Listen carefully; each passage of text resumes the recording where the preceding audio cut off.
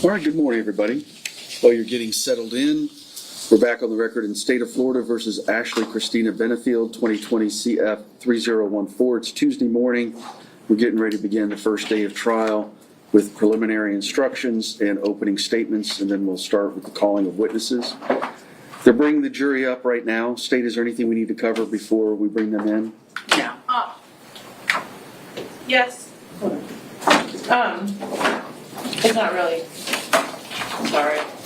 I have the jury instructions for redactions and transcripts. I just have to find them, Judge, but they're. I have both of those. Okay, I wasn't sure. I prepared them in case you needed one. Thank you. Anything before we bring the jury in?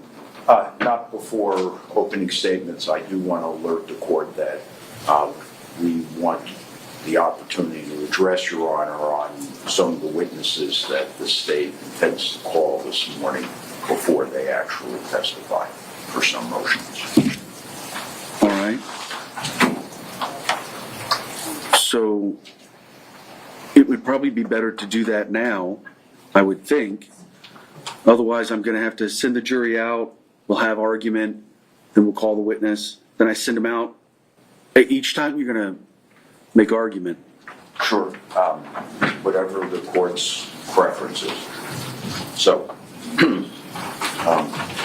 what we have worked out between the parties, Your Honor, is that we're going to provide the other side with a list of the witnesses that we respectively intend to call for the next day of trial. So, pursuant to that informal agreement, we received yesterday a list by the state of several of the witnesses that they intend to call today. I don't know that it's in any particular order, but one of them is Tommy Benefield, another is Eva Benfield, and Alicia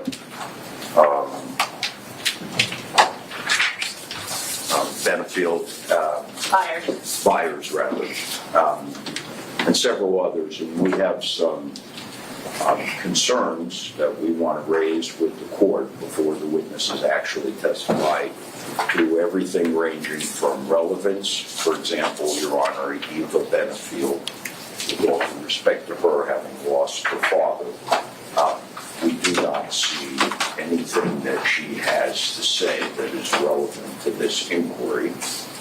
We took her deposition and we concluded that was clearly the case.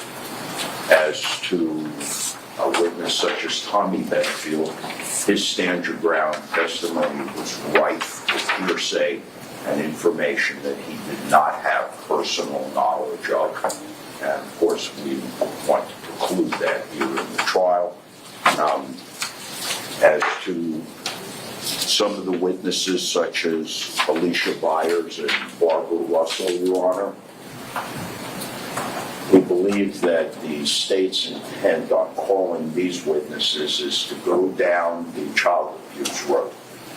We are extremely concerned with that for several reasons, not the least of which is relevance. This is, after all, a homicide trial. We don't want to go down the rabbit hole of chasing whether or not this child was actually abused.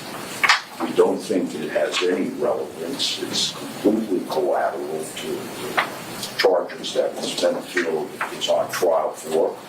And most importantly, perhaps, on the 403's analysis, we firmly believe and we fear. We don't know that it will inure to our detriment any more than it might inure to the state's detriment, but raising the issue of child abuse is going to confuse this jury. It's going to distract their attention from the ultimate issue for which we're here, which is whether or not this shooting was justified. We acknowledge that Ms. Benfield was responsible for the shooting. All that's left is it was either self-defense or it wasn't. And if we go down that rabbit hole, we fear that it's going to create issues in the minds of the jurors that they're going to wonder, the same reason that Your Honor concluded Kimberly Griffin really had nothing relevant to add.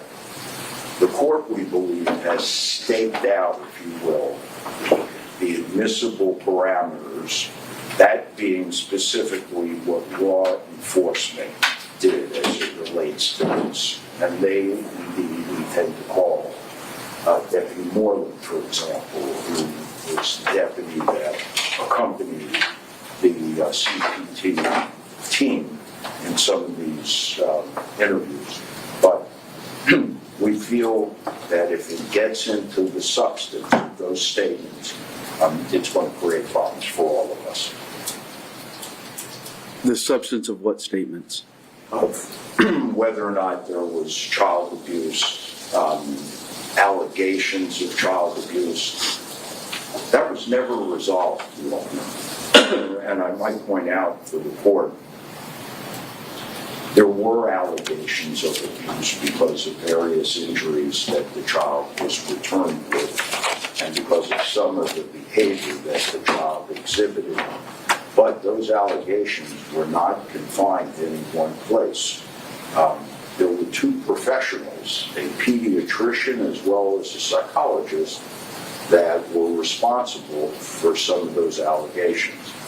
We just don't see what possible relevance that could have. And when you balance the probative value of that against the danger of unfair prejudice, and again, I'm not sure which side the unfair prejudice is going to be directed at, because I think child abuse is going to raise the eyebrows of every one of those jurors, especially we have 5 women on the immediate panel.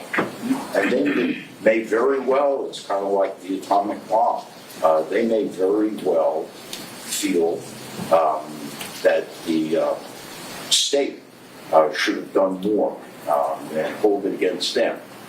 I don't know that they will hold it against us. If they consider the validity of the allegations. And if they consider the validity of the allegations, Judge White, there we are. We're now litigating whether or not there was any truth and whether or not the child was actually abused. And I think it's going to be a mistake, respectfully. Thank you. Give the response. Judge, I do not intend to ask Barbara Russell or Alicia Byers about child abuse or anything like that. That is not why they're being called. So if that was the concern, then there should not be a concern. As for Eva Benfield, she is going to testify just about background, the tenor of this relationship when they first met and that type of thing, which I think is relevant. Also, Tommy Benefield, I recognize he testified to a lot in the stand your ground that may not be relevant at this point. So I have tailored my questions down to just what he saw in her. Final thoughts? Yeah, the only thing I would say in response is, as to Eva Benfield, Your Honor, I think she's being called for the sympathy factor, having lost her father. There's nothing about the background and about her being in the house periodically that sheds any relevance on this. We took her deposition. She has no knowledge of any of the specific events. The only thing at best that she can say, and I think this is why the state's calling her, is it's going to be an effort to introduce an appropriate character evidence of Ms. Benfield. Eva Benfield relates in a couple of incidents in her deposition where Ashley Benefield and her mother, Alicia Byers, spoke with Eva and tried to tell her how dangerous her father was.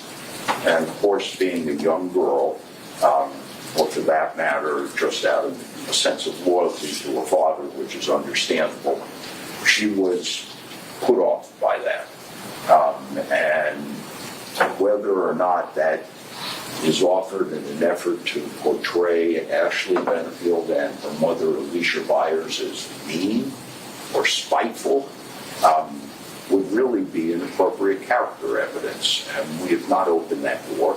And as the court well knows, that doesn't come in. It's inadmissible until such time as we do.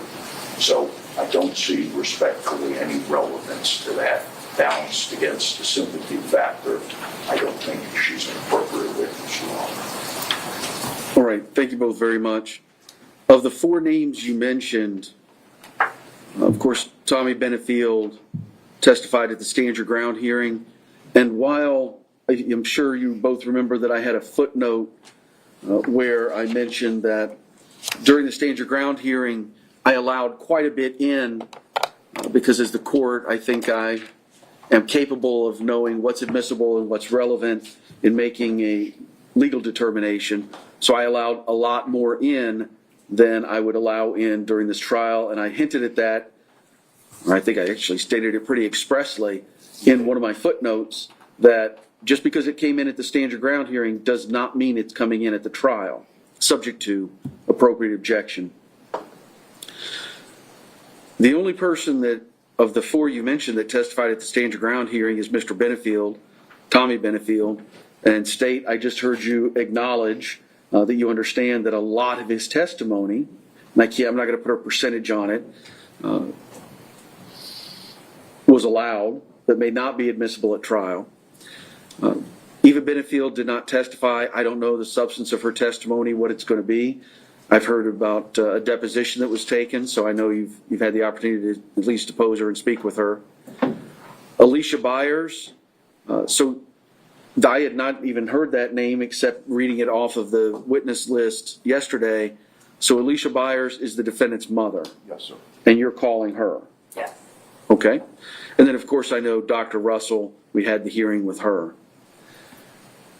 All I can say at this point is with kind of generic non-specifics. I don't feel like there's really any blanket ruling I can put on any of these particular witnesses. What I heard from the defense was hearsay as to Tommy Benefield. That may very well be the case to some of his testimony, lack of personal knowledge, whatever it might be.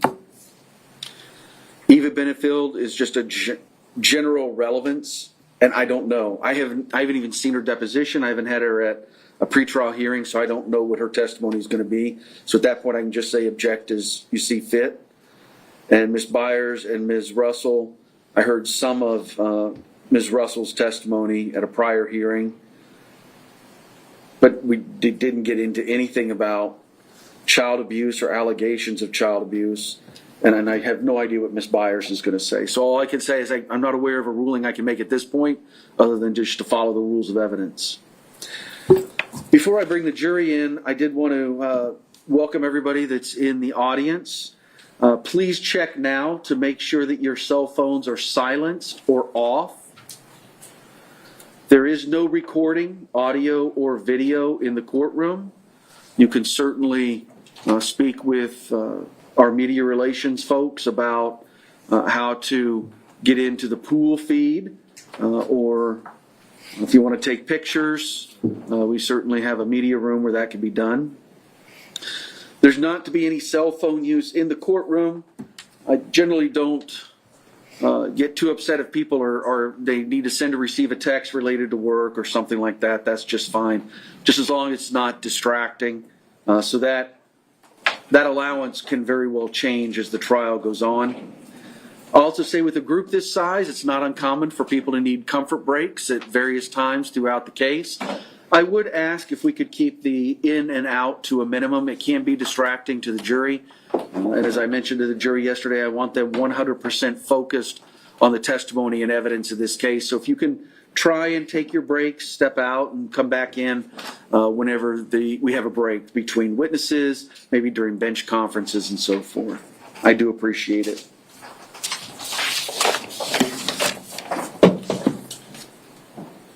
Judge, can I raise one other issue? I'm sorry, just as a prophylactic measure, reminding the court and the state of the agreement we have that there should be no reference to the Stand Your Ground hearing. It should instead be reference to just another hearing, and instruct our witnesses accordingly. I think we should be clear on that. Yes, and I instructed my witnesses on that. Thank you. All right, nobody's invoked the rule. Are we invoking the rule? Yes. Actually, that raises That raises one last issue, if I can. I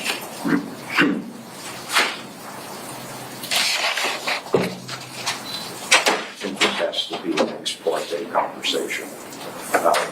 Very brief ex parte conversation with the court. Okay. I'm just checking it.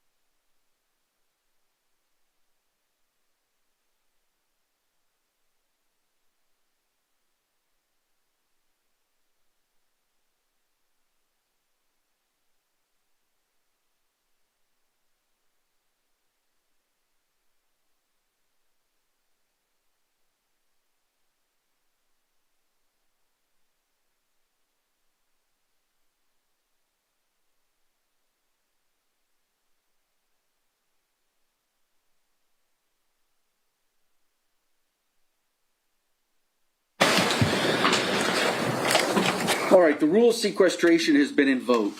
If there are any witnesses who are present in the courtroom, you must leave at this point, as you cannot hear the testimony of other witnesses.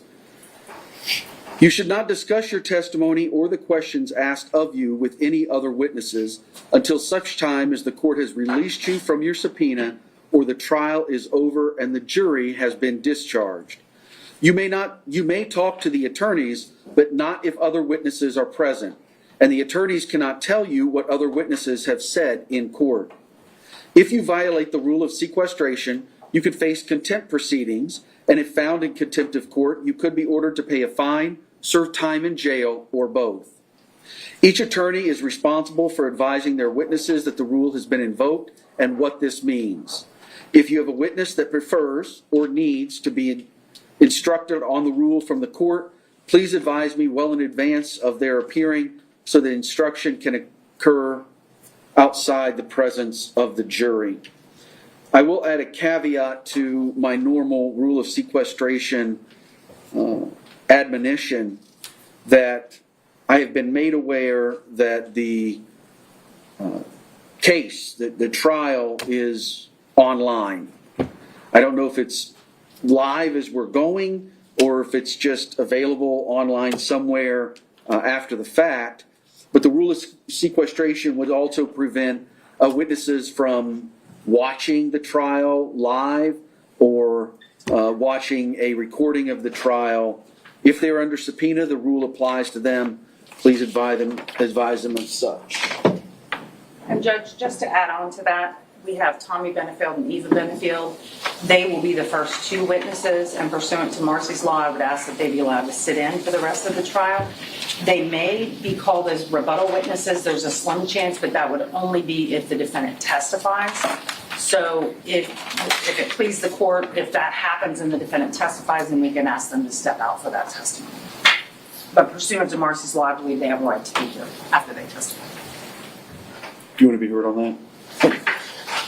It's pretty timely, Your Honor. Equal treatment. That's all I ask.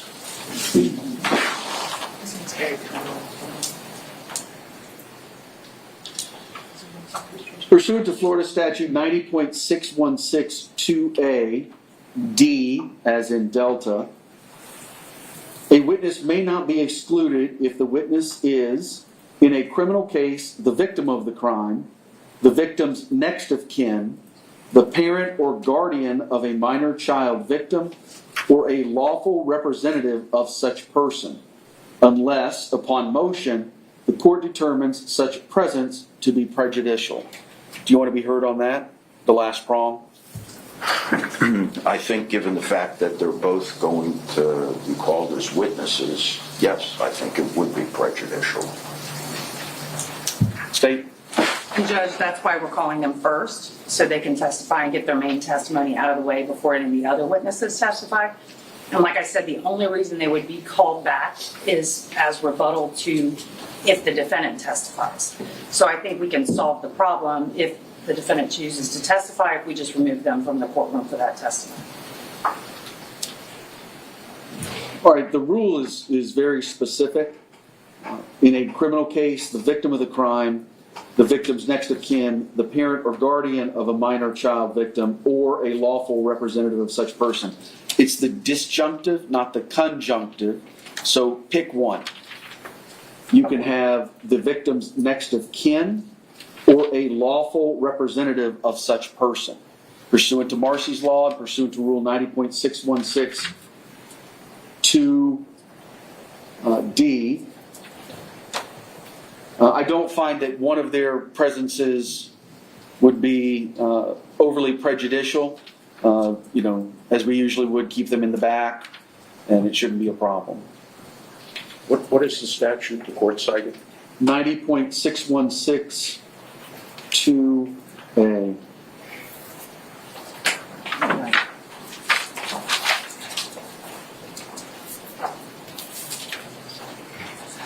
And of course, if somebody's released from their subpoena, all right, that was a lot for not having any motions. You ready to go? State? Yes. Yes. Defense. Okay, let's bring the jury.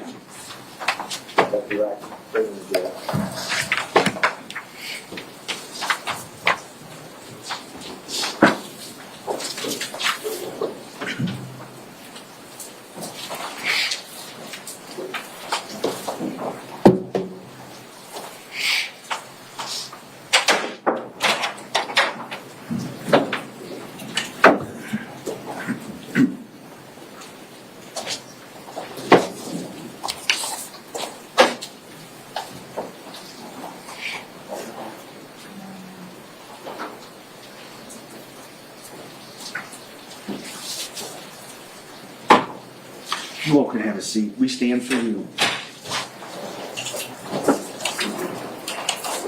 All right, you all can have a seat. Good morning, everybody. Welcome back. I see some of you brought your jackets and some layers to be comfortable in. So now you get to sit in the nice, comfortable seats as you listen to the testimony. As you notice, those seats do turn and swivel as you need to. I do have some initial instructions before we begin. I do want to ask, though, and again, you're going to get tired of hearing this from me because every time we separate and every time we come apart, I'm going to get some confirmation from you. So did anybody begin deliberations or talking about the case amongst yourselves? Did anybody talk about the case with anybody outside of this group? Or did anybody do any research on the people, places, things, or legal topics we've heard anything about? Yes, sir. All right, everybody says no.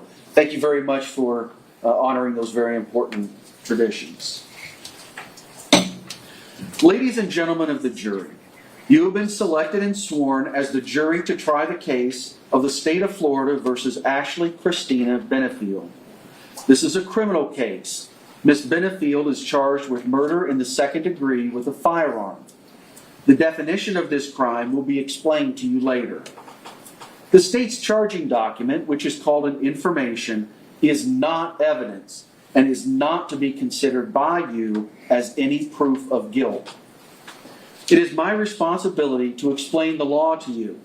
It is your solemn responsibility to determine if the state has proved its accusations beyond a reasonable doubt against Ms. Benefield, in accordance with the law that I will give you at the end of the case.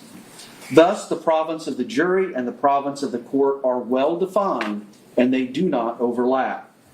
This is one of the fundamental principles of our system of justice. Before proceeding further, it will be helpful if you understand how a trial is conducted. At the beginning of the trial, the attorneys will have an opportunity, if they wish, to make an opening statement. The opening statement gives the attorneys a chance to tell you what evidence they believe will be presented during the trial. What the lawyers say is not evidence, and you are not to consider it as evidence. Following the opening statements, witnesses will be called to testify under oath. They will be examined and cross-examined by the attorneys. Documents and other exhibits also may be produced as evidence. After the evidence has been presented, the court will give you the initial instructions on the law. The attorneys will then have an opportunity, if they wish, to make closing arguments to you. Following the closing arguments by the attorneys, the court will conclude by giving you the final jury instructions. After the final instructions are given, you will then retire to the jury room to consider your verdict. You should not form any definite or fixed opinion on the merits of the case until you have heard all of the evidence, the argument of the lawyers, and the instructions on the law by me. Until that time, you should not discuss the case amongst yourselves. Your verdict must be based solely on the evidence or the lack of evidence and the law. I now instruct you not to communicate with anyone, including your fellow jurors, about this case. No communication includes no emailing, text messaging, tweeting, blogging, or any other form of communication. Do not research about the case or look up any information about the case. If you become aware of any violation of any of these rules at all, notify court personnel, one of the deputies, or myself of that violation. During the trial, the court may take recesses and you will be permitted to go about your personal affairs. During these recesses, you must not discuss the case with anyone, nor permit anyone to say anything to you or in your presence about this case. If anyone attempts to say anything to you or in your presence about this case, tell him or her that you are on the jury trying the case and ask that person to stop. If he or she persists, leave that person at once, and you are to immediately report that matter to the court deputies who will advise me. You cannot use any cell phones, tablets, laptops, or other electronic devices in this courtroom. If you have an electronic device with you, please turn it off or silence it while we are in court. You may use these devices throughout the trial and during recesses, but even if then you may not use your cell phone or electronic device to find out any information about the case or communicate with anyone about the case or the people and places involved in the case.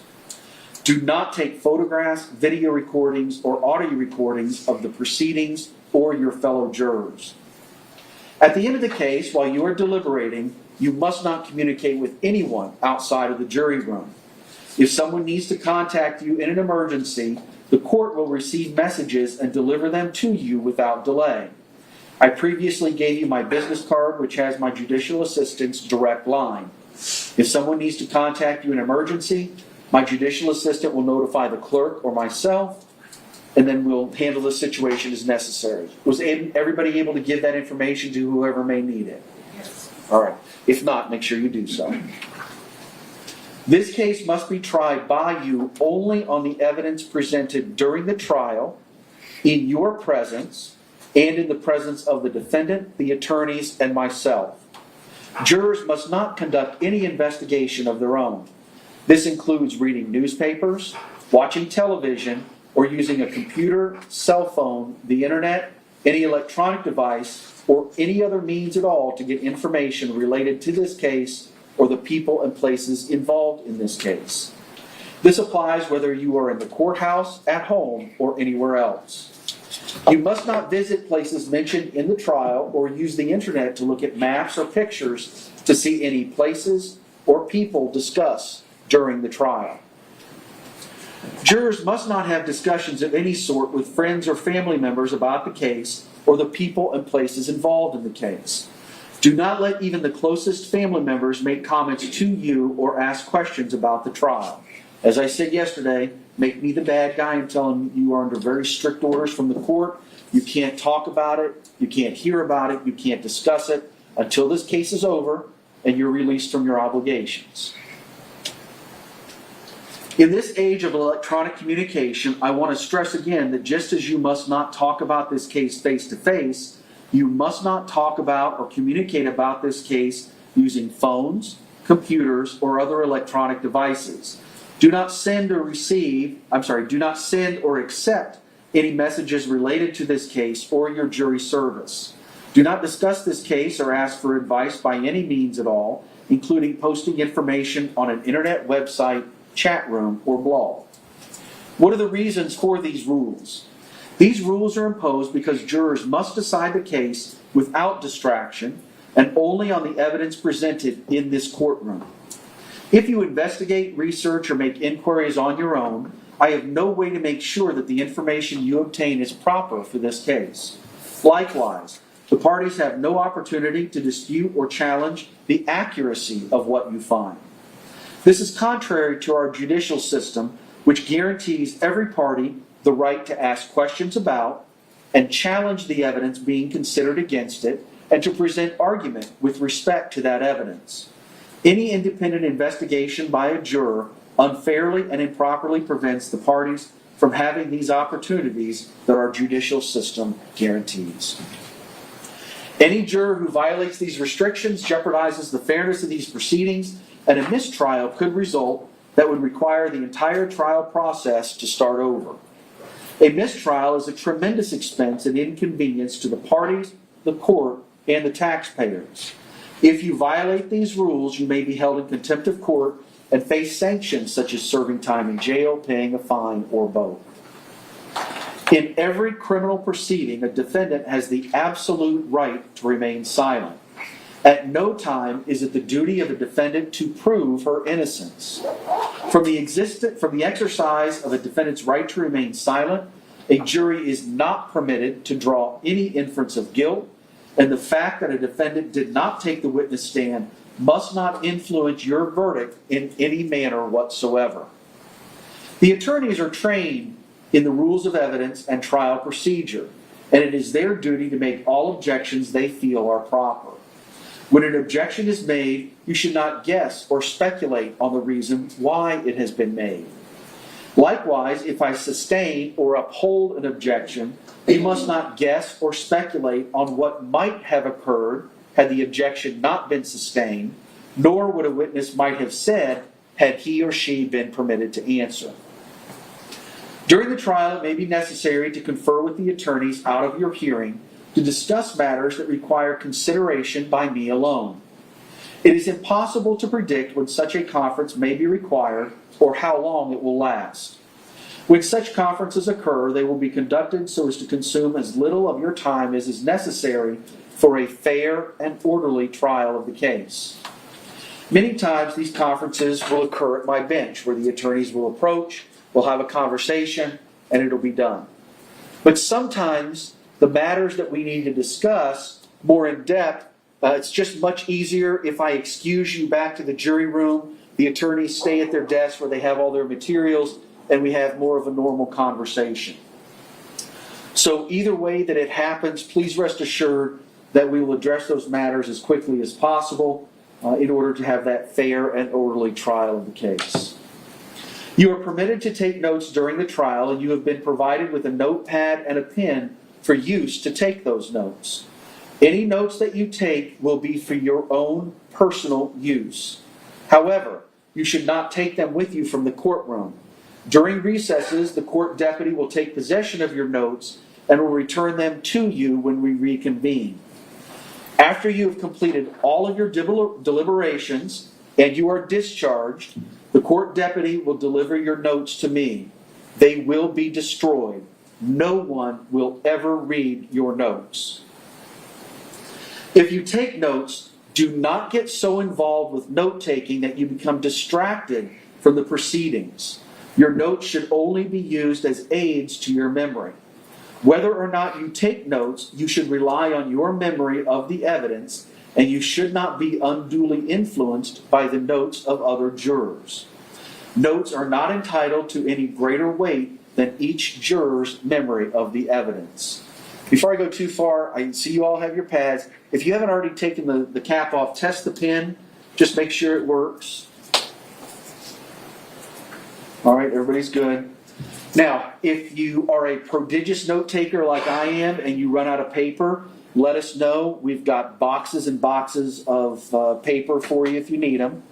And if your pen starts running out, just hold it up, shake it for us, let us know. We'll get you another one. We got boxes of them. All right? Oh, also, I don't have them right here. If at any point during the trial you have a difficult time hearing someone, maybe it's soft-spoken, maybe they're far away, whatever it might be. If you have any difficulty hearing, just give one of the deputies the universal sign. Remember the old Carol Burnett? Anybody? Yeah. Okay, a couple. Give the universal sign and we can get you those headphones. Like I said, they're piped into all of these microphones and makes it really easy to hear. It'll help a lot. Also, some trials we have, there's quite a few observers. It's a public courtroom, and sometimes there's not a whole lot of observers. So there's going to be people going in and out of the courtroom throughout this trial. That's just fine. It can be distracting when that door opens a lot. I'm going to ask that you do everything you can to set aside those distractions and focus right here. This is the witness stand where the testimony is going to come from, and then of course the attorneys will be introducing and showing you any exhibits that are introduced into evidence. So the best you can, keep your focus.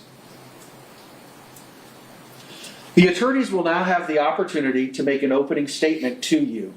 Please remember that what the attorneys say is not evidence and should not be considered by you as evidence. However, it is important to listen as this is their chance to tell you what they believe the evidence will be in this case. State.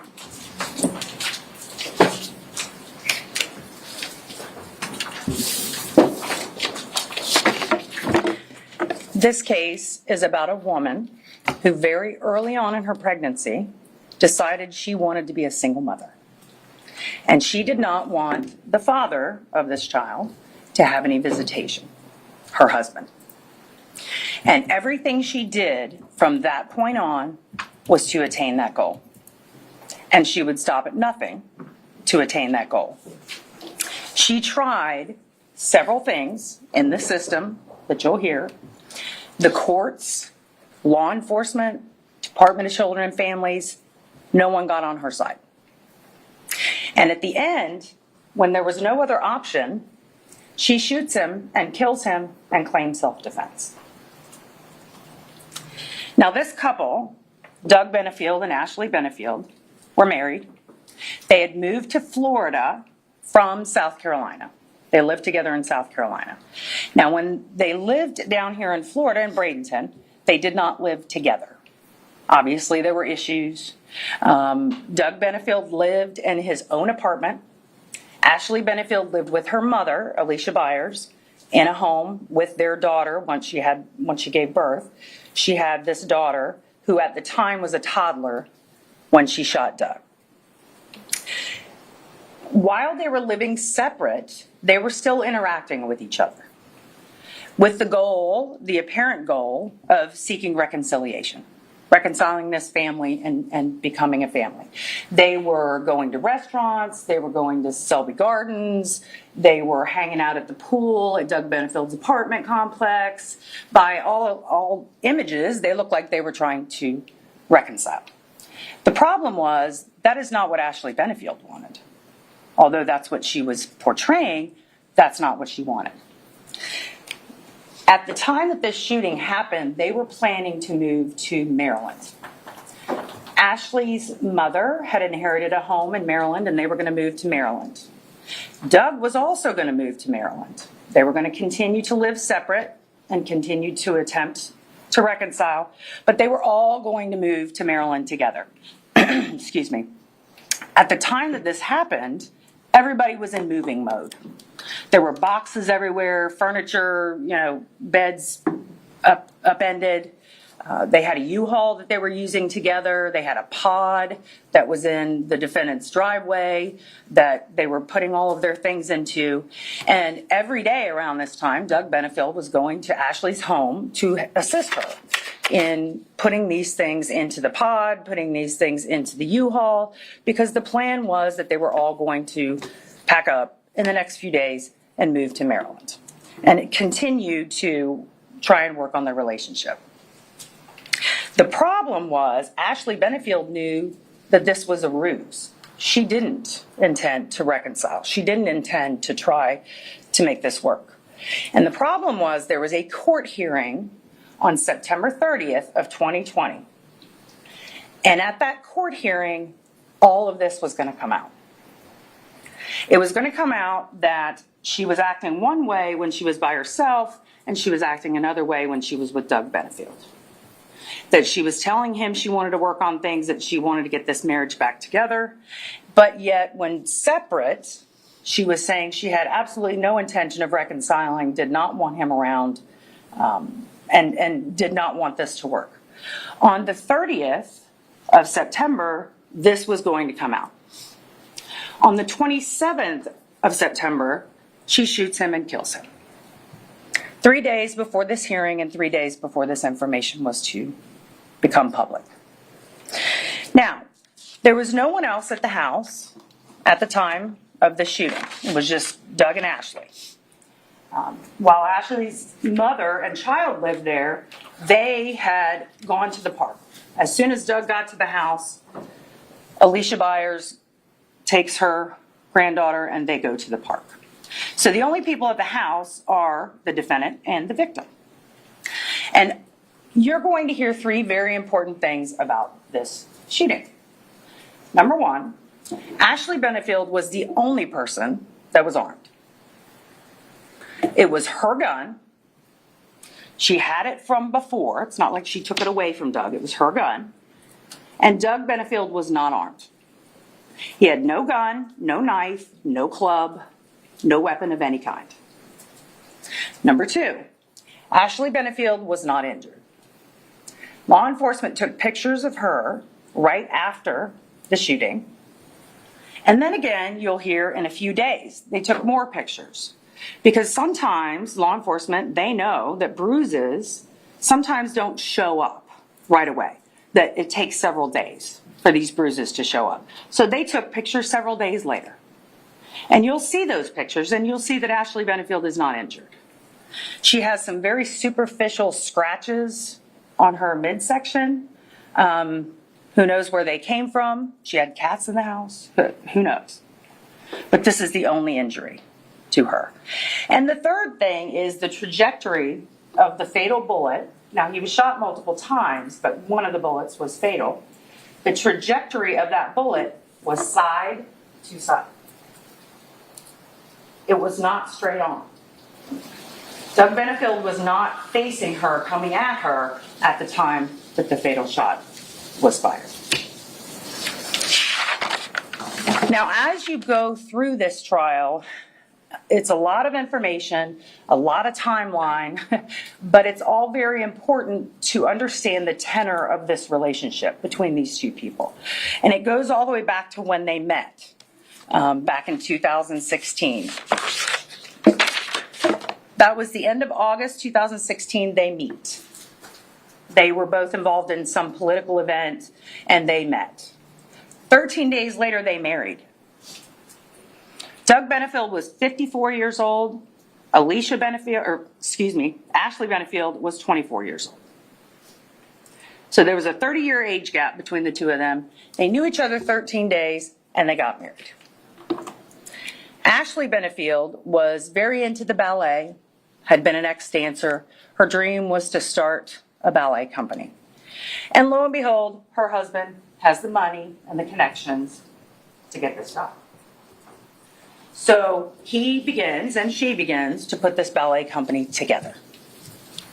And they do put a ballet company together, but before it can actually take off, it falls apart. Before they're married even a whole year, so in April of 2017, Doug Benefield has his vasectomy reversed because they want a child. Within weeks or months of the vasectomy reversal, the defendant is pregnant. So all within a year of being married, they have done a vasectomy reversal, gotten pregnant, started a ballet, and the ballet has crumbled. While Ashley is pregnant, she decides she's too sick from the pregnancy, morning sickness, and that she needs her mother to take care of her. Her mother's in Florida, in Bradenton, Florida. So during her pregnancy, she moves to Bradenton, Florida to live with her mother so her mother can take care of her during the sickness. The two never lived together again. This was the last time these two lived together. They continued a long-distance relationship when she first moved to Florida and continued trying to keep it together in communication. But about the same time as the ballet collapses, right about all of this time, Ashley Benefield starts complaints against the victim. Her complaints are things like, the main one was that Doug Benefield was poisoning her with heavy metals, and her unborn child was being poisoned, that there was poison in her tea, that he was giving her poison. There were also other complaints, domestic violence complaints, different types of complaints, but not once will you hear that she ever said he hit her. Not once did she ever say he choked her, kicked her, anything like that. Even though she's making these complaints, the victim, Doug Benefield, is still trying to make this work. And you're going to see some text messages and hear some things. He's still trying to make this work. But she is having none of it. So at about the time that she's ready to give birth, Doug Benefield contacts an attorney here in Florida, Sarasota, Florida, Stephanie Murphy, and asks her to help. And asks her to help him write a letter to her, to Ashley Benefield, to state that he wants to be a part of the birth and he wants to be a part of this child's life and to please keep in contact with him. Ashley never answers that letter.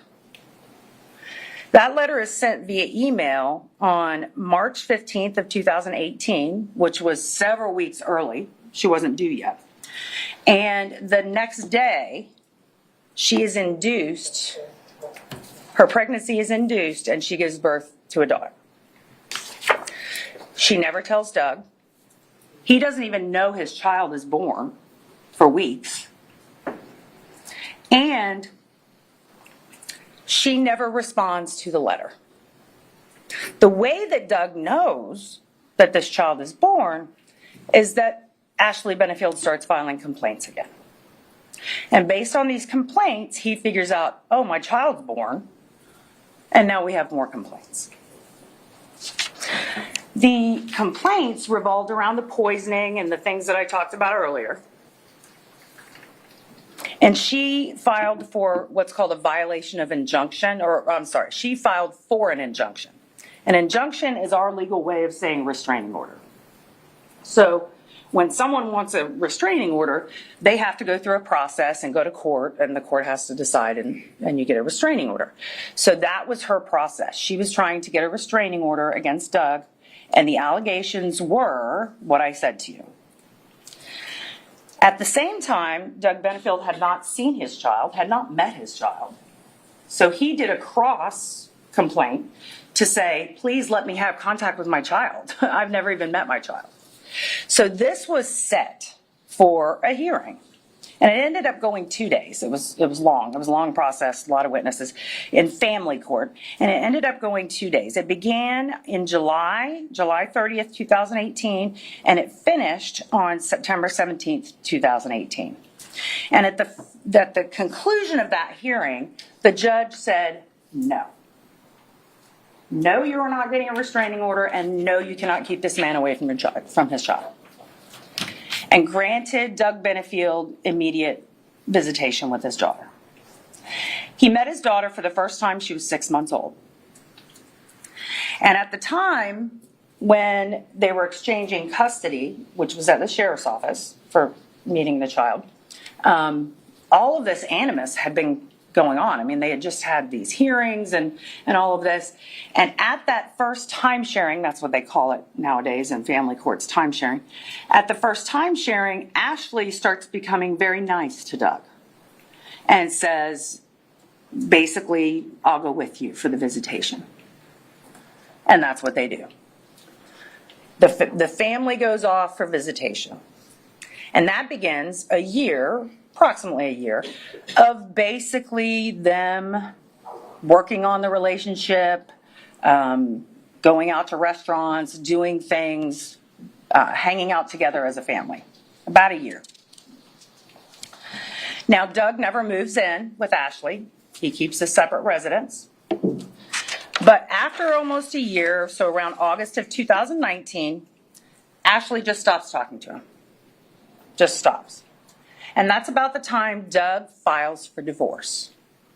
He finally says, okay, we're getting a divorce. Then what you'll hear is that the defendant started a whole new set of complaints. You will hear that she was involved in 5 different complaints, all revolving not around her this time, but about the child. Because now Doug has visitation with the child, so now these allegations are that Doug's abusing the child, and Overruled. the allegations are that Doug's abusing the child. What you'll hear is that not one of these charges was ever prosecuted. Not one of these charges ever left law enforcement. So the defendant now has tried these 5 complaints after Doug filed for a divorce. Law enforcement's not helping her. No one has said that Doug cannot see this child, so there's still visitation going on. And in this meeting of all these people, it was decided that Doug and Ashley Benefield will go for a psychological evaluation. So they do. And they go to Dr. Broder, and Dr. Broder does a very extensive psychological evaluation. And he meets with them together. He meets with them separately. He meets with them with the child, whose name is Emerson, by the way. She's a little girl. And at the time of the shooting, she was about not yet 2 years old. During this evaluation, and what you'll hear from Dr. Broder, is that Ashley Benefield acted very different when she was with Doug and when she was not with Doug. When she was with Doug, it was, we're moving to Maryland, we're going to work on our relationship, we're going to try and make this family work. When she's not with Doug, she's saying, no way, no how, I do not want this, I don't want to reconcile with him. And to Doug's knowledge, all he's hearing is, I want to reconcile. So that's what he knows. That report was coming out at that hearing on September 30th, 2020. So September 30th, 2020, Ashley knew the ruse was up. Now, there had to be a request from both sides, the husband and the wife, to release this psychological report. And at one point before the hearing, Ashley Benefield tried to get Doug to drop that so the report would not get out, would not be released. Doug refused.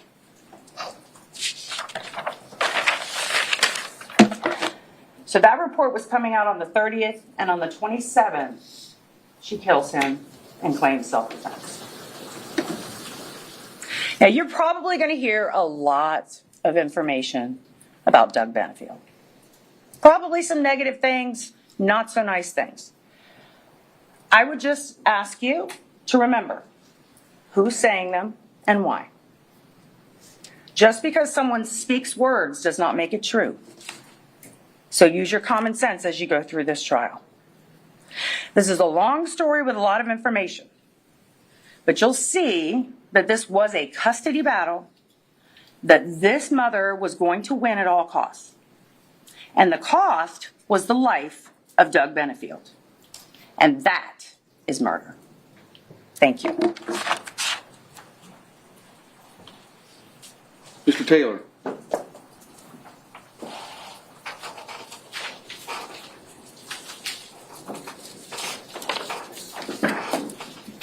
Thank you, Judge Wright. May I request the clerk to put the screen down?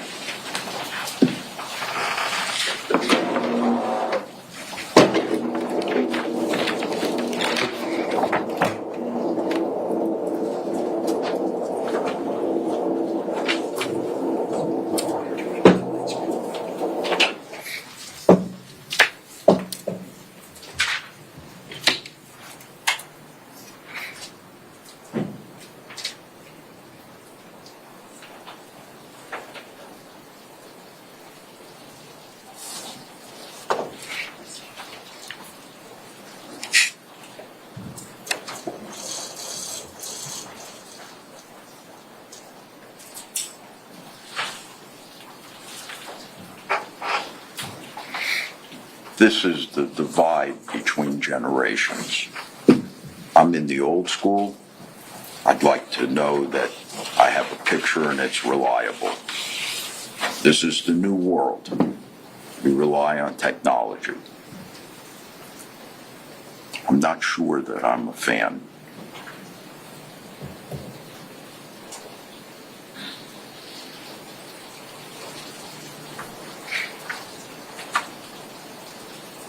All right, here we go.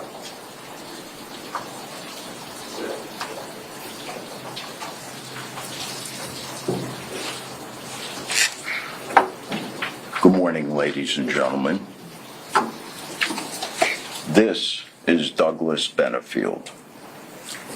He was 58 when Ashley Benefield was forced to shoot him. Can I see the second picture, please? I want you to note how he's built for a 58-year-old man. Now, despite being raised by a family who taught me that it was ill to speak about the dead in an unflattering sense, I'm going to have some strong words about Douglas Benefield, the alleged victim in this case. I say alleged victim because he was anything but that. The evidence is going to show that Douglas Benefield was a very disturbed man. Of that, I assure you, you'll have no doubt when the case is over. 30 years older than Ashley, he was obsessed with her. And he successfully portrayed himself as everything he was not in an effort to win her hand in marriage. Despite promoting himself as a religious, honorable, and decent human being, Doug Benefield was a manipulative, cunning, and abusive man who absolutely insisted on control. Among other things, you're going to learn during this trial that over the course of this 4-year relationship, Douglas Benefield did the following. He fired a handgun into the ceiling of their kitchen on an occasion to stop Ashley from talking. He threw a loaded gun at Ashley. He punched their dog in the face so hard that he knocked the dog unconscious. He He regularly carried a concealed firearm that was racked, meaning pulled back and ready to fire. He unlawfully placed a tracker on Ashley Benefield's vehicle. He was regularly observed following Ashley Benefield in her car driving in Manatee and Sarasota counties, despite the fact that he was living in South Carolina, having driven all the way just to tail her.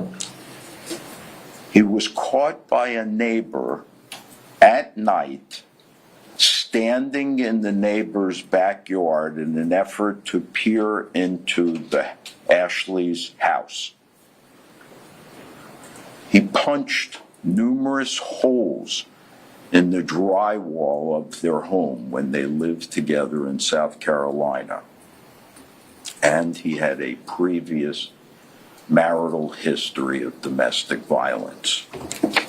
Ashley Benefield was painfully aware of all of this on September 27, 2020, the day of the homicide.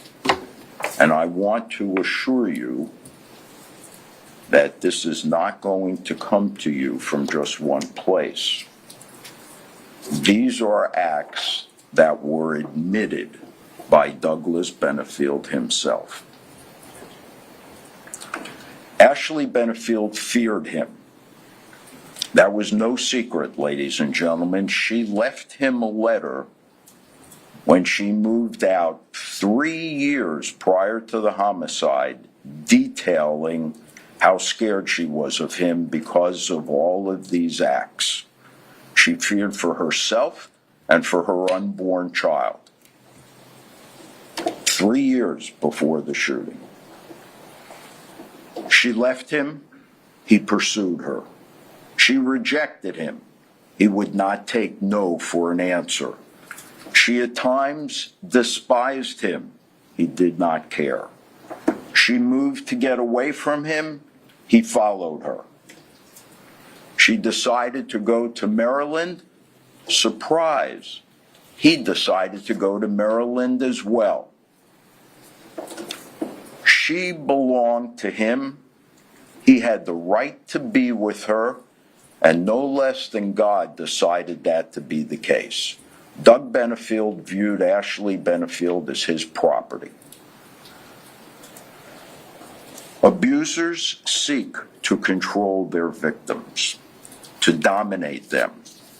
At times, the pressure that Doug Benefield exerted and brought to bear upon Ashley Benefield was so overwhelming that it sometimes triggered questionable suspicions in Ashley's dedicated effort to protect herself and her child. Domestic violence victims have several things in common. Number one, An argument, Judge? Overruled. Number one, they initially believe things will get better.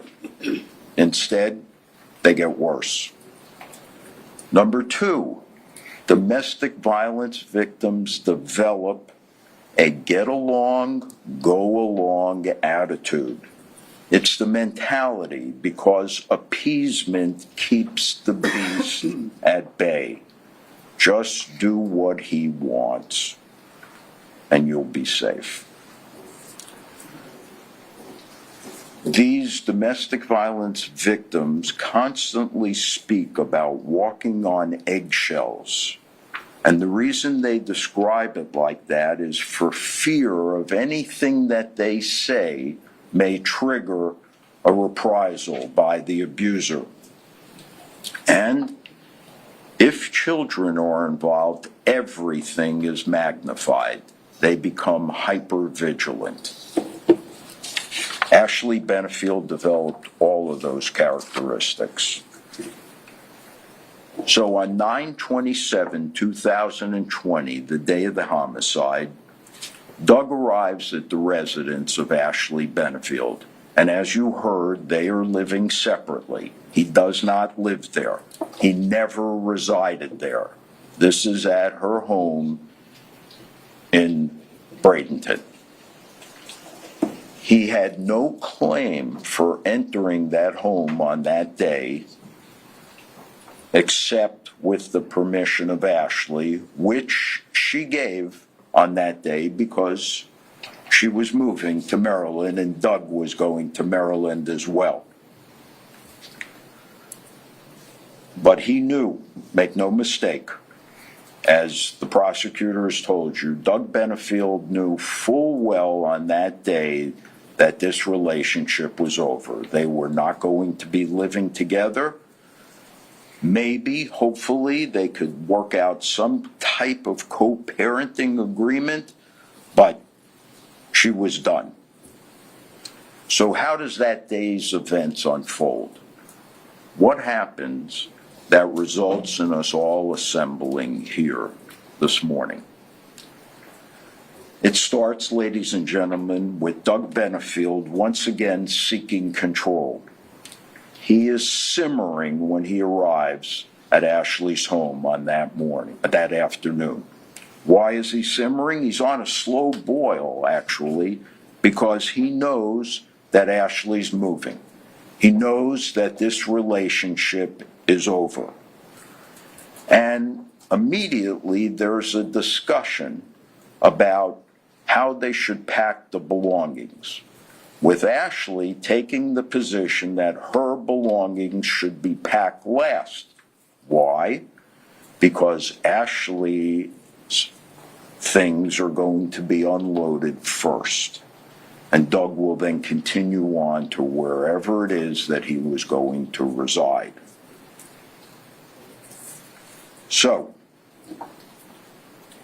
this is the most vulnerable time for a domestic violence victim, when the abuser recognizes that he's about to lose her. So what's his response to this? All right, classic tactics of an abuser, they are threats and intimidation on this afternoon as the two of them are trying to pack this U-Haul and this pod. In an effort to avoid confrontation with him, Ashley says, after a short while, gee, you know, I'm really pretty exhausted. Why don't we stop for the day? We can finish tomorrow. Doug ignores it. His response is to grow increasingly aggressive and hostile. Not once, but twice, Doug body checks Ashley. And by body check, I mean he passes her in a hallway, slams his shoulder into her shoulder, almost knocking her over. That's not enough. The next thing is, as they're passing in a hallway, he's carrying a cardboard box. He jams the cardboard box into Ashley's side, which leaves scratches that the police photographer took. Again, now fearing for her safety because she sees how he is escalating in his behavior, she tries to persuade him, look, let's finish for the day. It's getting late. I'm tired. No go. Instead, Doug bellows, I know what you're doing. You're trying to get me to leave. I'm your husband, and I can spend the night if I want to. Well, that was enough for Ashley. She heads for the front door of the house to leave.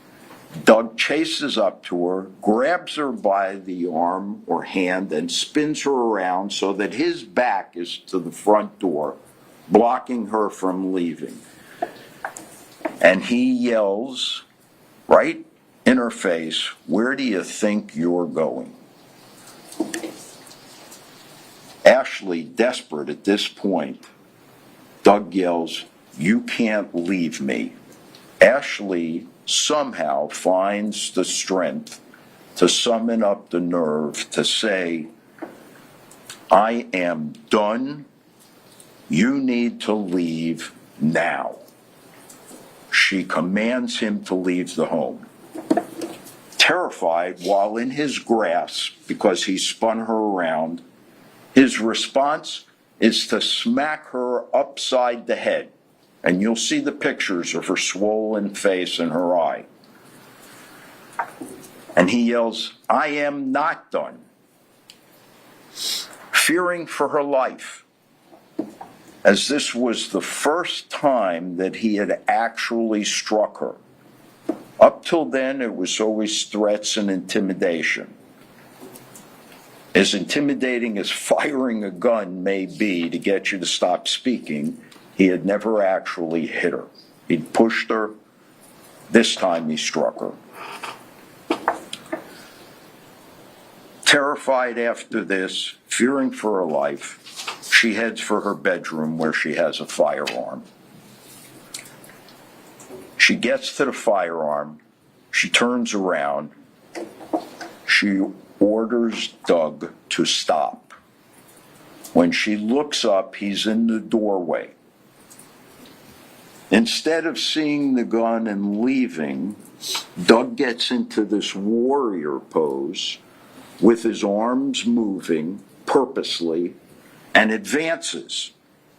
At that point, petrified, she fires,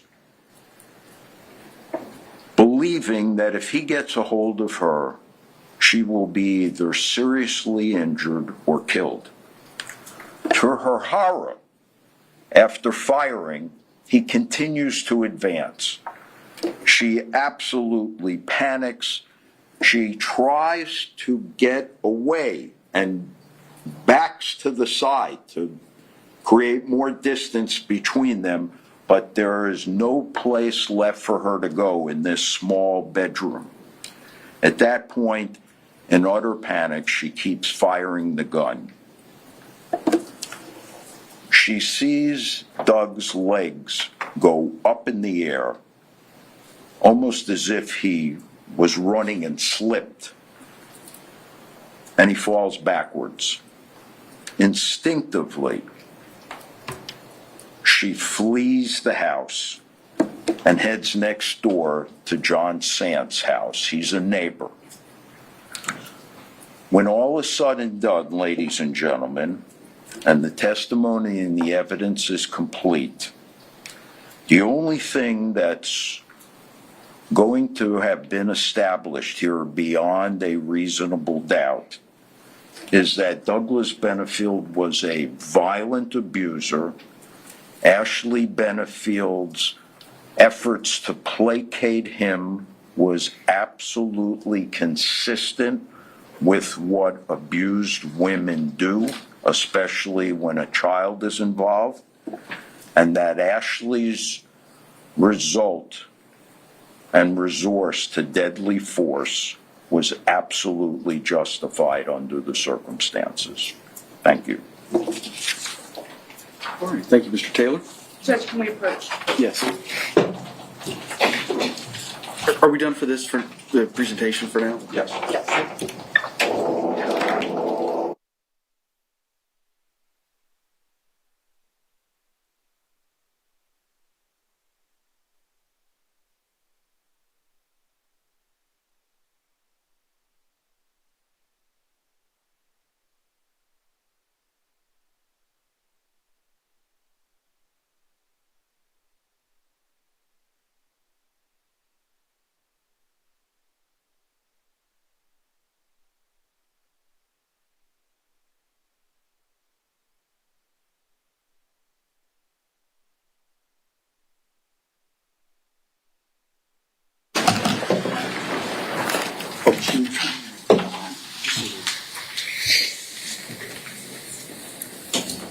All right, State, call your first witness. Tommy Benefield. Tommy.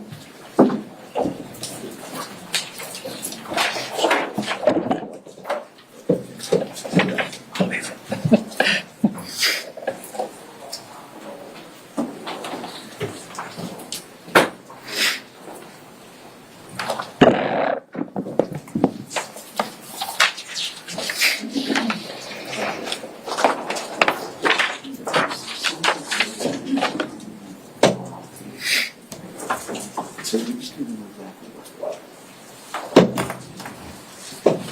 4 years in this court.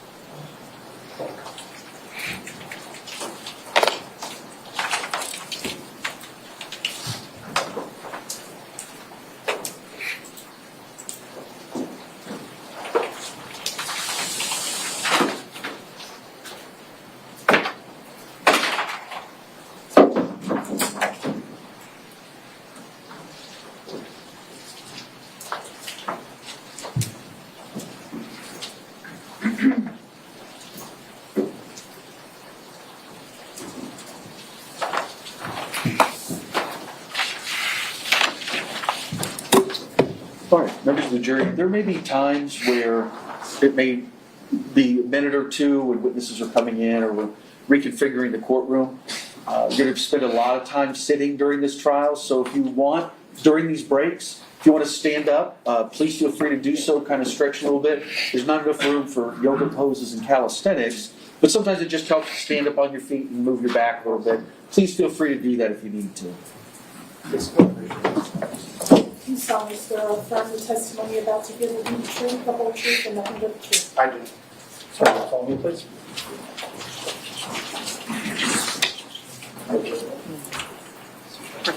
Yes, sir. Hello, Morning, sir. Judge. My name is Judge White. I'm going to be presiding over this case. As the deputy said, just make yourself comfortable in that chair. Get about 12 to 15 inches from that microphone. It adjusts up, down, left, right, however you need it. Speak in a loud, clear voice, we'll hear you. Yes, sir, I will. Good morning. Good morning, Suzanne. Please state your name. Tommy Douglas Benefield, Jr. Can you spell those? Yes, ma'am. Tommie. Middle name Douglas, Douglas. Last name Benefield, Benefield, and Jr. And what was your relationship to Doug Benefield? I'm Doug's first cousin. Okay. How close were you and Doug? Doug and I were completely attached, connected all the way through his adult life at varying times from daily to semi-annually, certainly quarterly, though the whole entire adult life. Okay. And how are you employed? I'm currently employed by a major airline out of Atlanta, Georgia, and I run a flight school or a portion of a flight school in Vero Beach, Florida, 3 days a week. It's a full-time job. Okay. And were you and Doug close about flying? Yes, ma'am. He followed me into the Navy. I was a Navy pilot off aircraft carriers, and Doug stayed with me in the months prior to him going into the Navy. He went through aviation officer candidate school, went through flight school, and then flew for 3 years and 2 deployments off aircraft carriers like I did. Same aircraft carrier, USS Nimitz, as a matter of fact. Okay. How old was Doug Benefield when he died? All right, he was 5 years younger than me. I'm 68 now. That was 4 years ago. 64. He was 59, I believe. About how tall was Doug? 5'9", 5'10" at the most. Approximately how much did he weigh at the time? My guess is 160, 165. He was slender and fairly small for a man. Okay. And before Doug moved to Florida, where did he live? Before he moved. Before he moved down here to Bradenton, Florida, where did he live? Okay, before I'm that? sorry. I had to pick a year at that point. I'm sorry. He had a home all the way up until his death in Mount Pleasant, South Carolina, just north of Charleston. 701 Preservation Place was the address. Okay. And he lived at that address before moving to Bradenton, Florida, correct? Yes, ma'am. And then he rented the house out when he moved to Bradenton for visitation of their daughter. Okay. And before he met Ashley, who did he live with at the house? The house for multiple years was Doug, his longtime wife Renee, and their daughter Eva. That's prior to Renee's death in 2015, December of 2015. Okay. So Renee died in 2015. Do you know how she died? Yes, ma'am. She died of a undiagnosed heart ailment, cardiac arrest. Okay. Is, Hold on. It's not qualified. Lack of qualifications, Yes. overruled on that basis. was Renee Eva Benefield's mother? Yes, ma'am. Okay. And I'm sorry, can you say that date again? Was 2015 that she died? I believe it's December 2nd, but I may have the day off, but not the month of 2015. 2015. All right. And I want to ask you now, switch to Ashley. So about how long after Renee died did Doug meet Ashley? 9 months. Okay. When did you first meet Ashley? I met Ashley in the spring of 2017. I believe the date was either March 14th or April 14th. And did you know about Ashley before you met her? No, ma'am. Okay. How did your meeting come about? I was flying for Southwest Airlines as a captain at the time. They changed my schedule like they do many times in the airline world.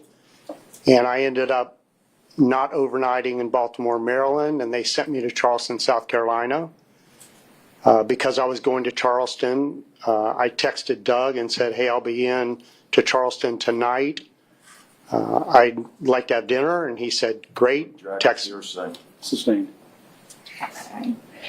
During your conversations, did he mention the name Ashley? In the second text chain, which is entered, Sustained. I'm asking because, I can answer the question, ma'am.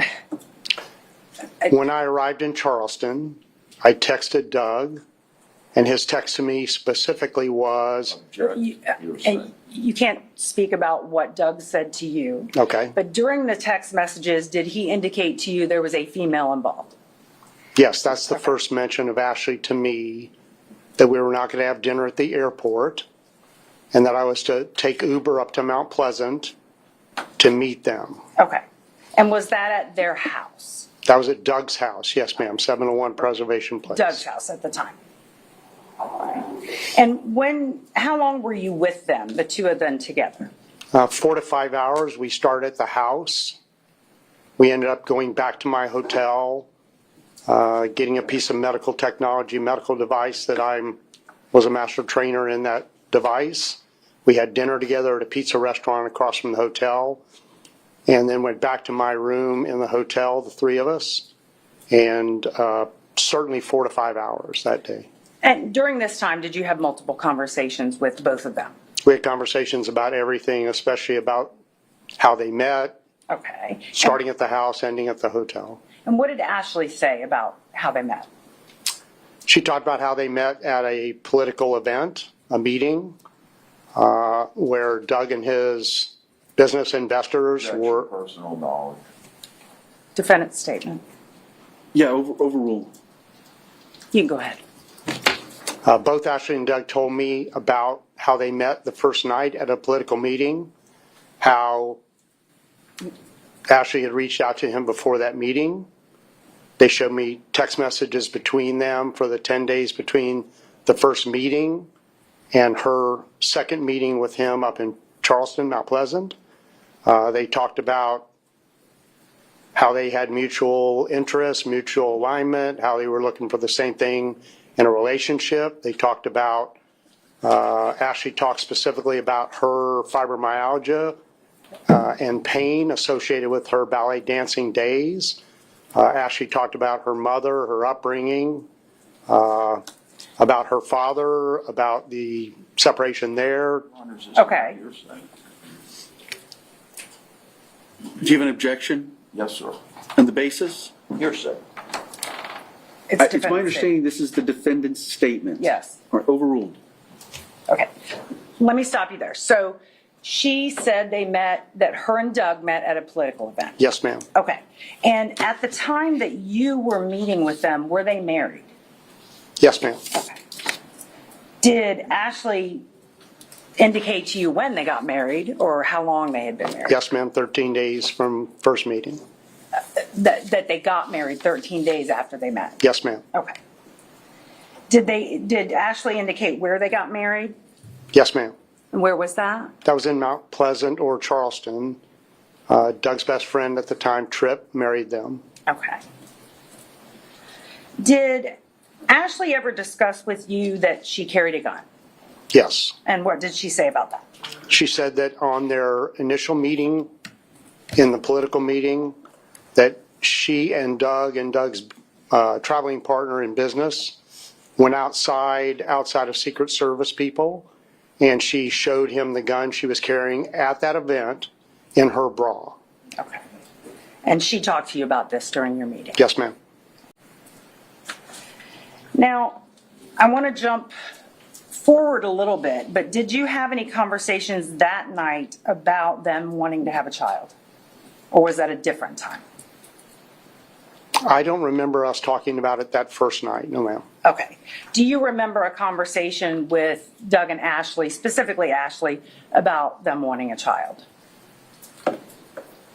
I believe it was later in the late spring, the next time that I visited with them. Okay. And to your knowledge, could Doug have children? He had a vasectomy after having his daughter with Renee, his longtime wife. Did Ashley... I'm sorry, so no. Okay. He couldn't have children. Did Ashley speak about that in front of you, Ashley and Doug together, or Ashley separate about the vasectomy? They did when they were discussing having Doug have a vasectomy reversal. Yes, ma'am, I believe so. All right. And to your knowledge, did that reversal ultimately go through? Yes, ma'am, and I believe Ashley actually paid for it on a credit card. They talked about that. Okay. And ultimately, she became pregnant? Yes, 3 months after the vasectomy reversal, she became pregnant. Yes, ma'am. Okay. Did they end up, I'm going to skip a little bit forward now. Yes, ma'am. Did they end up having a wedding reception? They did. I believe it was June of 2017. I was single parenting at the time, and I wasn't able to attend, but it was in Charleston, South Carolina, at the home of one of Doug's business partners. Okay. You mentioned something about ballet dancing, so I'm going to ask you about that. In your meetings and discussions with Ashley, did she indicate she was interested in the ballet? She spoke about the fact that she had been a ballet dancer, that she had performed in, I'll call them shows, back, I believe, in Maryland, where she grew up. And by the time that I first met Ashley, they had formed the ballet company called the American National Ballet in Charleston. And they were, at the time that I first met her, they were working on getting that ballet company up and running. Okay. And was this going to be a large endeavor? Several $1 million, yes, ma'am. Okay. Up to 40 dancers were hired. Yes, ma'am, large endeavor. Okay. And do you know what Doug's role was in that? In your discussions with Ashley, did you find out what Doug's role was? Yeah, Doug and Ashley talked about it on the first night I met her, about how they founded the ballet, how Doug did the online limited liability corporation work, founded the name, resurrected that name, how they worked together to try to build a ballet that was diverse and open to more than one body size, body shape, body color. That was the philosophy of the ballet as they explained it. That was Ashley's dream. And how was it funded? It was funded several ways. A number of Doug's business partner, friends, and Doug himself invested money. They had a major, let's say, arts benefactor in Charleston is a personal injury lawyer who was going to be the primary major donor. In Doug's case, Doug was working on very advanced technologies and patents at the time. And in his case, he didn't have any savings or cash in the bank. So he sold his future stock grants and options to other investors to put his own money in, about $100,000 in his case. So while this ballet was in development or launching, did Ashley ultimately become pregnant? I know you said she became pregnant several months later, but I'm just trying to get a timeline. Yes, ma'am. So in February of 2017 are the records and what they told me about founding it. I met her in maybe a month or two after that on that Charleston overnight.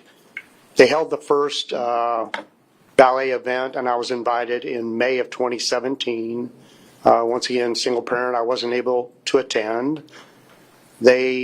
She got pregnant in July, and we talked about that multiple times. And the next month in August was the large launch, which me, my business partners, my veteran friends, supporters of Doug all went to Charleston for that major launch in August. It was at a place, I'm sorry. And at that time, was Ashley pregnant in August? She was pregnant. I don't remember if she knew or not. It was Okay. 1 month after the pregnancy was Emerson was conceived. And at some point, did Ashley move away from the South Carolina home? Yes, ma'am. We had the August ballet big launch.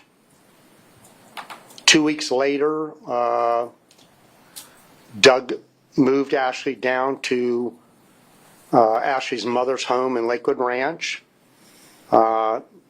Drove down one day, dropped her off, and drove back the next day. That's late August. And what was the understanding, what was Ashley's understanding of why she was moving and what was going on? In text conversations and personal conversations with Ashley, Defendant's statement. It's going to be the defendant's statements. Can we approach for a moment? Yes.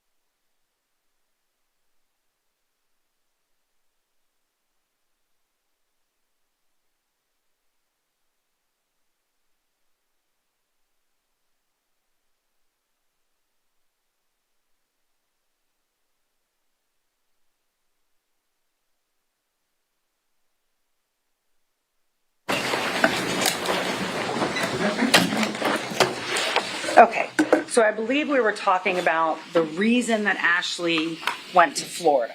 Yes, ma'am.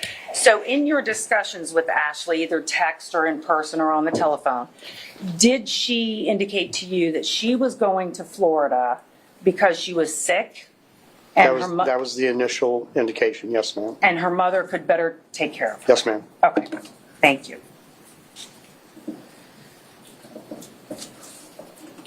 Throughout the time that you saw Doug and Ashley together, how did Doug act?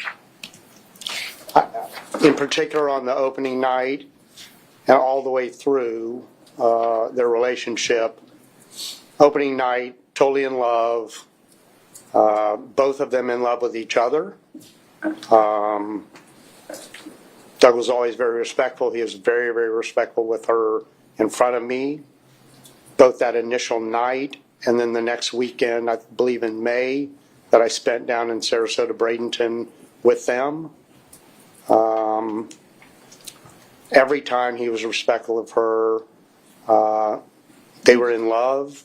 They never showed anything in front of me other than caring for each other. That was going to be my next question. So did you see anything other than that? No, ma'am. Okay, thank you. I have no further questions. Cross. Mr. Taylor, as I've said before, you're free to use the podium if you prefer to cross from table. Yes, sir.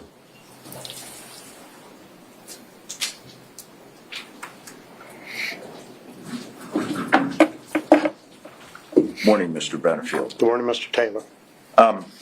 You were a naval pilot, correct? Navy pilot, yes, sir. I think you mentioned the training that you had briefly, correct? I went through extensive training all my 30-year career, yes, sir. Okay. Some of that training included close quarters combat, did it not? No, sir, never. No hand-to-hand No, sir. training at all? No, sir.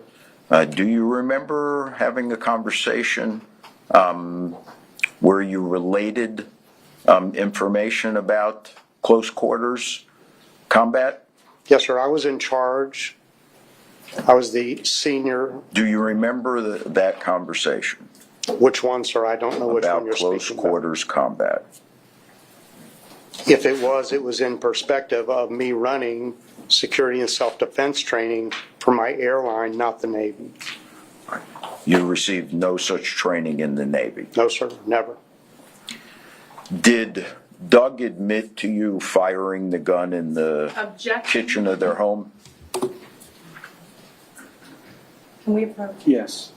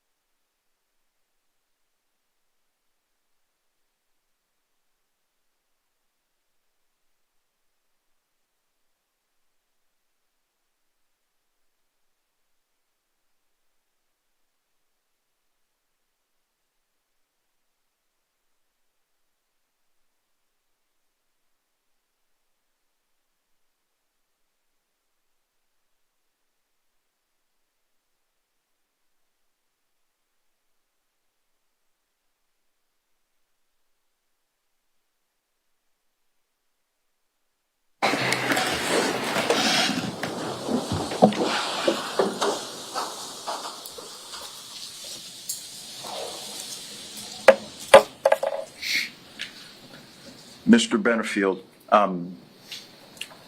do you recall that Ashley had left your cousin Doug in the fall of 2017? Yes, sir. Specifically September 18th of 2017. Yes, sir. I'm aware of that date and the events. Do you recall writing to Ashley Benefield in a text in May of 2018, "I'm a fan of Objection. yours"? Hearsay. It's his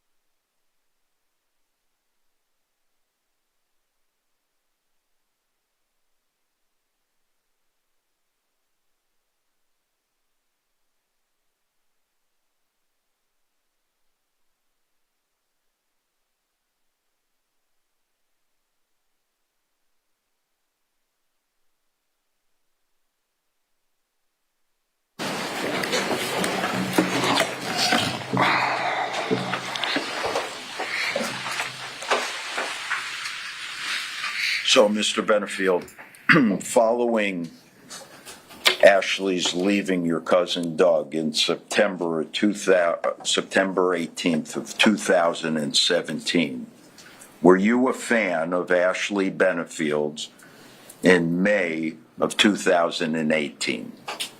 I don't remember specifically that word, but it may have been in our lengthy phone calls and text messages from January through June, possibly. You expressing support for her? Support for her story of the case, yes, sir. Yeah.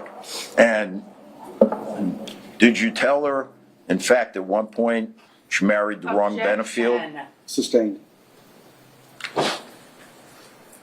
Did you feel that she married the wrong Benefield? Objection. Relevance. Approach.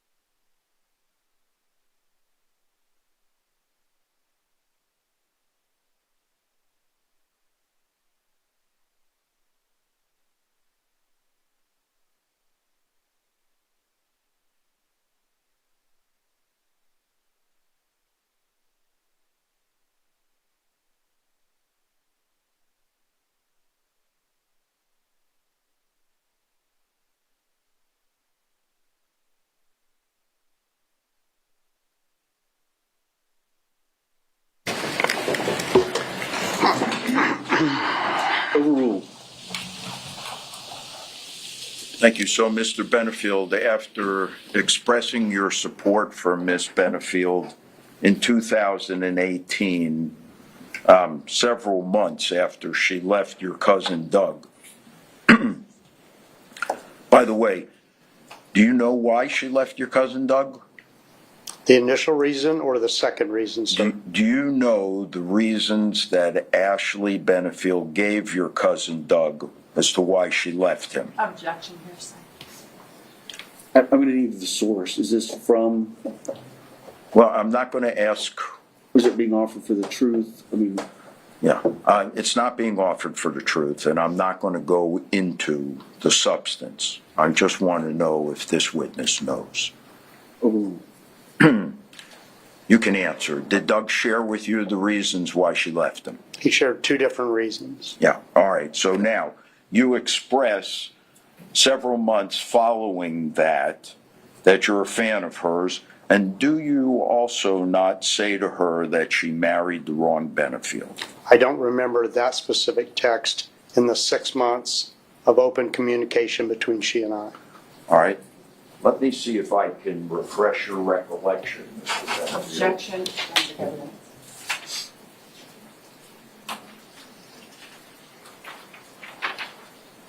oh,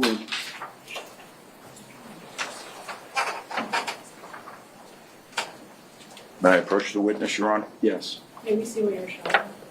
Sure.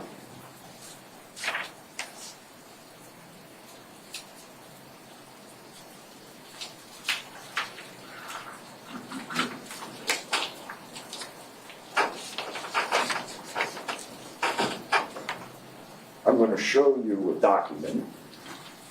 Why don't you take a moment and look at it and tell us if that refreshes your recollection as to whether or not you suggested to Miss Benefield she'd married the wrong Benefield. It does not say anything about marrying the wrong Benefield. Does it say, Objection. Hold on. Sir, has that document, without identifying it, we need to lay the predicate. Mr. Benefield, is that document reflective of the communication that you shared with Miss Benefield? I believe it's correct and unaltered. All right. And it's between you and Miss Benefield, is Yes, it sir. not? Yes, sir. All right. And it's accurate, is it not? I believe so. Okay. Now, may I approach? Yes?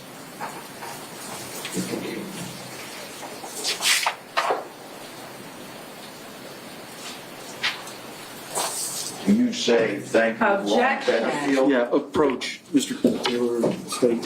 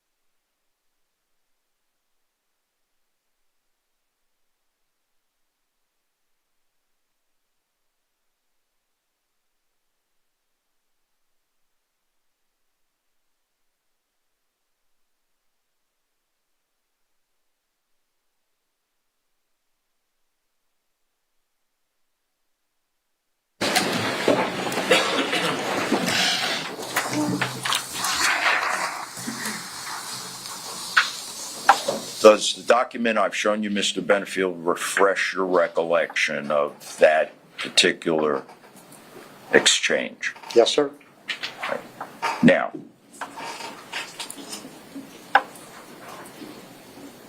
would you tell us your recollection having been refreshed, whether or not, tell us what your response was to Ashley's text? This is 6 months, and you want me to just focus on Just tell us one what your, line? Is that Mr. what correct, Benefield, Mr. Taylor? just tell us what your response was to Ashley's text, your recollection having been refreshed.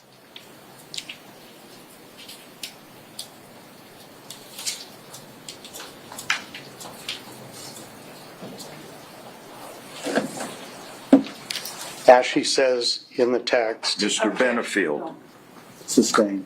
please, tell us what your response to Miss Benefield's text was, now that your recollection has been refreshed. there are multiple on the page, sir. Mr. Benefield, I think you know what I'm referring to. Would you please answer my question? I would like to answer it as it pertains to what she said.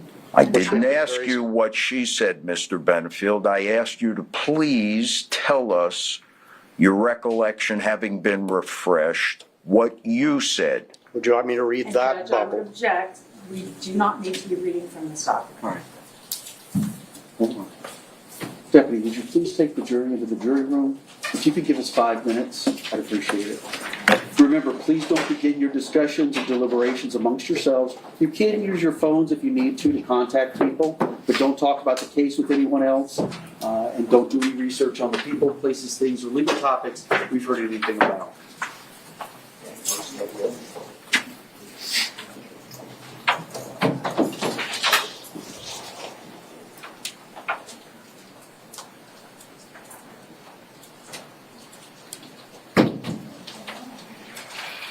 All right, y'all can have a seat. The jury's out. Mr. Benefield, I'm going to excuse you to the hallway. Yes, sir. You are not to discuss your testimony or the questions that have been asked of you with anyone, Yes, sir. including the attorneys. Yes, sir. And you're not to let anybody talk to you about anything that's going on inside the courtroom Yes, while sir. we're on a break. Yes, sir, I will do that. Shall I leave the paper here? Yes, sir. Leave that there. Yes, sir.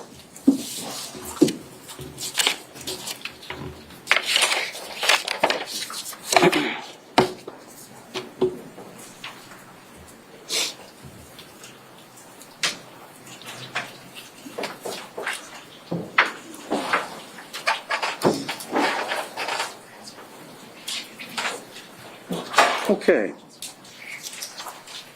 When we began this portion of the discussion, the question was, did you tell Ms. Benefield that she married the wrong person, The wrong Benefield. the wrong Benefield?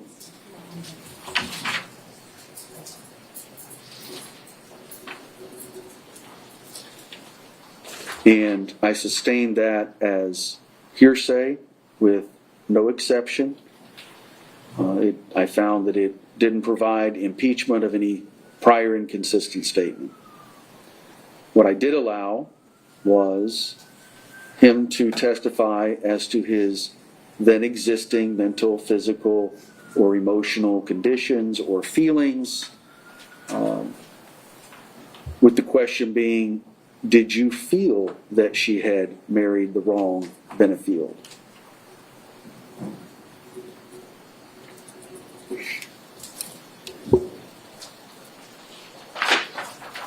There was then the attempt to use these text messages that I still have not seen. I don't know what the substance of them was, but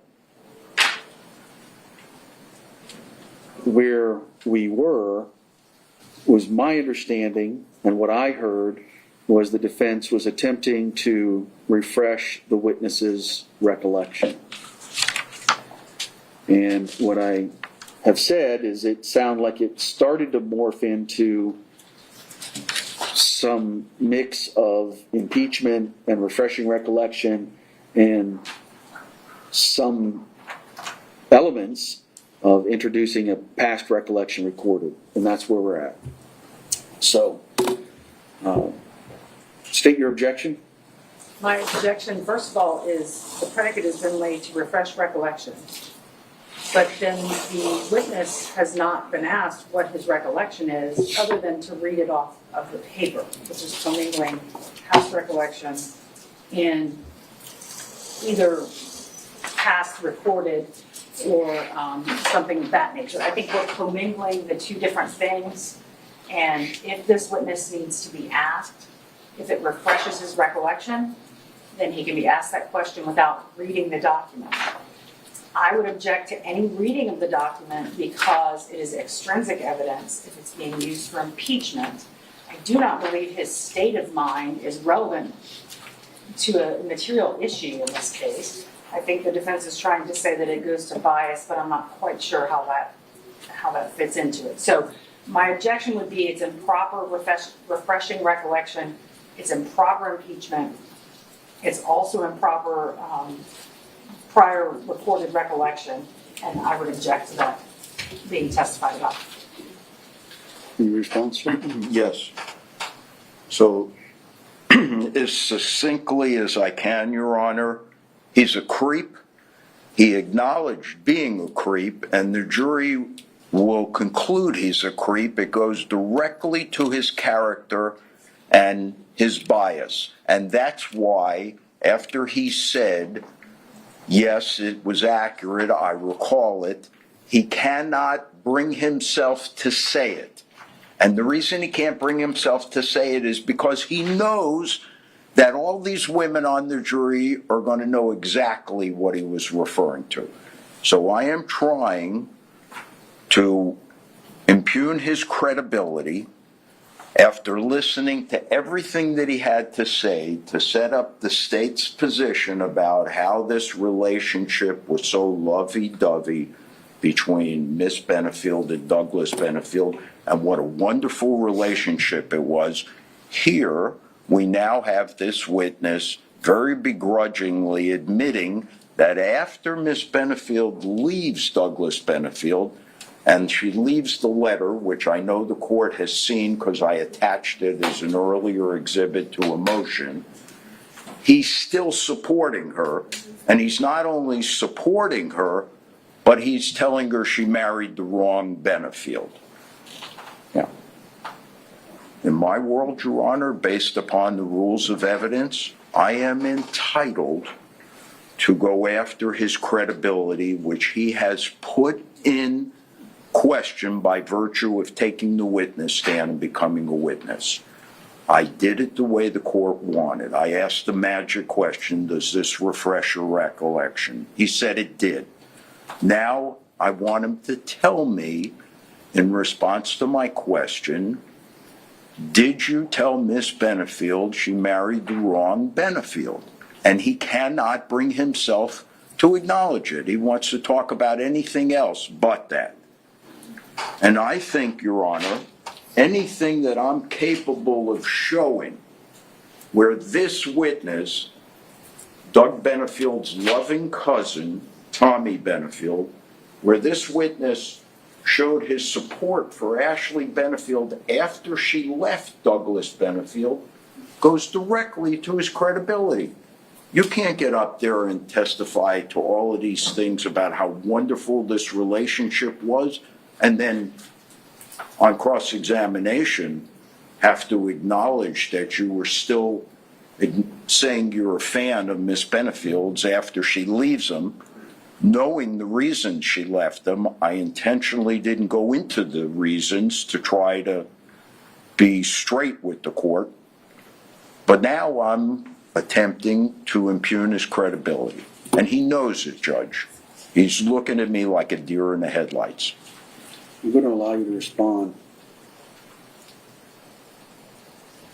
I previously mentioned about confining arguments to legal and factual bases.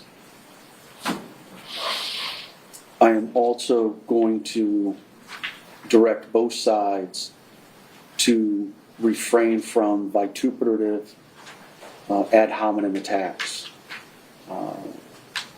I don't think we need to resort to name calling. I think it's inappropriate and unprofessional to refer to a witness as a creep.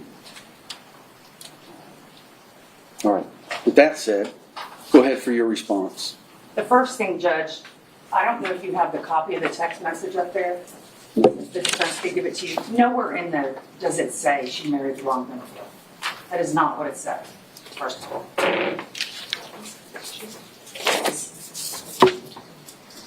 And second of all, Tommy Benefield never said that anything about their relationship and the tenor of their relationship once she left. He said, when I saw them together, they looked fine. Just because that changes down the road and he knows they're having problems, I am unaware of how that affects his credibility. He can clearly see that they're having problems later on down the road. I don't see how the timing being different somehow makes him inconsistent and somehow that attacks his credibility or it shows his bias. If Mr. Taylor wants to ask him, were you aware that there were problems after that? Yes, I was aware of that. I mean, in Mr. Taylor's argument, he is impeaching the fact that that Tommy Benefield saw them acting lovey to each other. If that wants to be impeached or explored, then ask Mr. Benefield if he saw them after that or knew that they were not lovey and having that type of relationship.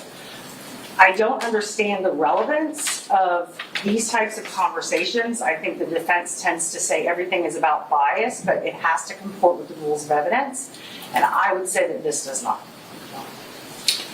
All right, thank you both very much. So my ruling earlier was that these statements by Mr. Benefield towards the defendant were hearsay. I wasn't aware of any exception that would allow them. They appear to be offered for the truth of the matter that is asserted. So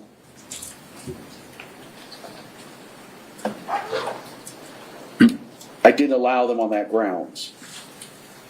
What I allowed was the defense to ask, because there had been testimony by Tommy Benefield that they were always respectful to each other, he never saw anything except care for each other, and they were in love both ways. I think it is an impeachable question to ask, did you feel that she married the wrong Benefield? But it's not what he wrote. It's what he felt. That's where you're mixing apples and oranges, the defense is. The question that was presented to me was, did you feel that she married the wrong Benefield? He can answer yes or no. If there's then some extrinsic evidence that may impeach him on that point, I would then have to make a determination is that extrinsic evidence admissible or not? Because if it's a collateral matter that's not material, then the as you well know, Mr. Taylor, you get the answer you get. Where we had an additional part of this analysis was the fact that there was a demonstrated lack of memory, because the answer was I don't know, as opposed to no, I didn't say that, or yes, I didn't feel that, yes, I did feel that. So then the path was started on was refreshing recollection. As I've mentioned before, and I mentioned pre-trial, I expect attorneys to know the differences between impeachment by a prior inconsistent statement, that's one path. Refreshing recollection is a second path, and introduction of past recollection recorded, which is a separate path.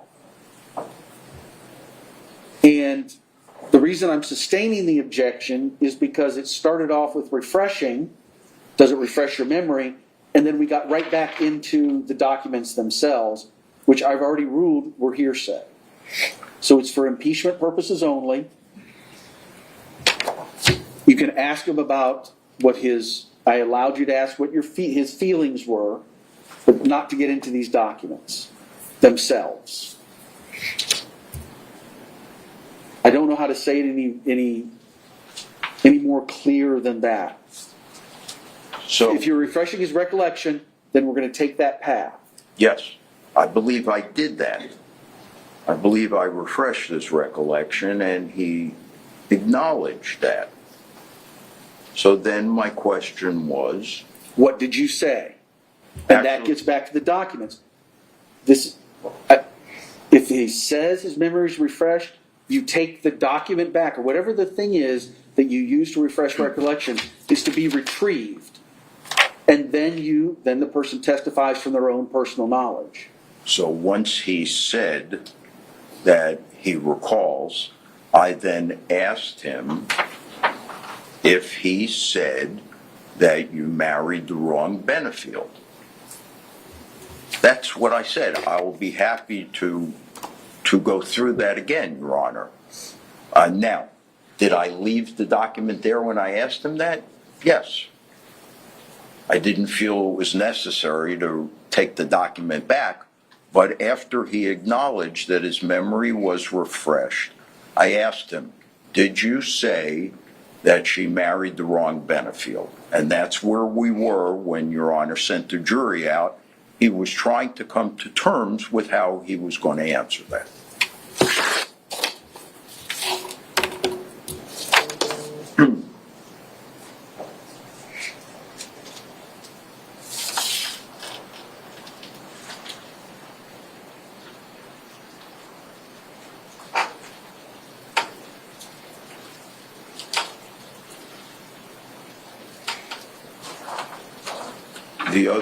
The other text, Your Honor, is just indicative of continued support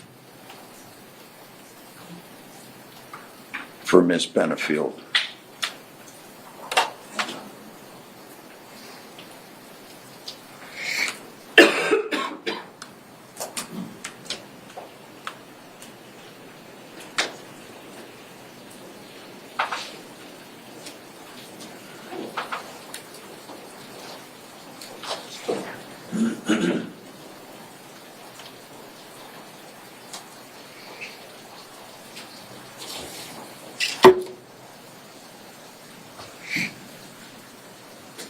Sir, this doesn't say what you're asking him.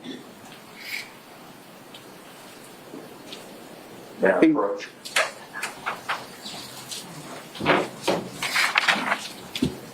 Thank you, wrong Benefield. Ms. Benefield says, that's very cool. You should be so proud of what you were doing. His response is, thank you, wrong Benefield. What that means, Your Honor, what that suggests is, thank you, you should have been with me. Sustained. I assure you, Judge, that any female will draw that conclusion immediately. That does not match what you're asking, sir.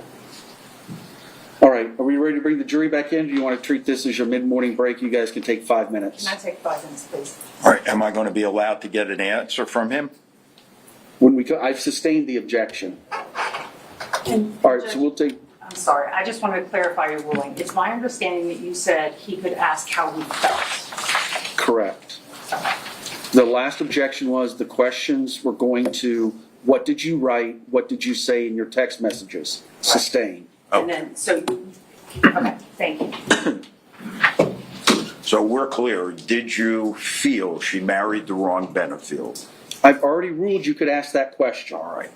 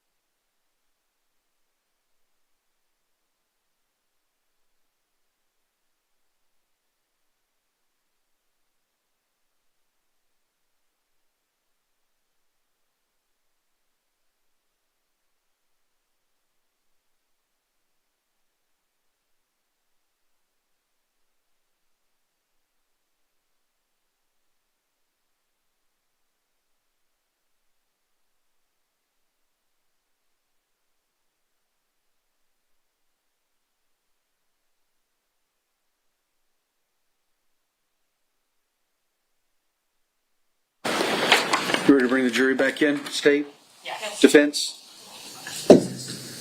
Ready. All right, bring them in.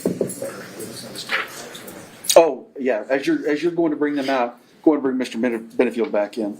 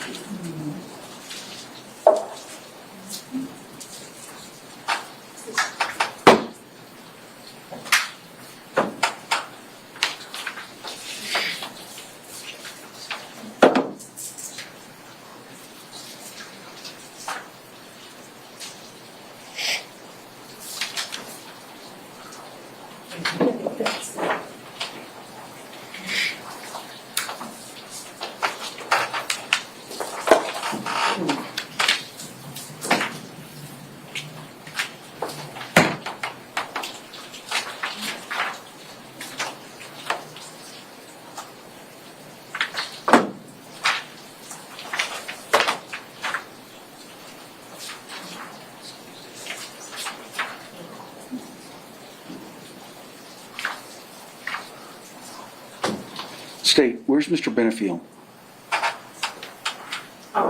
I will find him. Okay. Sorry, I didn't realize. It took a long time for him to get here earlier too, so we just need our witnesses ready to go. They did a room for the state attorney's office witnesses down there. Because the press has this room.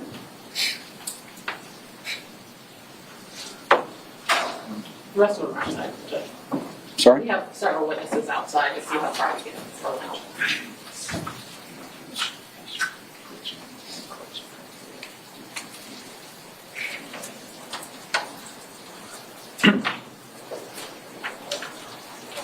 Judge, that was why, because our witness room is taken today. All right, Mr. Benefield, come on back in and resume the witness stand. You'll recall that you are under oath. Yes, sir. Sir, as we took that break, did anybody attempt to approach you or speak with you about your testimony, the evidence, or this case? No, sir. Did you speak with anyone about your testimony, the questions asked of you, or the evidence of this case? No, sir. All right. Let's go and bring the jury in, please.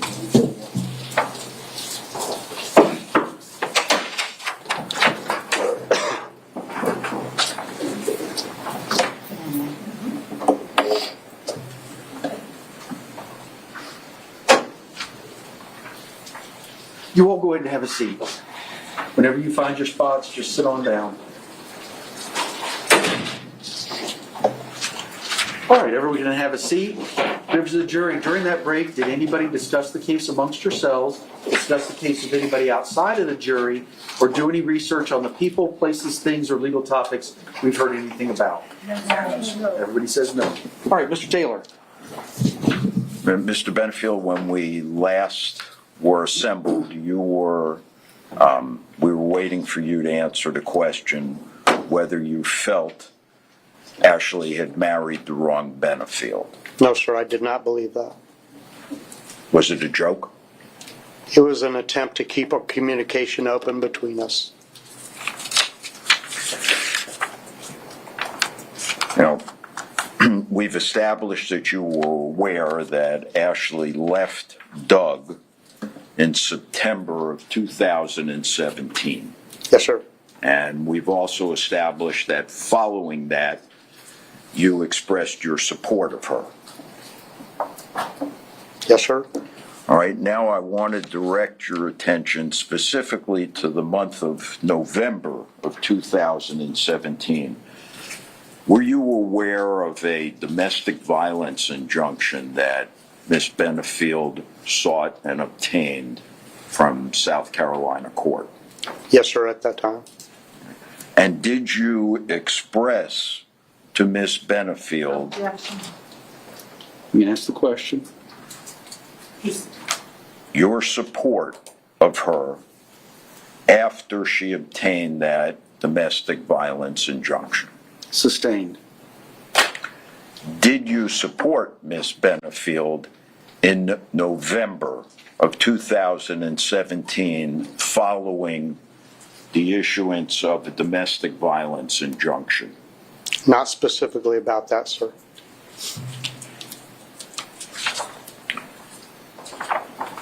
Do you recall expressing your support on Saturday, November 4th, 2017?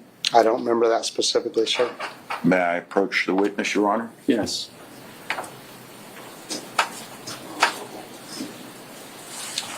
Mr. Benfield, I'm going to show you a document, see if this refreshes your recollection.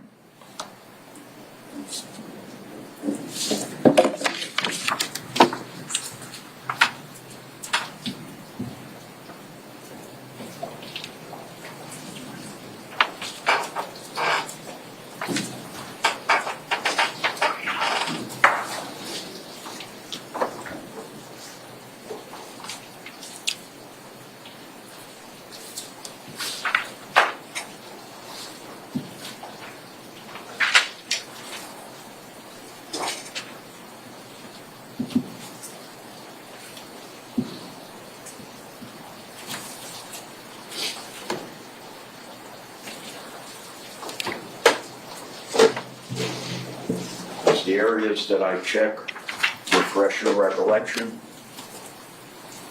Yes, sir. Those appear to be my statements. All right, your recollection having been refreshed, Mr. Benefield, on November 4th, following the issuance of the domestic violence injunction to Ms. Benefield, did you express your support to her?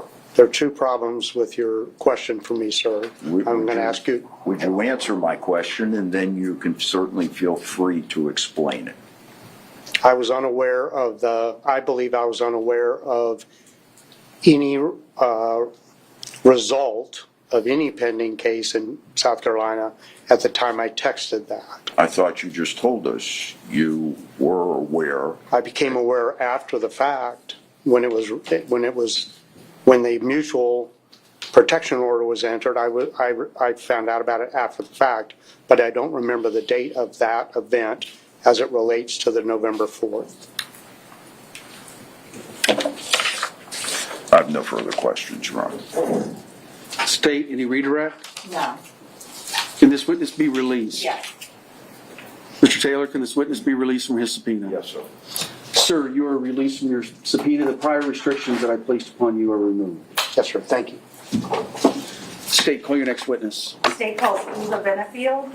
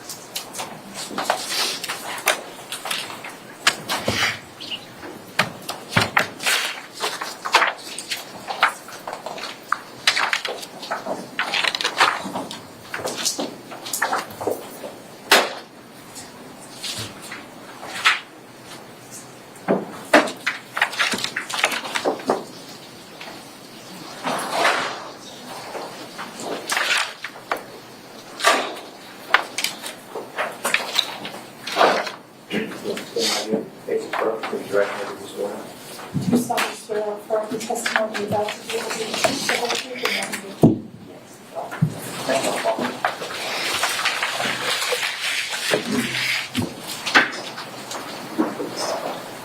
Good morning, ma'am. Good morning. My name is Judge White. I'm presiding over the case. Just make yourself comfortable in that chair. Get about 12 to 15 inches from the microphone. It does adjust up, down, left, and right as you need it. Actually, you're just fine right there. I think that's close enough. Okay. Speak in a loud, clear voice, and we'll hear everything. Go ahead. Please state your name. Eva Benfield, How do you spell your first name? EVA, And how old are you now? 23. What was your relationship to Doug Benfield? He was my father. And who was your mother? Renee Benefield, And we heard from the previous witness, she died, unfortunately, at some time before this case, correct? Yes, ma'am. Okay. When did you first find out about someone named Ashley Benefield? It was August of 2016, about 9 months after my mom passed. Okay. And how did you find out about her? My dad was on the phone when he picked me up from school, and he had his phone on speaker, and they mentioned him having a girlfriend, and if he was going to bring his girlfriend to a conference that they had that weekend. And was that the first time you had any information that there might have been a girlfriend? Yes. Okay. How old were you at the time? I was 15. At the time, were you upset with him about that? No. I just told him that I trusted him, and if that's what made him happy, that I would be happy for him. And about how long after that did you find out they were married? It was 2 days after. And how did you find out that they were married? My dad came up into my room, and he said, "Eva, we need to have a chat downstairs with Ashley." She was at the house at the time, and I said, I don't think we need to. I understand that you're dating her and you're happy, but please just, give me my space a little bit. I don't want to have a conversation. And he said, "No, I think it's really important we do." And I said, "The only time that I would want to have a conversation with y'all is if you told me that you were going to propose." And when those words came out of my mouth, he told me that they were married. Okay. So that's how you found out they were married. Yes. Did Ashley eventually move into your house? Yes. And that was the house in South Carolina? Yes, ma'am. At the time, who all lived in the house? Just the three of you? Yes. How was their relationship together that you saw? They were just with each other all the time. It was very lovey-dovey. They were very touchy-feely, PDA. Any event with school or extracurricular that I was in, they were together. They'd go grocery shopping together, go travel together. They never left each other's side. Okay. And how did you and Ashley get along? It was friendly at first. Okay. You said it first. Yes. And then what happened? Over time, she tried to reprimand me a little bit more and kind of step into a motherly role, and I did not like that because it was so short after my mom passed away. Okay. Relevance. Sustained. And in Ashley's interactions with you, or interactions that she had or disagreements that she had with your father, how did you observe her to act? Can you repeat the question? I'm sorry, it wasn't a good question. Whenever she had a disagreement with you, how would she act? It was almost temper tantrum-like. It was... Objection. Impermissible character evidence. I'm sorry? Character evidence. Overruled. Okay, so it was temper tantrum-like, and you didn't sound like you were finished. What were you saying? She would go directly to my dad and tell him that I wasn't obeying. Okay. And did her reactions to you seem to be on the level of the situation, or did she get more angry at the situation? Usually they were overreactions over small things. Okay. And how about interactions with your dad? Did you ever hear her argue with your father? I heard her strongly voice her opinions over and over and over again. Okay. Now, you said over and over and over again. Is that something that you heard on a regular basis or something you only heard once? It was on a regular basis. Okay. And when she was voicing her opinions to your father, was he ever reacting to that? No, he would just sit quietly and listen. Did you ever see them fight? No, Verbally fight? no, Okay. Did you ever see them physically fight? no.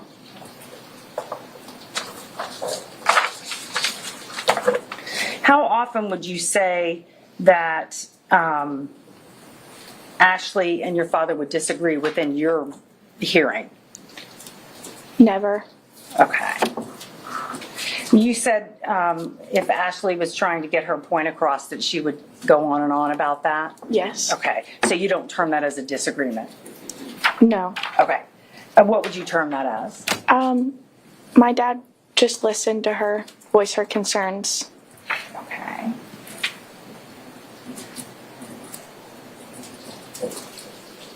Did you ever hear your dad at any time yell at her? No.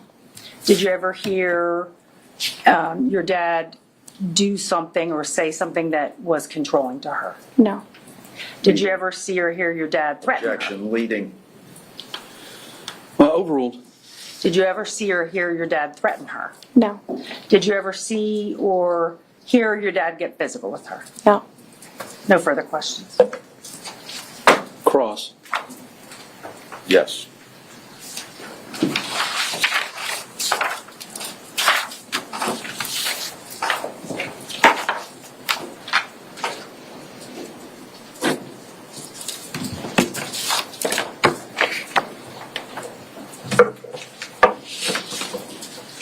Good morning, Ms. Benefield. Good morning.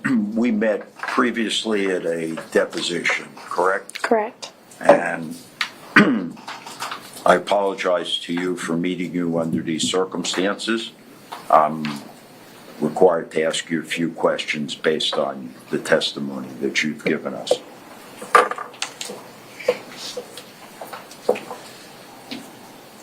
You lived in the house at the time that Ashley and your father were first married.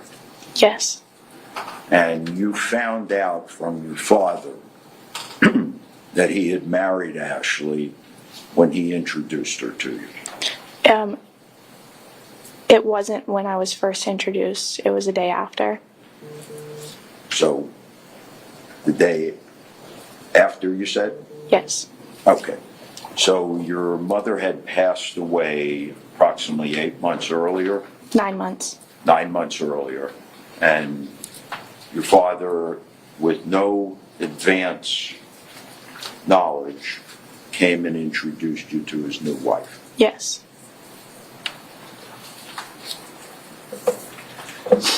There was a hole in the ceiling of the kitchen in your home, correct? Correct. You know what that hole was, how it got there? Objection. Calls for hearsay.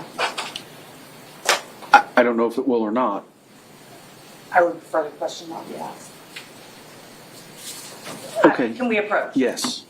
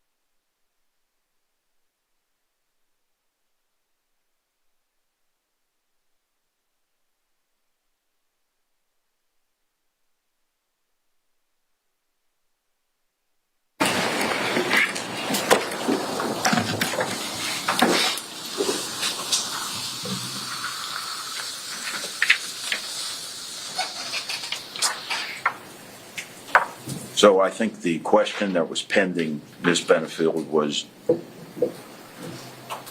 did you know how? Objection, Judge. Sustained. Let me back up. You told us there was a hole in the ceiling of your kitchen. Yes. Was that hole in the ceiling of your kitchen, can you describe it? It was small. Small, kind of round? Yes. Consistent with an object? Objection, speculation.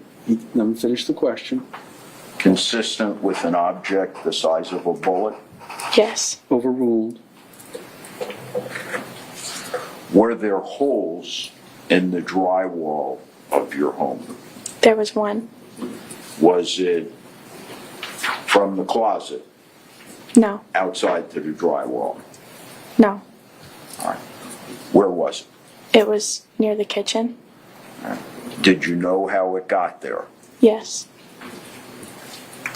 Was the hole consistent with the size of a fist? Yes. Was that hole patched?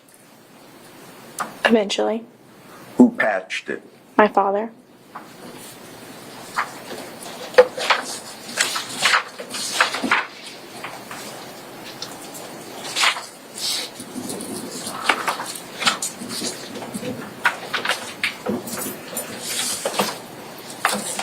Did you know that your father studied close quarters defense in the Navy? Yes.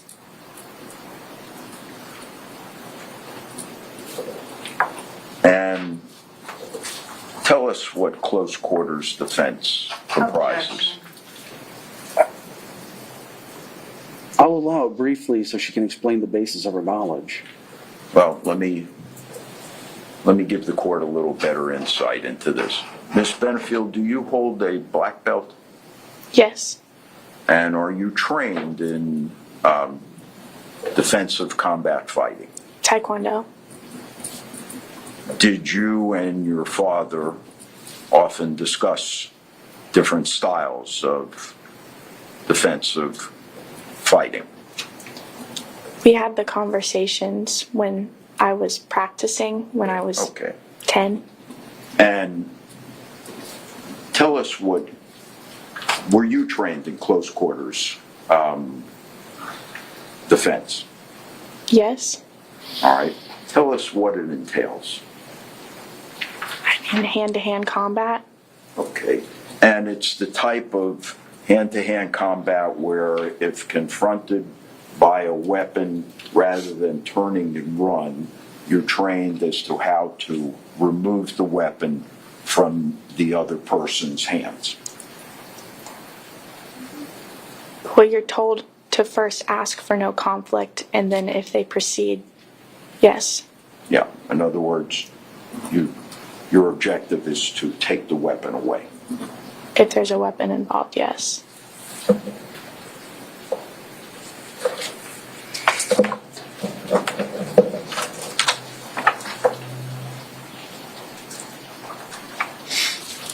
Were you aware that a domestic violence injunction had been issued by the court in South Carolina? No. Give me 1 second, Your Honor. Yes, sir.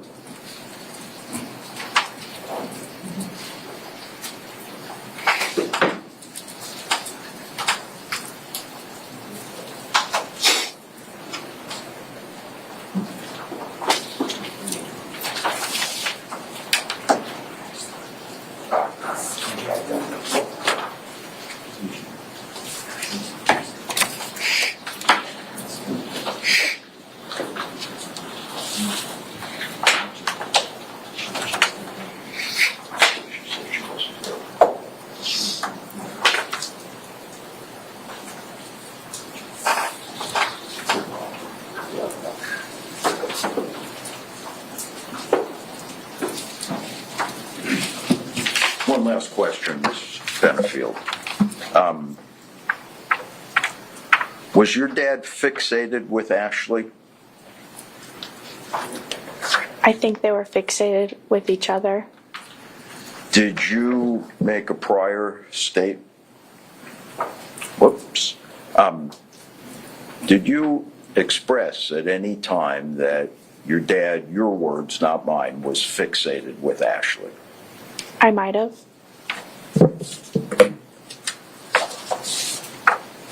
Give me just a moment, Judge.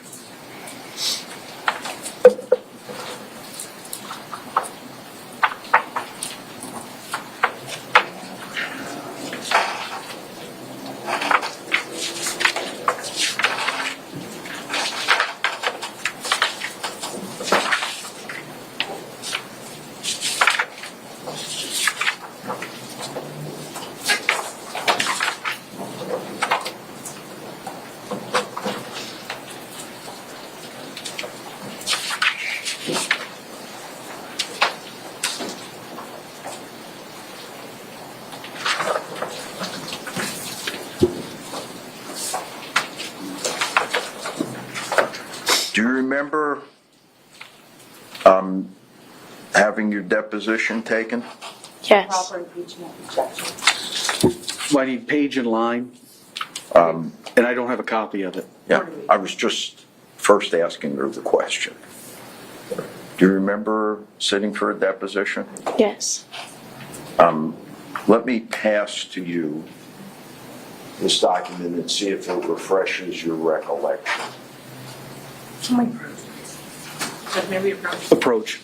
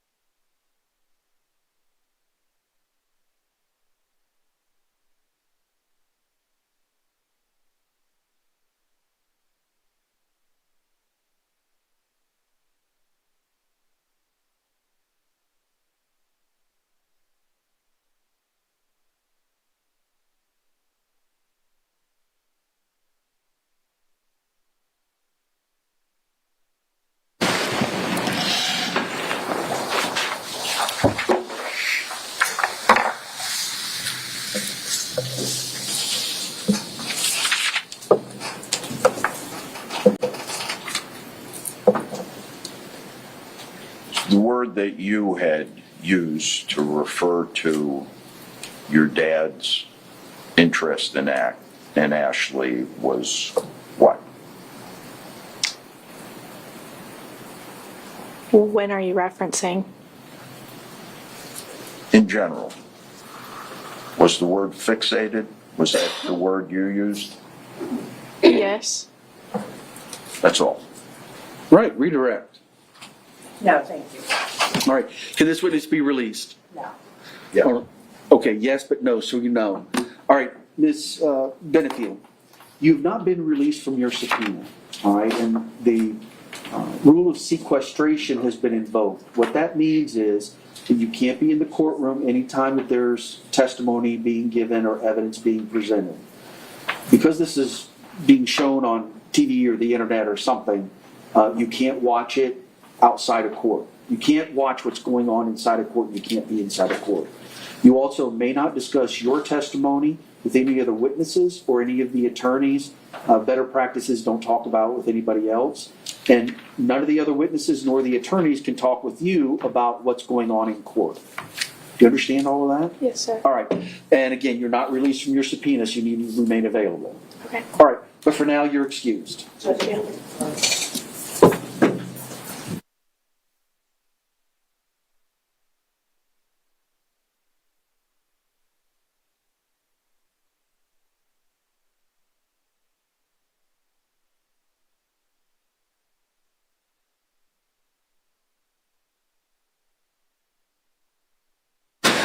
All right, members of the jury, it's right about lunchtime, so let's go ahead and take our lunch break.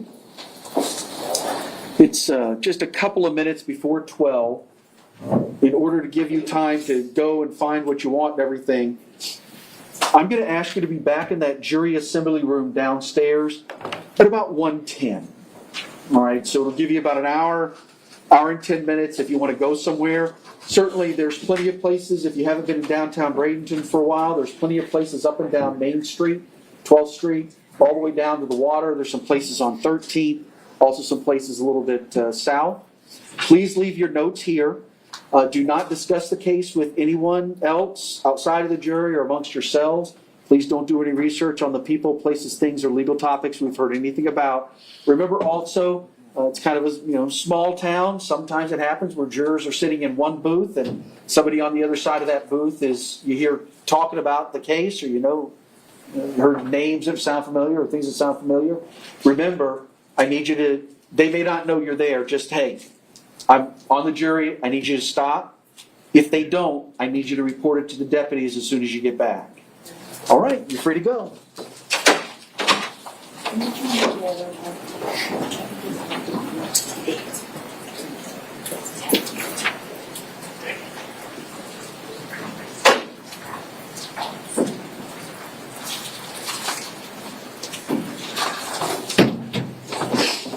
All right, have a seat. Before I let you all go, State, you had just mentioned that despite Eva Benfield not being released, you want her to remain in the courtroom? Yes, pursuant to Marcy's law and pursuant to the earlier discussion. All right, did you want to be heard?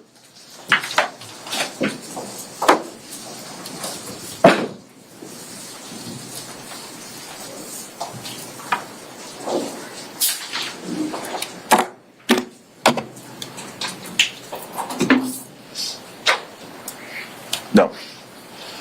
Okay, then she'll be allowed to remain in the courtroom as the next of kin. Okay, thank you. All right, same with you all. I don't foresee, you said you exchanged witness lists, so you know who's going to be coming in the afternoon. Yes. Are there any that, because this morning we had talked about 4 different people, so 2 have testified. Whenever we get back, if there's any particular issues about any folks in the afternoon, let me know. Okay. All right? And we're behind, so I'm not sure exactly when those other people will be coming up. So. All right, we'll see you guys back here at 1:10. Thank you. And we anticipate the jury coming back in at 1:15? Correct, exactly.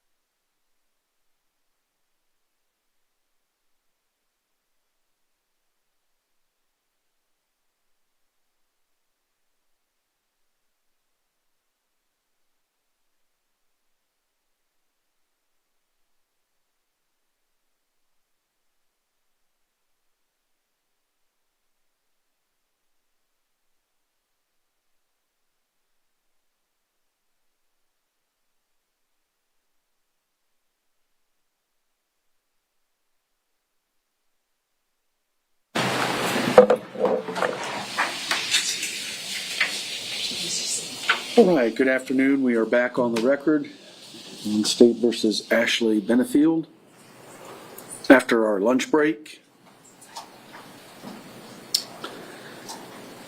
Mr.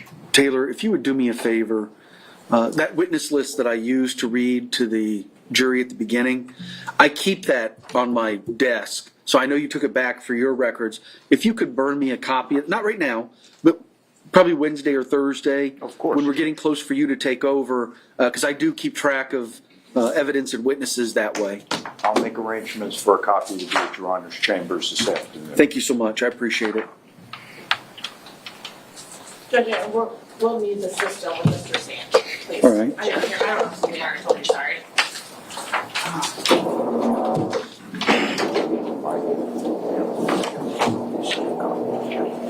Is it going to be audio and video? Just an eye roll. The 911 call. Sir. Oh.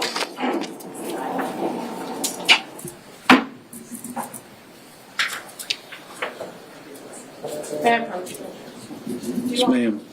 These are, I don't know if you want me to give these to you. Those are for Me. the jury. If you'll double check that there's 9 there, sir. Okay, And then this is one for you. thank you. And we gave one to the court reporter.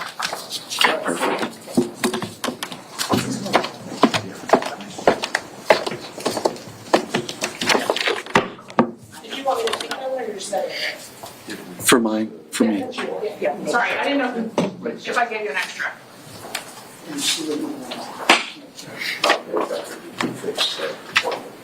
Yes. We know what's yeah. And we sent it. I sent it to him. Yeah.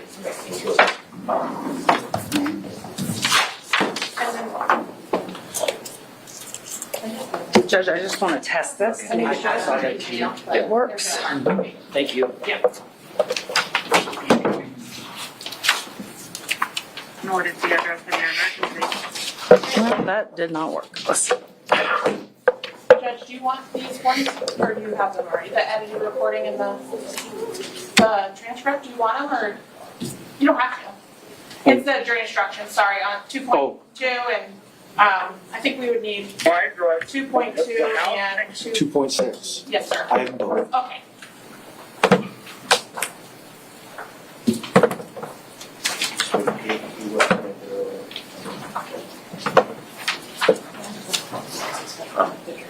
Your Honor, Yes. I am informed, And the, doing my best to try to keep up with everything. I've kind of misled the court, I'm afraid, to some extent. We actually filed an amended defense witness list. Our arrangements to have that copy delivered to chambers. All right. And I didn't think there was anybody significant that was either on there or removed that would change it. All right, hope not. He was connected earlier. Did you switch your phone? Oh, we need to switch. You were connected earlier. Is there a thing to switch it to this port? Okay, thank you. Couldn't figure out why it wasn't working. There we go. Let me just make sure the audio works. She just came over. Okay.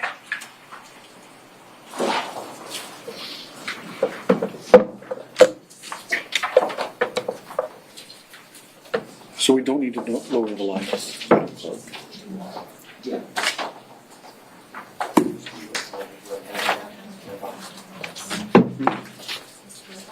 No, it's just audio. Oh, all right. Mark it down. Transcript. She gave us All right, Stady, you ready to call them in? Yes. Do you want him in now or when the jury comes in? no, No, the jury. Oh, the jury, yes. I apologize, it thought you wasn't a meant good the question. Yes. Mr. Taylor, you ready for me to call the jury in? Ready. Also, I have been handed a stack of transcripts for the 911 call by John Sant. And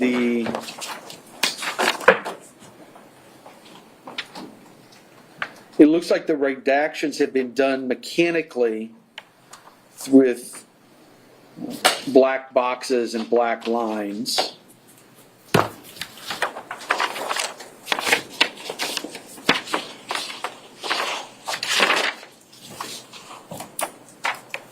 Have you had a chance to review the redacted transcripts? We have, Judge, we're in agreement.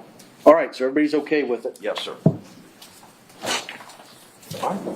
Bring them in.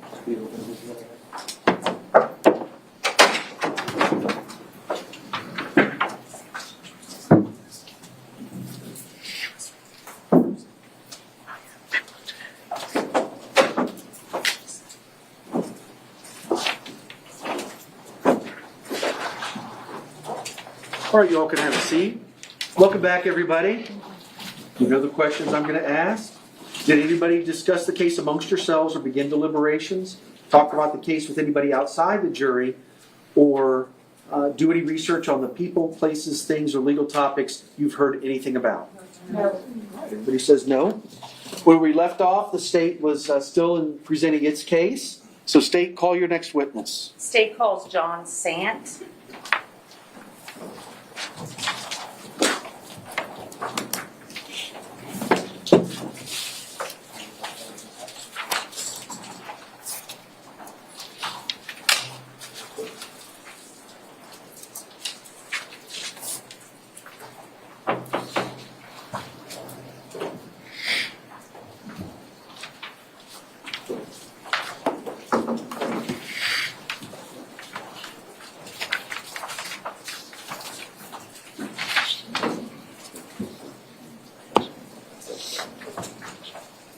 Raise your right hand. Sworn in.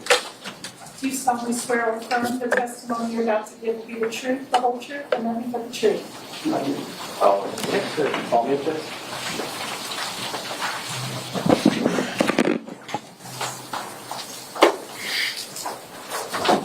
Hello, sir. My name is Judge White. I'm going to be presiding over this case. I've been told, sir, that you may need some assisted listening devices. It might help. All right. All right. Certainly, here's a pair that you can use. Put that on. Just keep this facing forward. You should be good. As you see, you might have to turn them around the other way. This way? Yes, sir. I think that'll work better.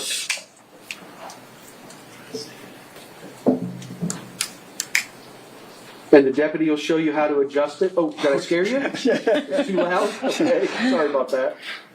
There's the volume control. Okay. Just make sure to keep it forward. All right, sir, does that help? Yes, sir. All right. That's fine. I apologize about that. I didn't mean to. No, that's all right. It's okay. Sir, my name is Judge White. I'm presiding over this case. Just make yourself comfortable in that seat. Get about 12 to 15 inches from that microphone. It does adjust up, down, left, or right as you need it. Just speak in a loud, clear voice right into that microphone and we'll be able to hear everything. All right. Thank you, sir. Good afternoon. Hi, Please state your name. John William Sant Jr., How do you spell Sant? S-A-N-T, Where do you live? in 11327 White Rock Terrace in Bradenton. Okay. And did you live next door to Ashley Benefield and her mother, Alicia Byers? I did. Do you still live at that same address? I do. Do they still live at the same address? No, Okay. Did Ashley have a child when you lived next to each other? she did. About how old was the child last time you were together? At the house, in the neighborhood, When they were living in the neighborhood? I'd say 18 months to 2 years. Okay. And do you remember a day when Ashley came to your house? Yes. Okay. Do you remember what day of the week that was? It was on a Sunday. And what time of day was it? Light out, dark out? It was still light, but it was probably early evening. It was between football games. Okay, so it was between the football games on a Sunday? Right. All right. Still light out? What do you remember about Ashley coming over? From the very beginning. Right. Well, I heard a very loud pounding on my door, and kind of startled me. But it was loud. And I went and I looked out through the little window, and there wasn't anyone there. So I thought, well, went to the back and looked out the back. I even looked out the side. he didn't see anybody.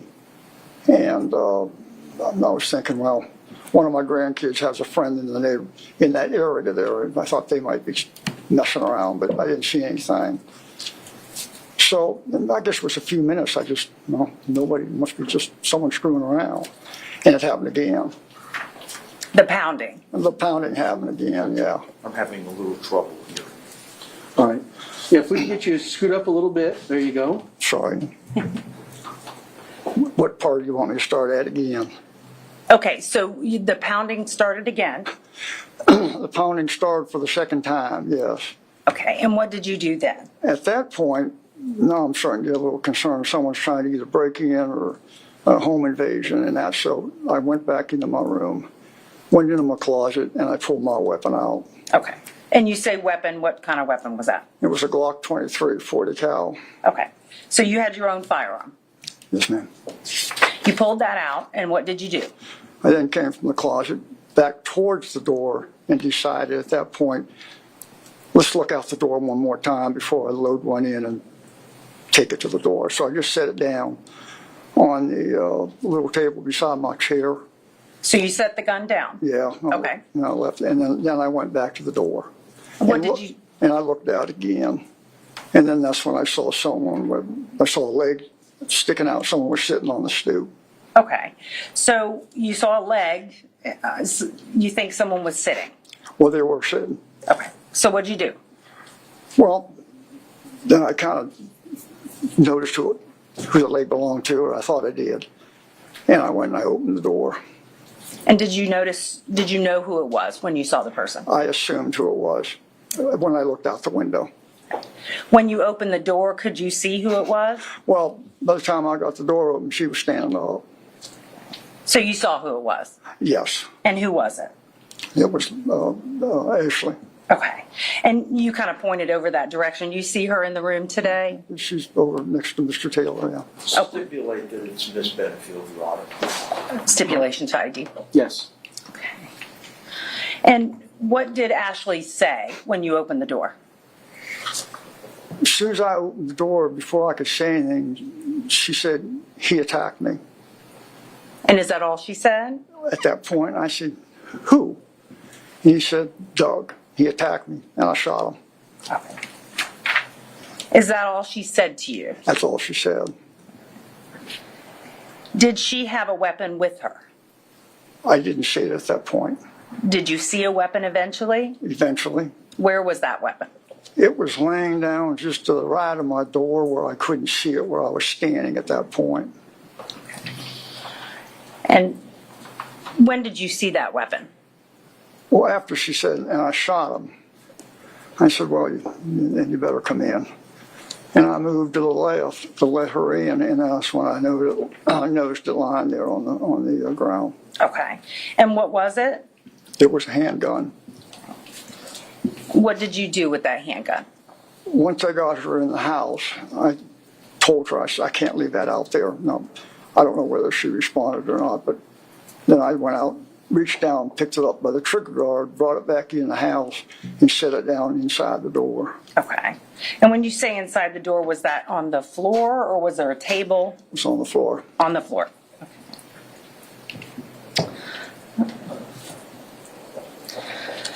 So once you brought her into the house, where did you go? Once I brought the weapon in, I shut the door and locked it.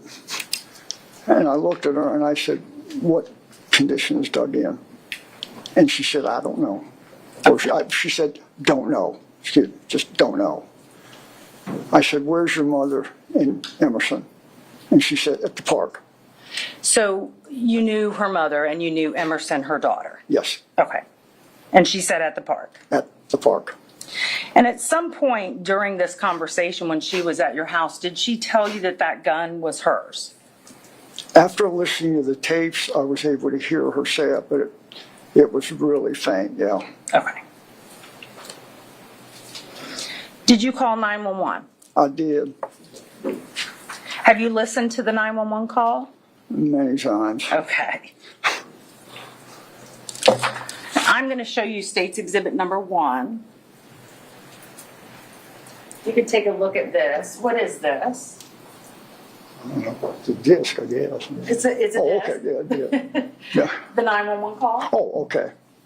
And when you listened to this 911 call, was it an accurate representation of your conversation with the person on the other line? Do you remember? Oh, yeah. Okay. Oh, yeah. No. It wasn't me. Pardon? Yes, I recognize my own voice. The state would enter into evidence states exhibit 1. No objection. And we received? What was Ashley's mood when she was there? I'm sorry, Ashley's what? Ashley's mood? Terrified. Okay. Was she, do you remember her crying? I didn't remember her crying until I was listening to those tapes, and then it sounded like she was crying, but she just couldn't get any words out after that last statement about where her mother and daughter were. That was really the last coherent amount, any words that ever came out of her mouth that I could understand. At that point, it was just stuttering and shaking and sobbing. Okay. So you did not have any other conversations with her, meaningful conversations with her after that? No, the rest of the conversation was a 911 operator. Okay. At this point, I'm going to publish State's Exhibit number 1. Members of the jury, when physical evidence, documents, photographs, video or audio recordings, and so forth are admitted or received by the court, they may be published to the jury. This means shown to the jury. Depending on the type of evidence, it might be shown to you on the overhead screen, through the sound system, handed out for you to look at, or shown to you. Evidence that is admitted or received by the court will be available to you during your deliberations, and you will have as much time as you need to review and consider the evidence. Members of the jury, you are about to listen to an audio recording. The court instructs you that the recording has been edited to eliminate irrelevant portions that would not add to your understanding of the case. The fact that the recording has been edited should not concern you in any way and must not impact the way you listen to, view, and consider the evidence. Thank you, Judge. Finally, you are about to hear a recorded conversation. This recorded conversation is proper evidence, and you may consider it just as any other evidence. You are also going to be furnished a transcript of the recorded conversation. The recording is the evidence, and the transcript is being provided to you only as a guide to help you follow along as you listen to the recording. The transcripts are not evidence of what was actually said or who said it. If you notice any difference between what you hear on the recording and what you read in the transcript, you must rely on what you hear and not what you have read. Also, Deputy, any notes that you want to make during the playing of the audio should be on your notepads. Once we have played this audio for you, the transcript, as I said, is not evidence. You will not be allowed to keep the transcript, and the transcript will not go back with you during your deliberations. But the audio recording will be available. So you just take one and pass it down.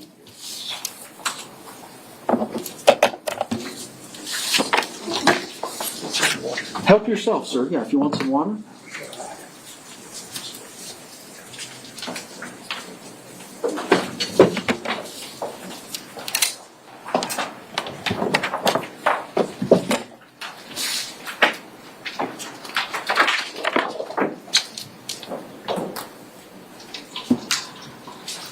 Yes, ma'am. Thank you. Manatee County 911, what is the address of your emergency?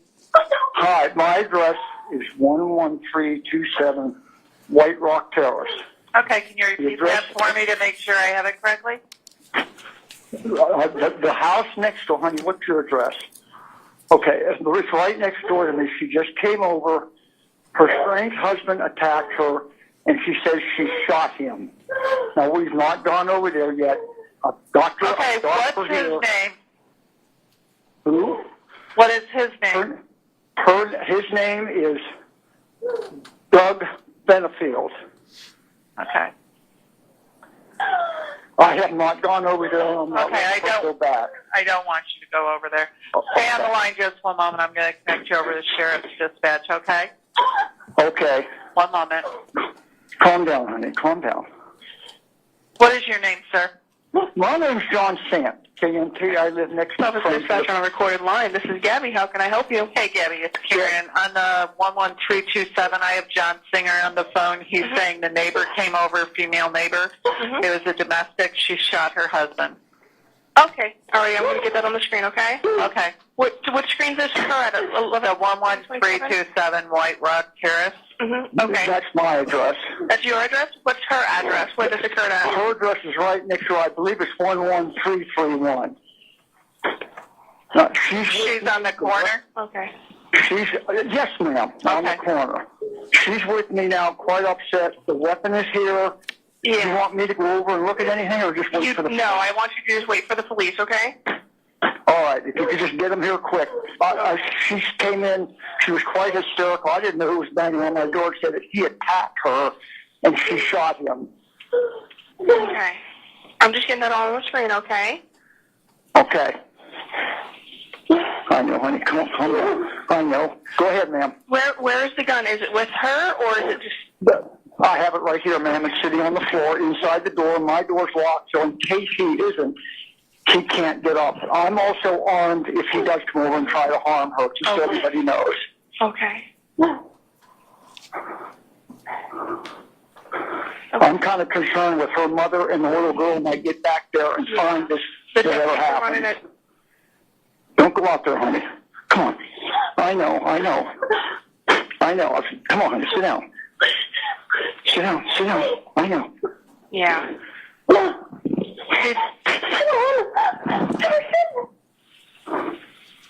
All right, I just want you guys to stay on the phone with me, okay? No, I'm right here with you. I'm just with her. I'm trying to comfort her. We're in the house. Well, the police are going to want no problem. I know, baby. You got to sit down. Come on. There's no... Well, honey, they want you to stay here. If he isn't, we can't take a chance. That's why I want them to hurry up before you get back from the park. Deputies are moving as fast as their hand. They're coming priority. They're coming lights and sirens. They just want to get and make sure that everything's okay. So where in the house is he? Where in the house is he? Her bedroom. No, I don't know where that is. So it's one of the bedrooms. It's a lot like mine, so I'm going to assume when you go into is the garage door open? When you go into the garage, it's going to be on the left? Yeah, on the left. Okay.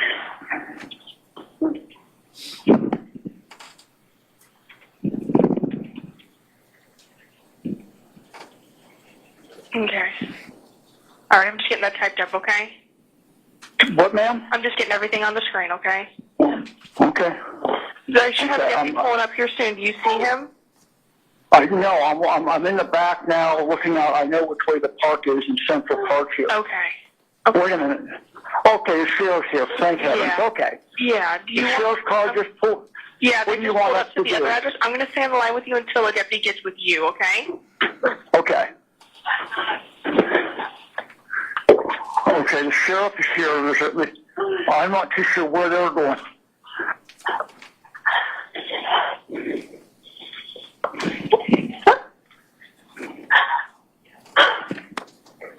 I'm just staying on the line with you. The deputies. I'm right here. I haven't left yet. Yeah.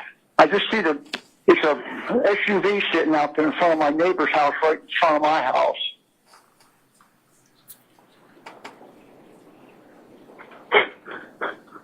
Just to calm, you know, they're going to take you into custody. You know that, right? Okay, just you know, you just calm down and just calm. Okay.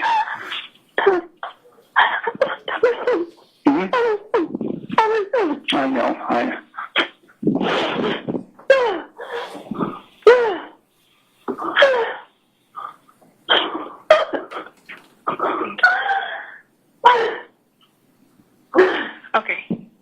just let me know when they come knock on your door, okay?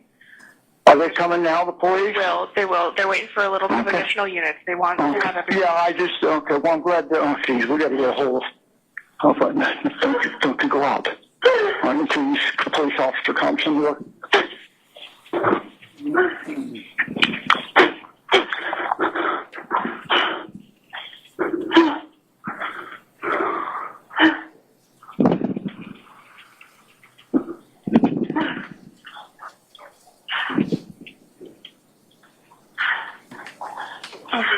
They're going to let me know what they want me to tell you, okay? They're just waiting to make sure that they have other people with them. They don't want anything to get out of hand without having proper backup, you know? Yeah. Well, like I said, the weapon's here. Mm-hmm. I just want them to know that exactly where it's just sitting right inside the door. It's on the floor. And I did reach out when she ran in and picked it up off my front patio and brought it in. I wasn't going to leave it outside. Mm-hmm.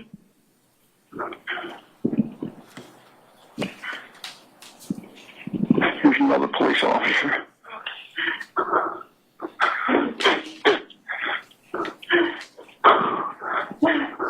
Is it just inside the front door or the back door? Say that again? Is it just inside the front door or like the back door patio area? I'm by the front door. She came in the front. I'm sitting here staring at an officer right now. Okay. Looks like he's talking to one of the other cars. Neither one of them are moving. Yeah. I'll let you know when it's time when to come out, okay? Okay. Hey, is that your weapon or his? Okay. Okay. That's why. Let me get my... Okay, just calm down, huh? Okay.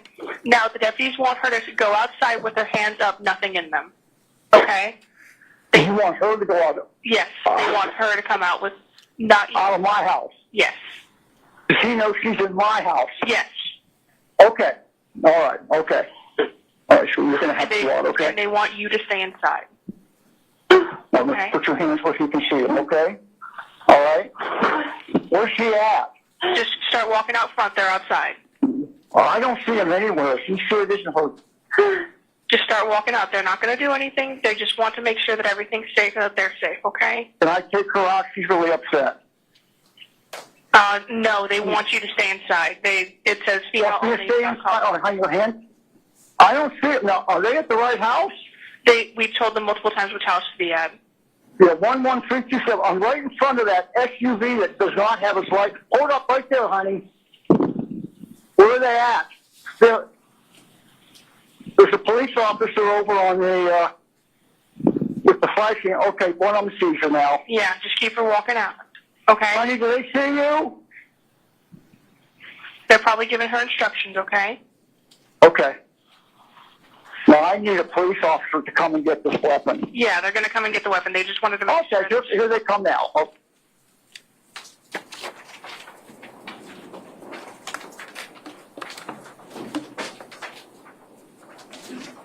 All right, folks, just hand those transcripts back down to the deputy.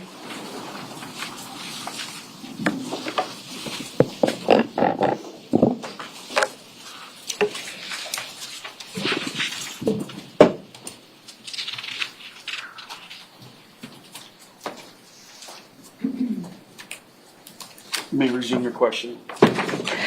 At any time during this interaction with Ashley, did she appear to have any injuries? No. Okay. Did you see any blood on her? No. Okay. Did she complain of any injuries? No. Okay. How about her clothing? Did you notice, was her clothing ripped or anything wrong with her clothing? Not that I know, no. Okay.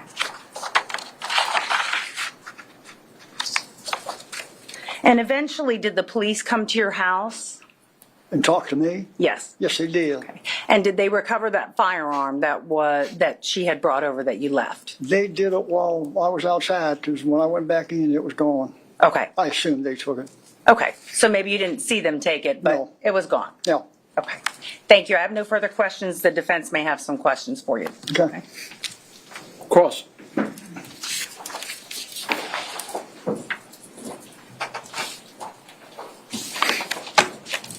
Afternoon, Mr. Sant. Afternoon. How are you? I'm doing well, thank you. Thank you for coming this afternoon. With the court's permission, may I approach? Yes.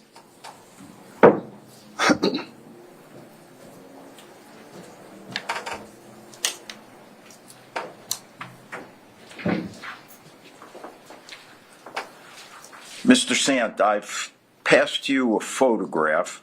I'm going to mark it for identification as fence exhibit number 1, if I can.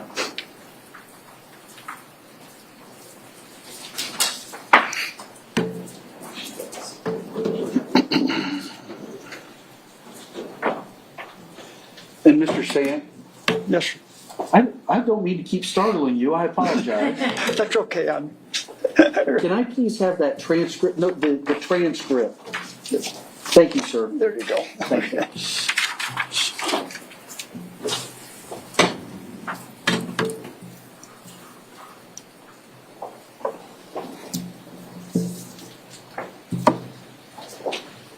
Mr. Sant, can you identify that?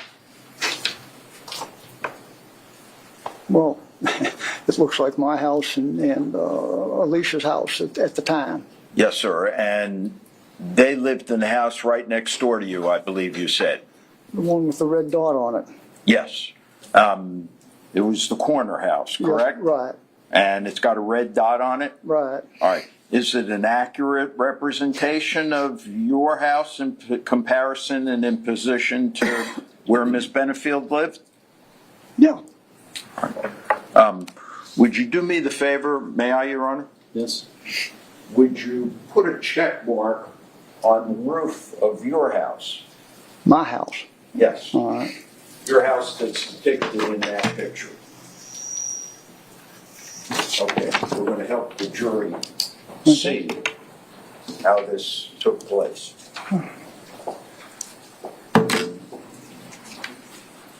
We'll put it on the overhead. Objection, putting it on the overhead. Can we put it on the overhead? Absolutely. Madam Clerk, can you give them some lights for us? Just the jury and the presentation. Got it.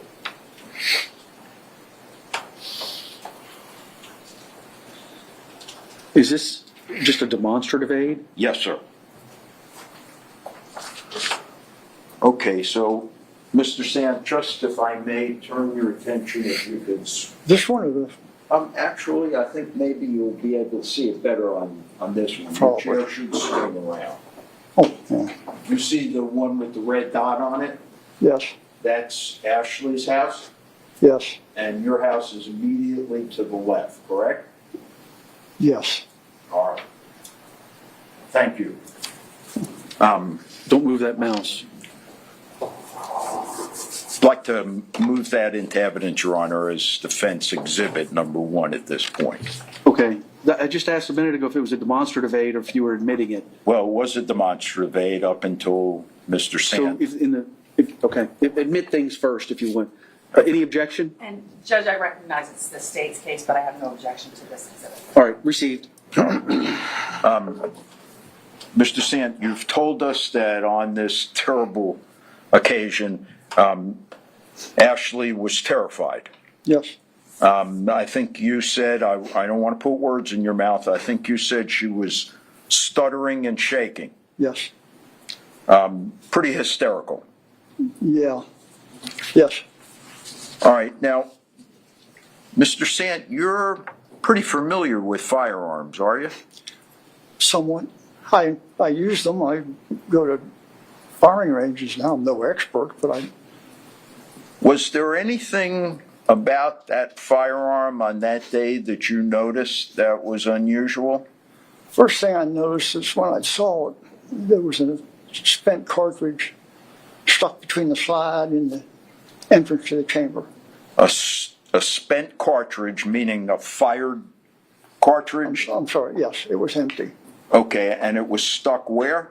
It was stuck between the slide, front end of the slide and the back end of the chamber entrance. The slide on the gun that Right. cocks it and loads another bullet into the chamber? Correct. So could we agree that the weapon was jammed? The weapon had been misfired or mishandled. It Okay. wasn't held far, and it didn't eject it far Yeah. enough. Now, what is that indicative of, that a cartridge would be stuck like that? Objection foundation. I'm going to sustain.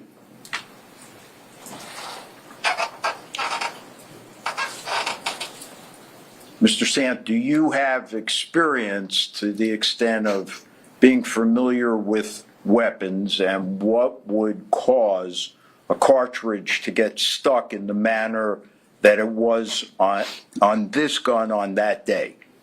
Yes. May I, Your Honor?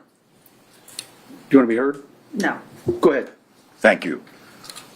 What is that indicative of, Mr. Sant? In my experience, was the weapon wasn't held properly when that particular cartridge was fired.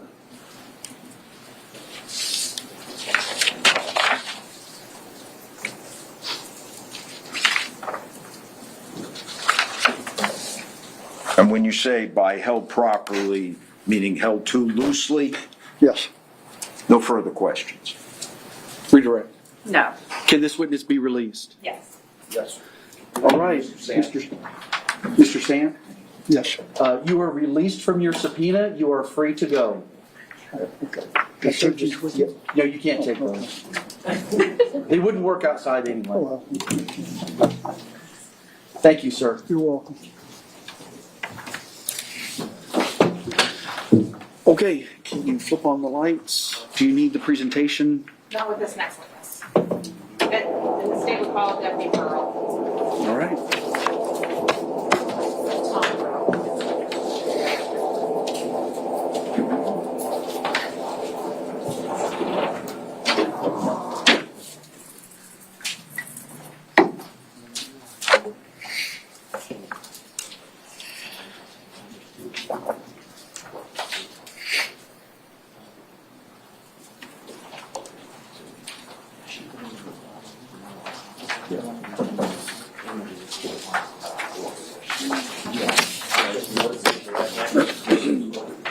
You solemnly swear or affirm the testimony you're about to give will be the truth, the whole truth, and nothing but the truth.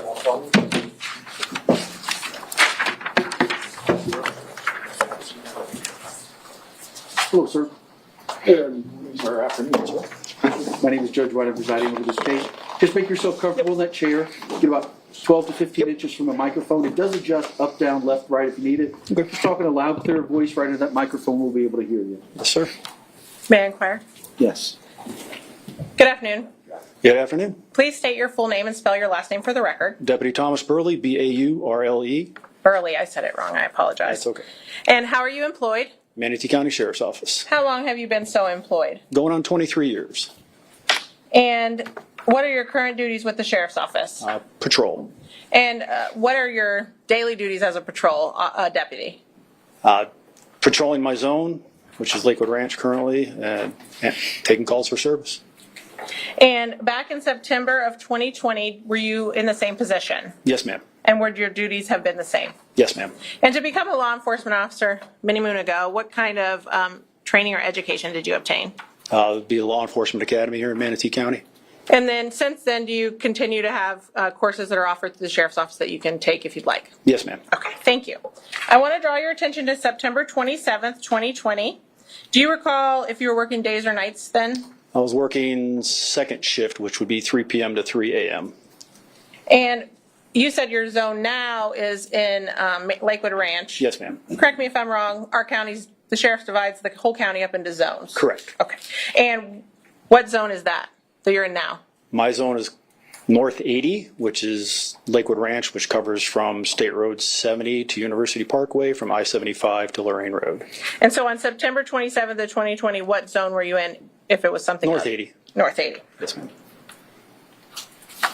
And during your shift that day, did you respond to 11327 White Rock Terrace? Yes, ma'am. And what was the nature of the call? It came out originally as a 911 call that a female had come to the neighbor's house and she had a gun with her.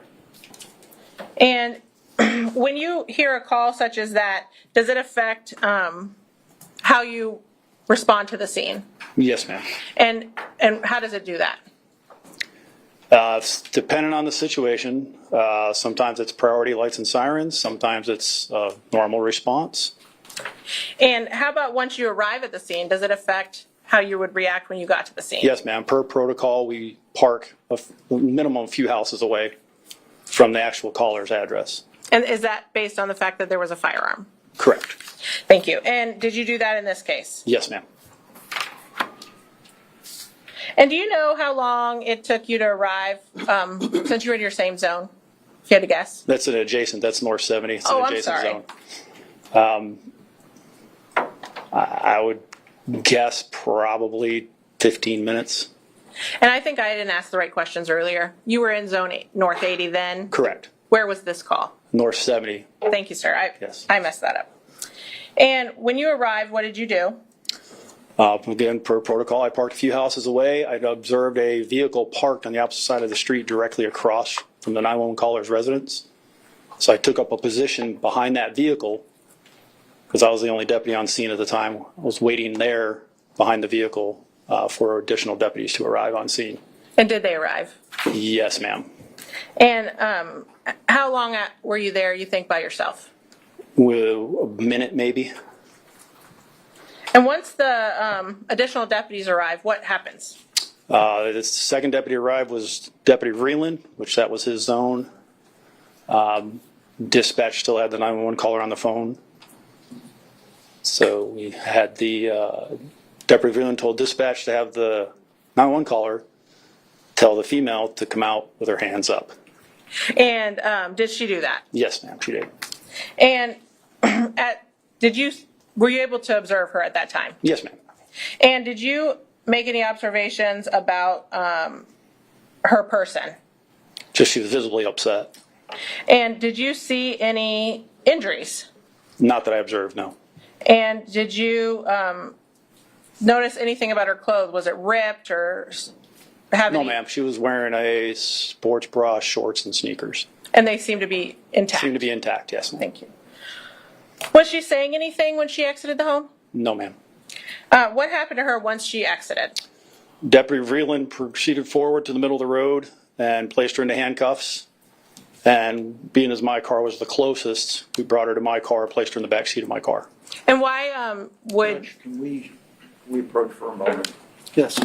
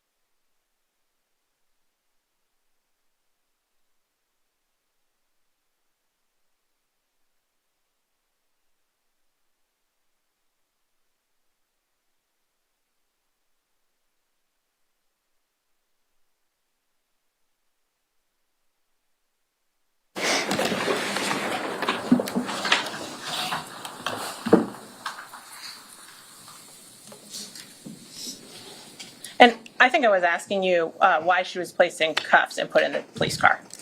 Due to the circumstances and officer safety. Thank you, sir. And at that time, actually, strike that. What was the next thing you did? Other deputies were arriving on scene, so I yelled to any deputies that were there were multiple, to watch Miss Benefield in the back of my car, while myself, Deputy Vreeland, and I believe it was Detective Jones, proceeded to the house to clear the residence. And would that have been that house next door to the 911 callers? Correct. Directly And- next door. Thank you. And did you enter that home? Yes, ma'am. And how did you enter the home? Through the front door. Did you notice anything outside the the house? Yes, ma'am. There was a large moving van, I believe it was a U-Haul in the driveway, and the garage door was open. Looked like they were moving stuff. The big door Yes, was up? Okay. And when you went in through the front door, were you the first person or was Deputy Vreeland in front of you? Deputy Vreeland was first, I was second, and Detective Jones was third. And was the door locked, if you know? No. And what happened once you got inside? As we entered the house, I observed the first bedroom to the left. I observed just a pair of legs, basically just above the knee down. Deputy Vreeland immediately took that room to check it. Myself and Detective Jones proceeded through the rest of the house to clear the rest of the house. And what are you doing when you clear a house? Making sure there's nobody else in there that could be hurt or injured or any threats. And did you find anyone else in the home other than the set of legs that you left with Deputy Vreeland? No, ma'am. And did you ever go back into that bedroom? No, ma'am. And did you remain in the residence? No, ma'am. Where did you go? Myself and Detective Jones immediately left the residence, and I went straight to my patrol car and proceeded to get inside my patrol car to sit with Miss Benefield. Your Honor, can I have just a second? Yes.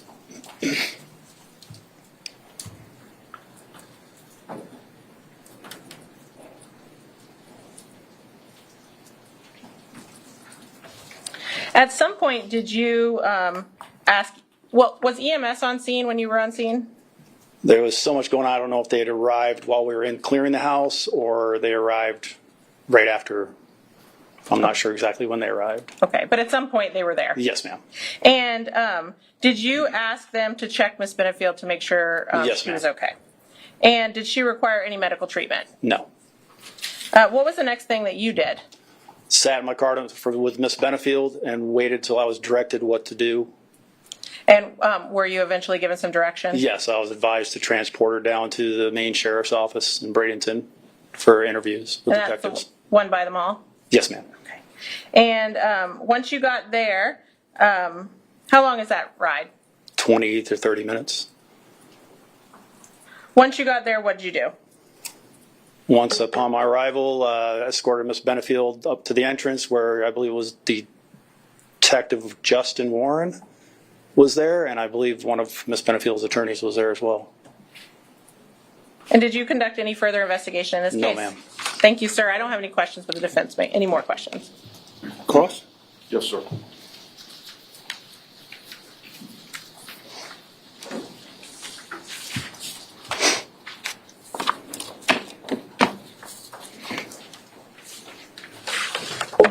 Afternoon, Deputy. Good afternoon, sir. A few questions. If you don't understand any of my questions, please just ask me to repeat them. Yes, sir. I think you told us Miss Benefield's condition emotionally on that day when you saw her was she was hysterical. Visibly upset. In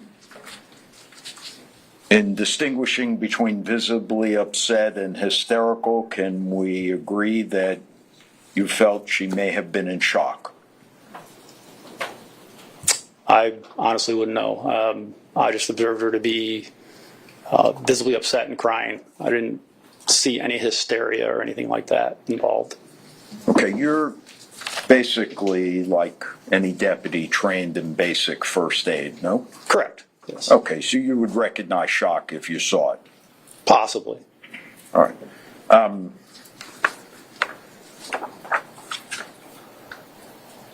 Do you recall giving a deposition in this case, Deputy Brawl, on August 20th, 2021? Yes, sir.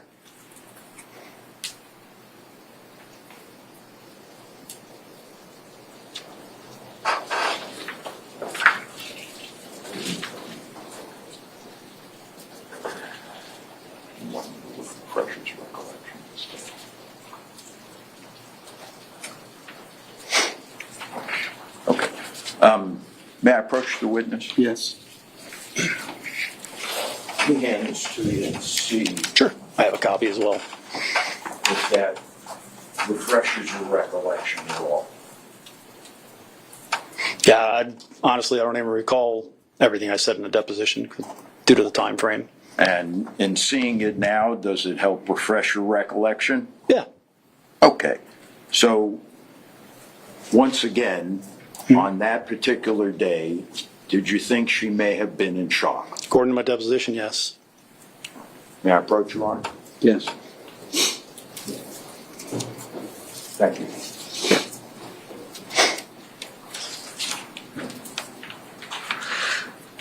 You told us that when she was initially placed in your squad car, she had on a sports bra. That's what I would say it was, yes. Yeah, no, that's fine. My question runs to whether or not at some point following that, a request was made and a deputy brought a cover shirt for Miss Benefield to wear. I don't recall a request being made. I just recall Deputy Reeling bringing out a shirt and pair of shoes. I don't know who made that request. She put the shirt on. I believe so, yes.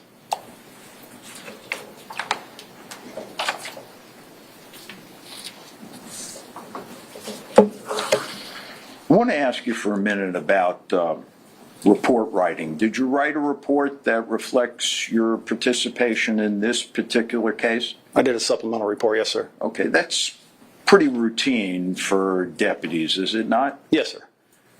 In fact, Deputy Burl, would it be a fair statement to say that in Police Academy they actually train you in report writing and how important it is?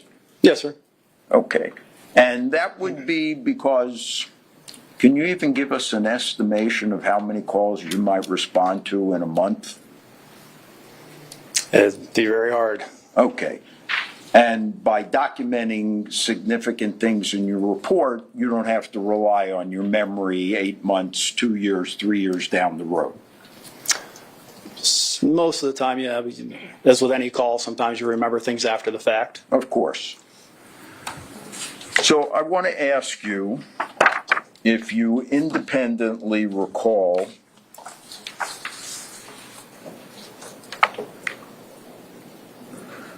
on May 7, 2018, responding to a call involving a suspicious person in the driveway of Miss Benefield's home. That would have been right next door to the home that she came walking out of. I have no recollection of that, sir. May I approach the witness, Your Honor?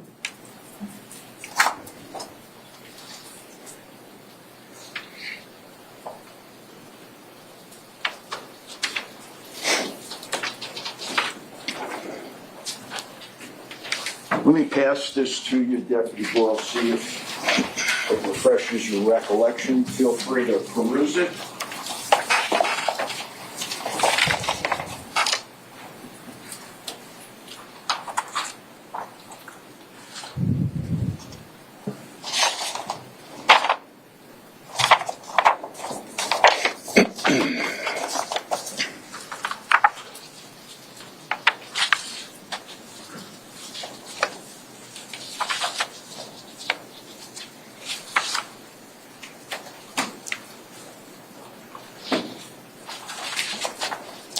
I don't recall this one, sir. Is that your name? It's got my name on it, Okay. but I don't recall it. You don't doubt that it's No, I don't doubt it's mine. report that was authored by you? You know, sometimes the system gets mixed up, our electronic report writing system. Yeah. Still happens today. Sometimes you'll go to write a report and somebody else's, another deputy's name inadvertently Sure. ends up as the primary on that. If you don't catch it, it stays that way. Yeah. At least as we sit here now, you don't have any reason to suspect that's the case, as opposed to it being an It's earlier. possible. Let me finish. Okay. As opposed to it being an earlier report that you compiled that you just don't have any memory of this far forward. It's possible. Okay. So, with the court's permission, if that memorializes your perception of that call on that day, I want to ask you a couple of questions, if I may. Again, I don't recall this, so I don't think I can answer questions related to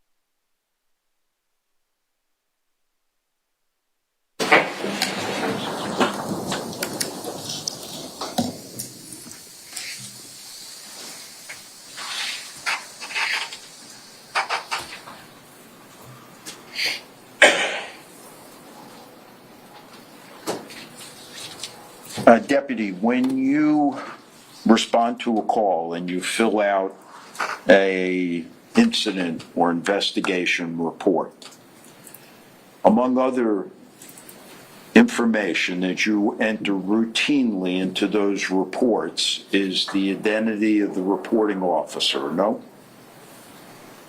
No. Again, as I previously stated, if you're one of the responding deputies, sometimes that was an old system. We're on a new system, still does the same thing. Sometimes it can inadvertently put one of the other deputies on there as the primary. So if you don't catch it, the report goes through with that other deputy's name on it. So it's all electronic. Now, that's 2 times you've explained that. Mm-hmm. So are you telling us that that is the standard practice, that dispatch makes a mistake It's and not dispatch, sir. don't catch it? It's not dispatch. It's It just a would mistake. be the exception. Could we agree? It could possibly. It can happen, and it does Okay. happen. Yes. So now, let me ask my question to you again. Okay. Among the other information that goes into an incident report, does it identify the deputy who is making the report? Usually, yes. All right. Does this identify the deputy that was making the report? It identifies me. Now, what I would like to ask you, Deputy Burley, is who the complainant was. That's another piece of information that's inserted in a report, is it not? Correct. Okay, and the nature of the complaint as well. Correct. Okay, so let me, Sustained. what was the objection, Your Honor? I'm sorry. Lack of foundation. Does this report that you've seen include the information that we just discussed, the nature of the call and who the complainant was? Yes. All right. Now, without leaving it to your memory, Okay, if you could approach, please.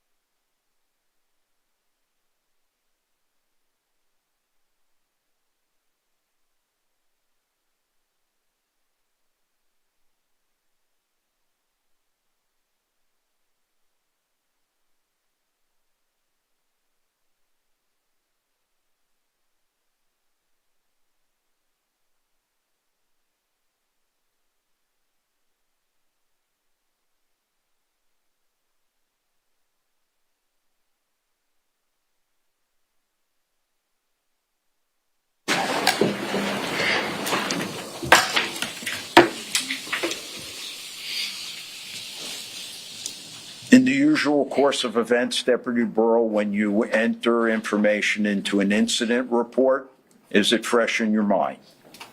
Say that again, sorry? In the usual course of events, when you fill out an incident report, is the information fresh in your mind? Usually, yes. Okay. And while it's fresh in your mind, you place it into the report as to such things as the date and the time and the location, the name of the complainant and the nature of the call. Correct. All right. Now, I think you've told us that sometimes mistakes are made in these reports and they're attributed to different deputies. Correct. I think you also told us that that's the exception rather than the rule. Correct. Do you have any reason to believe that this particular report is that exception or not? Do Do you have any information that leads Again, you? I don't recall that particular call you're speaking of with that paper, but it's most likely was me. Okay. Now, may I proceed, Your Honor? It's a single objection. Oh, at this point. Thank you. Would you tell us, Deputy Burrell, who the complainant was for that call? Ashley Benefield. Would you tell us what the date of the complaint was? May 7th, 2018. And will you tell us what the nature of the call was? According to the narrative here, Don't read the narrative. Just tell us the nature of the call. I have to read through the narrative to be able to tell you because I don't recall this. You got to take that up with Judge White. What's been allowed is not detailed, just a Correct, yeah. general description. Yes, sir. I understand, yeah.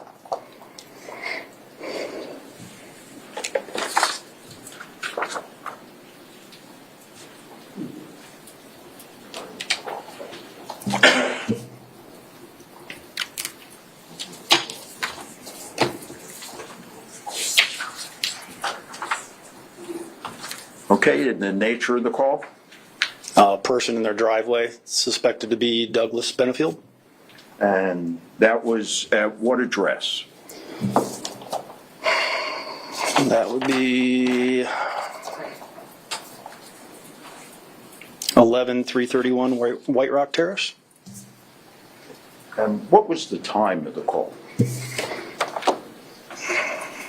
2154 hours, so that would be 9:54 p.m. Nighttime. Yes, sir.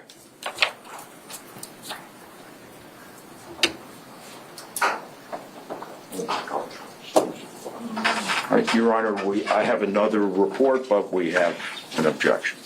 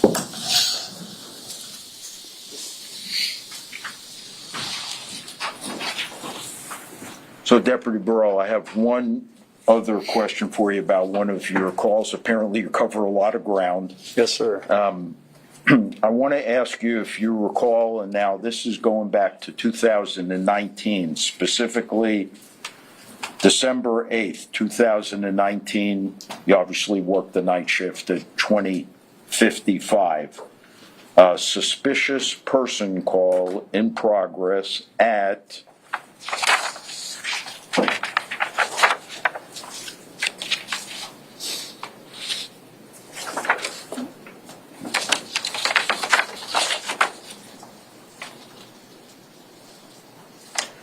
(11332) White Rock Terrace in Bradenton. Do you recall that? No, sir. Thanks very much, Deputy. Redirect? Yes, Judge.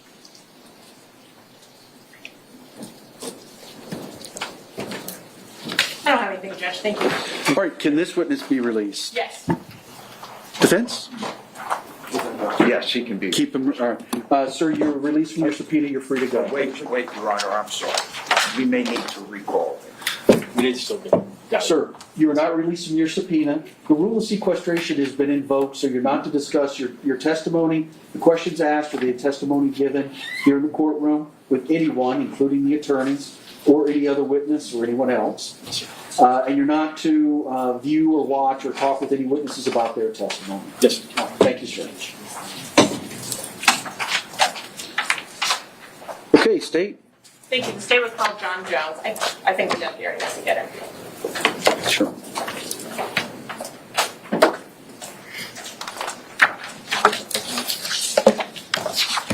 Oh, and Judge, I will need the system for this one.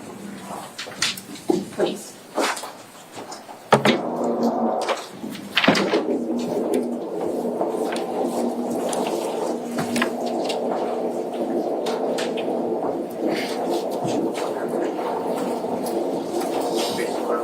You solemnly swear or affirm the testimony you're about to give will be the truth, the whole truth, and nothing but the truth.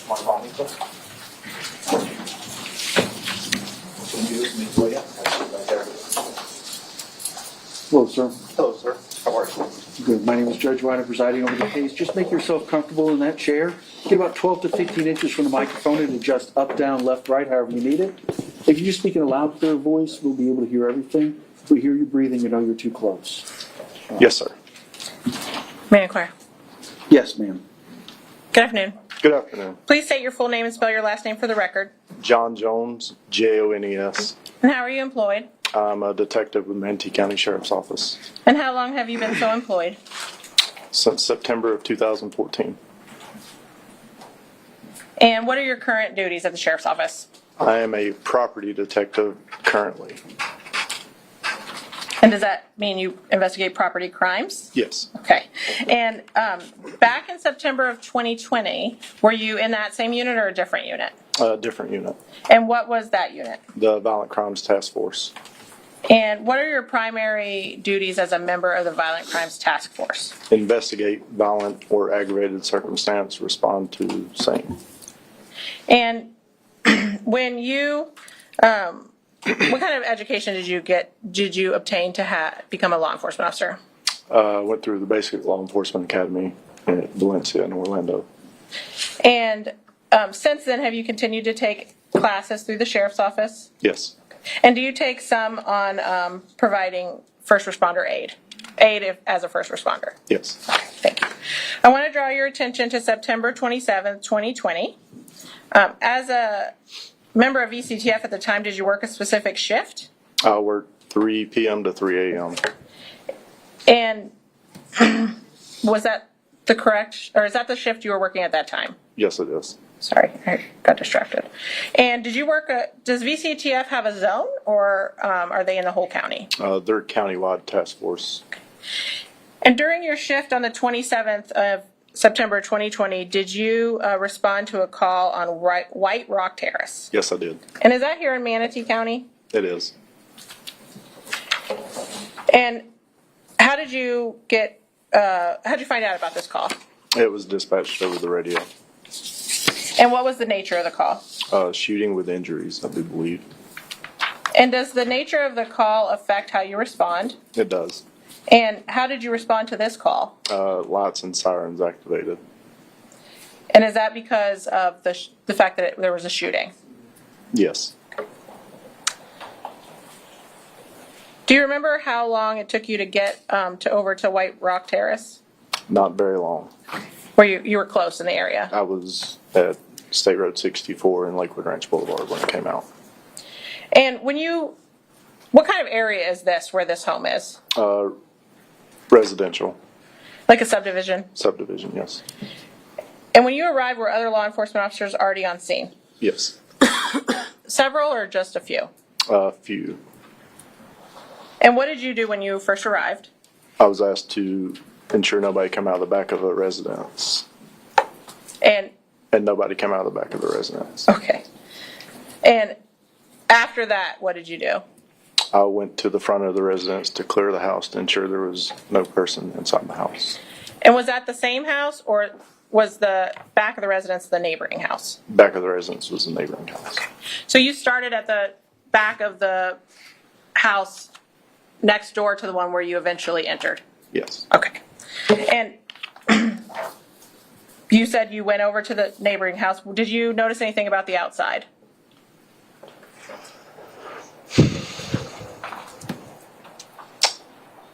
Can't recall. That's fine.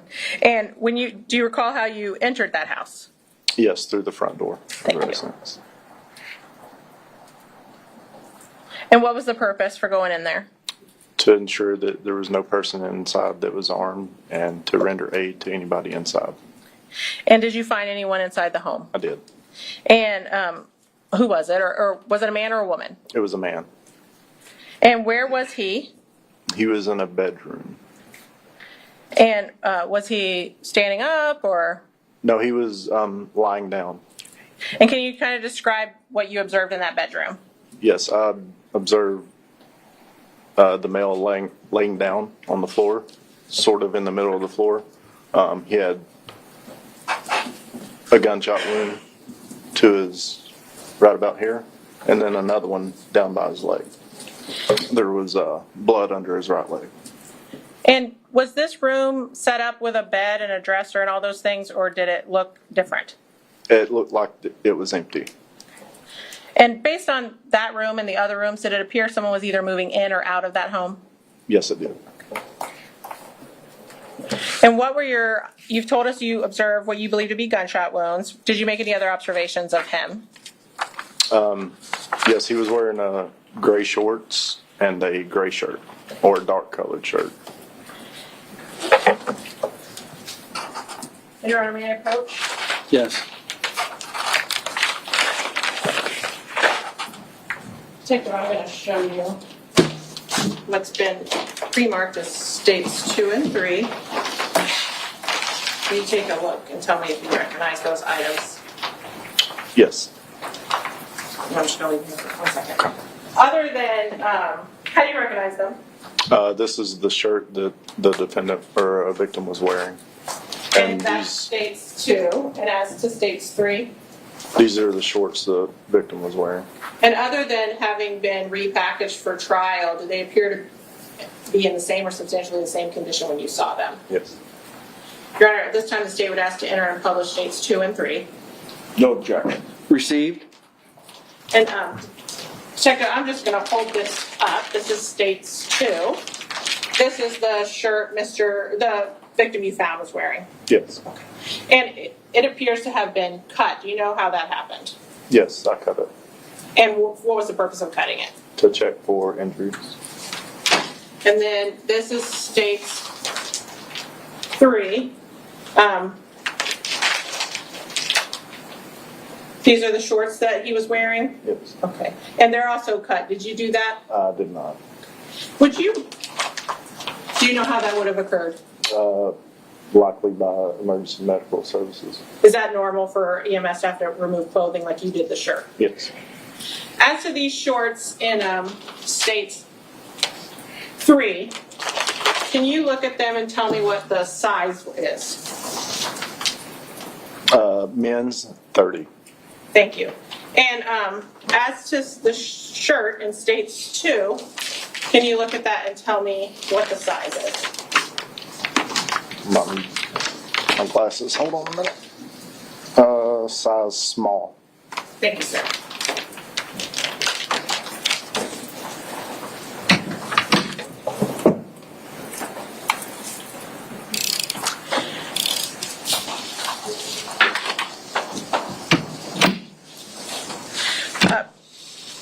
Other than cutting his shirt, well, let me ask you this first. Did you touch him? I did.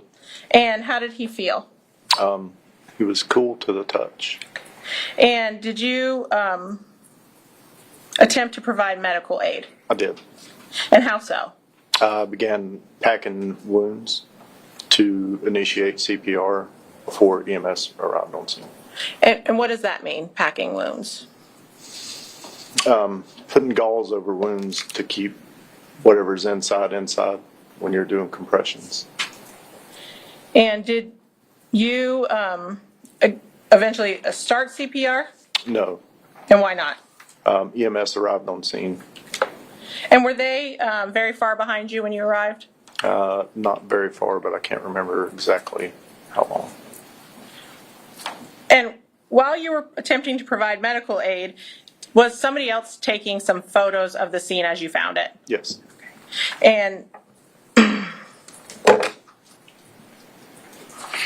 I'm going to show you states 18, 19, and 20. Will you take a look and tell me if you recognize those photos? 18 is me checking for the pulse on the victim. Just take a look at them real quick and tell me if you recognize them first. Yes. Okay.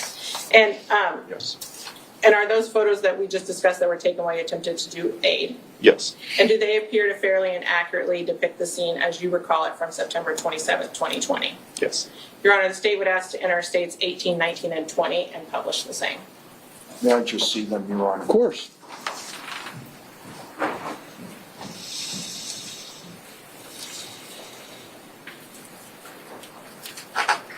No objection. States 18, 19, and 20 will be received.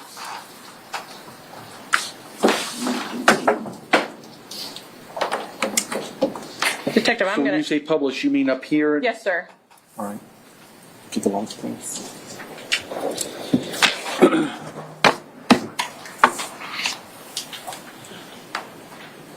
Detective, I'm going to show you right... let me give you this in case you need it. It's a pointer. That's like a red button in case you need it with a dot. I'm going to show you states 18 and ask you to describe what is depicted in 18. That is me checking the victim for a pulse after the AED pads have been placed. And that's you on the right, that's your head. Yes, right here. And on the left, is that another deputy? Yes, it is. Okay. And you said after placing the AED, what is that? It's a defibrillator. And is that the stickers we see on his body? Yes, those pads there. Thank you. And I'm going to show you states 19. States 19? Yes. Is this the victim as you found him? Yes, it is. And those are the shorts we just saw? Yes. Thank you. And then states 20. Yes. Is this the position you found, when you found him, is this the same position he was in? Yes. Okay.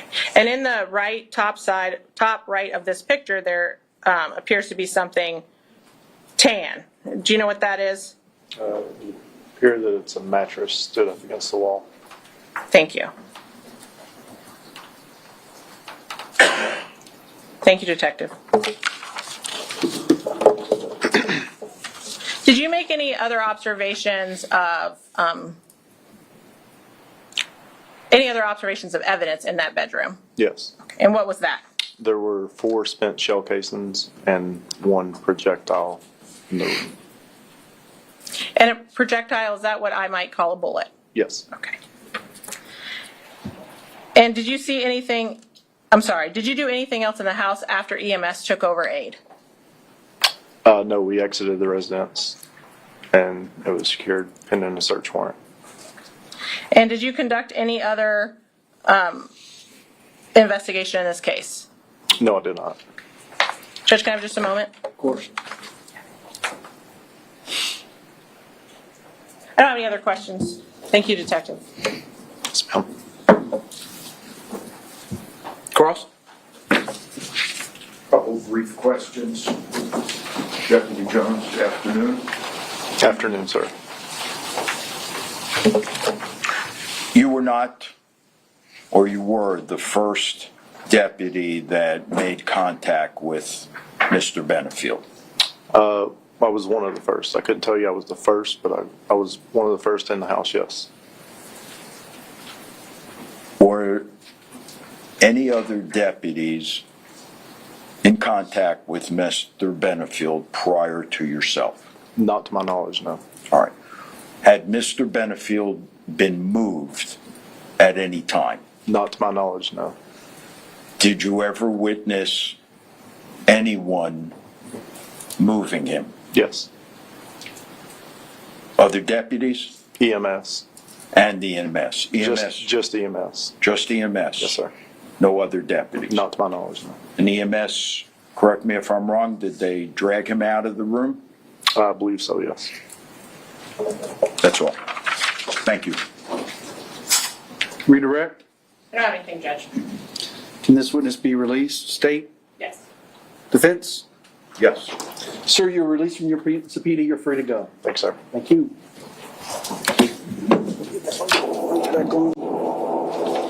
All right, State? I should have asked this already, but can we publish those? No, we don't need a witness, just publish them through the jury while we're calling the next witness. What, 18, 19, and 20? Sure, 2 and 3. Yes. Thank you. Sorry, I should have asked.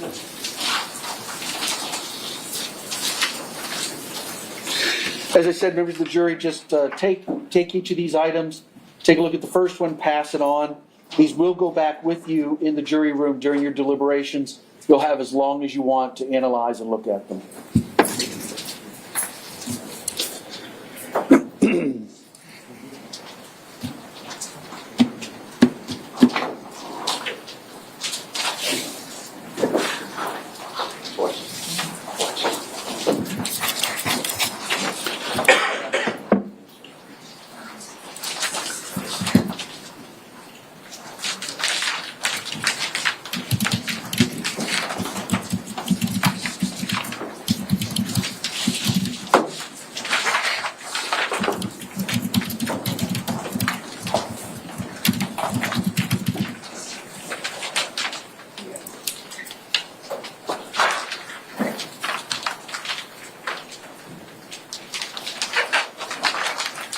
Announce your next witness, please. The state would call Detective Tyler Akerman.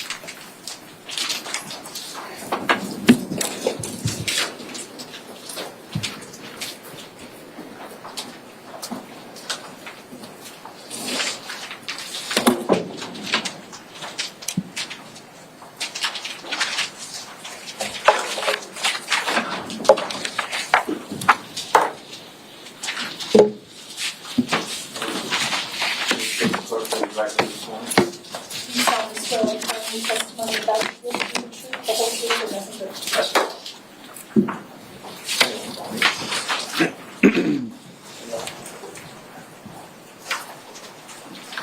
Cool, sir. Sir. As the deputy said, just make yourself comfortable in that chair.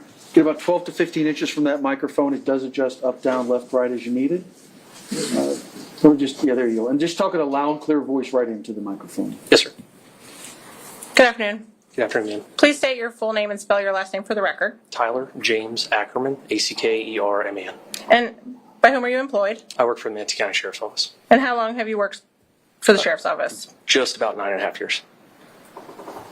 And what are your current duties with the Sheriff's Office? Currently, I'm a violent crimes task force detective.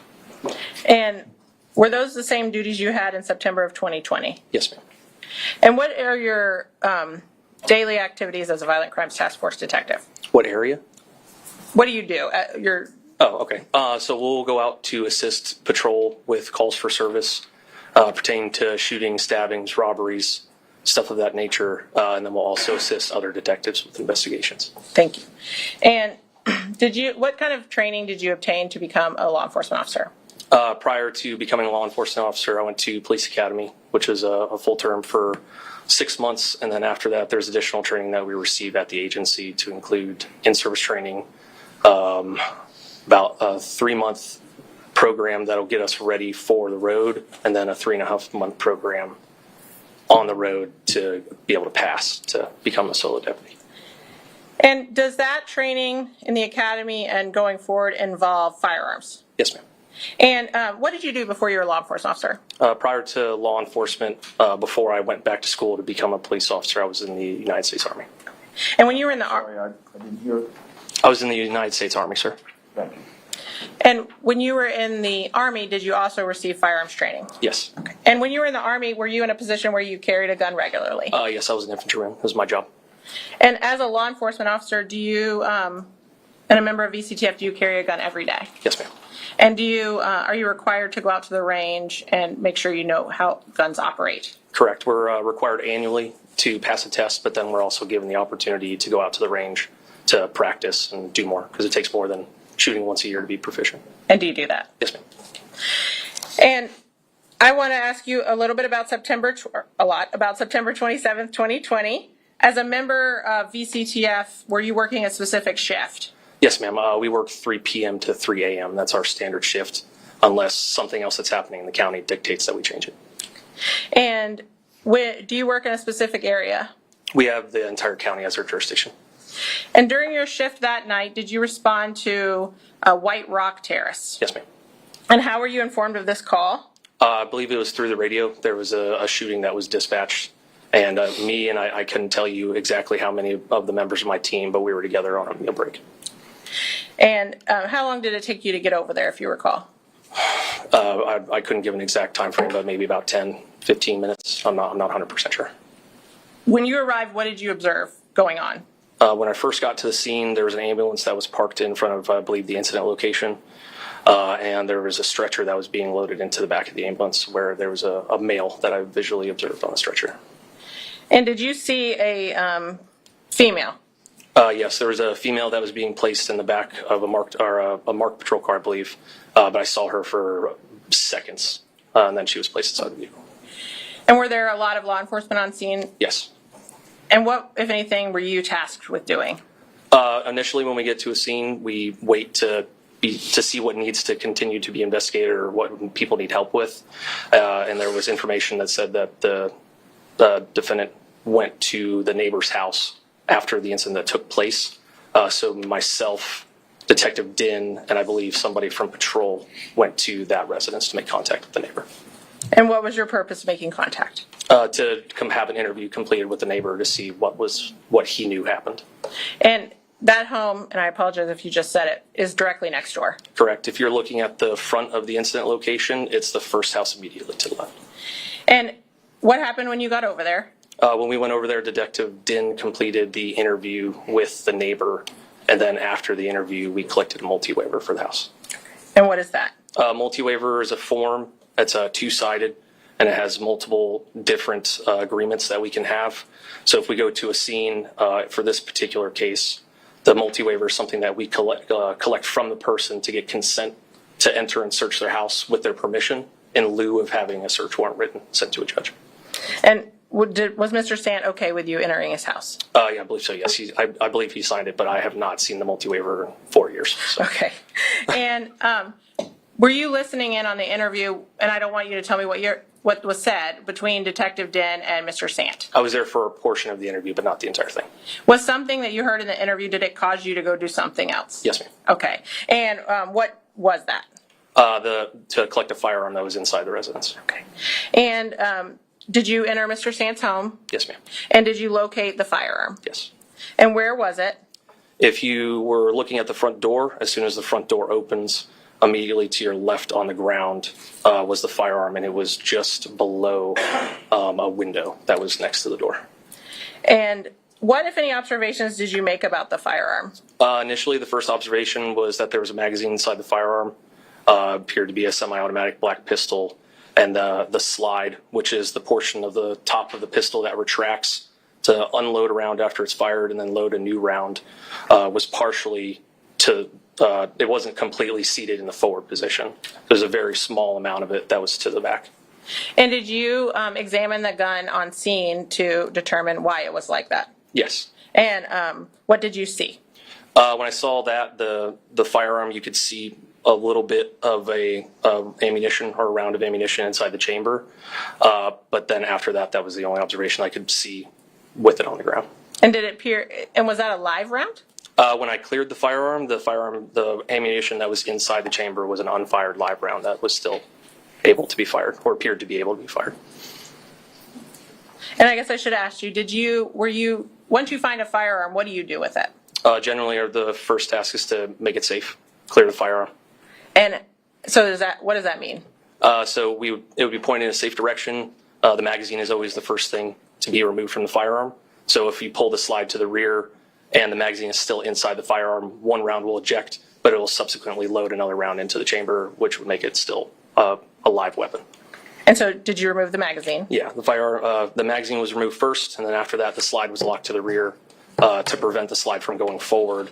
And when the slide was pulled to the rear, that's when the live round of ammunition was ejected out of the chamber. Thank you. And at some point, did you take a photograph of the firearm? Yes. I'd like to show you what's been pre-marked as State 17. Will you take a look and tell me if you recognize that photo? Yes. How do you recognize it? That's the firearm that I photographed and collected. And does that photograph appear to accurately depict the firearm? Yes. On that day? Your Honor, the state would ask to enter and publish State 17.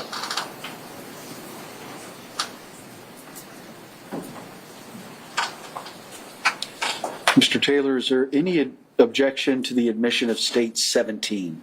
No, sir. Received. And Your Honor, once I'm done, can I just have it passed? Okay. Thank you.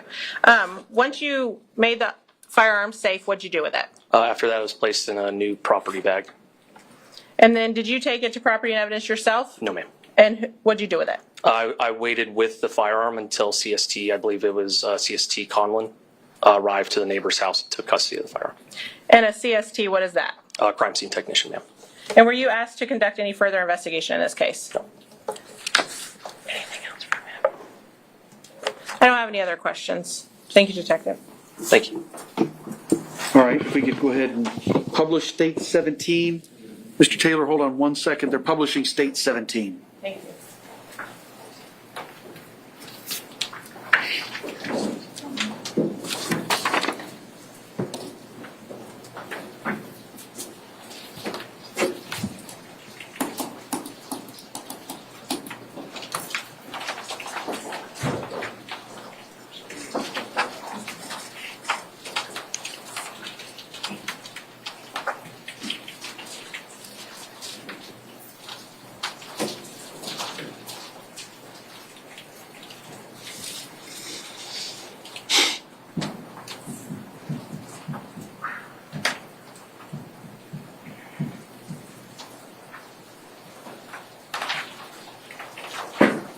May I see a copy of it, Your Honor? Of course.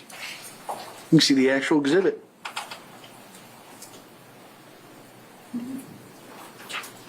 All right, cross-exam.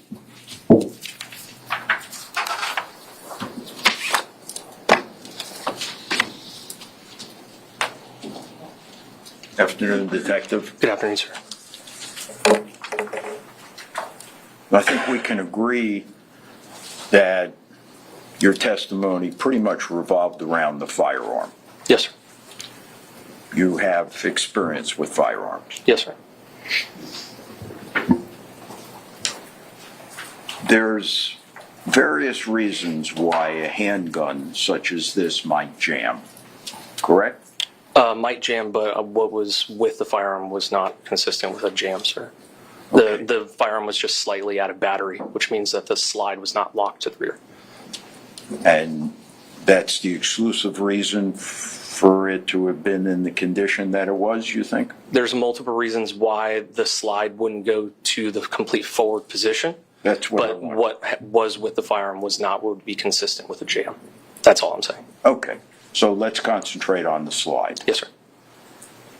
Are there various reasons why the slide would have been in that position? Yes. Is one of those reasons, Detective, someone who is not holding the gun firmly enough? One of them can be if the way that the firearm reacts with recoil, especially with a pistol, is when the firearm is shot, it has to be firmly held in place for the slide to actually be able to use its own force to push back, eject around, and load a new one, sir. Okay, and as a relative expert with firearms, you go to the range regularly, I would assume? Pretty decently, sir. All right, and you make certain when you fire a pistol that you are holding it firmly enough so that that doesn't happen? I do, yes. Okay, that comes with practice? Yes. And that comes with knowledge of the firearms? I would say so.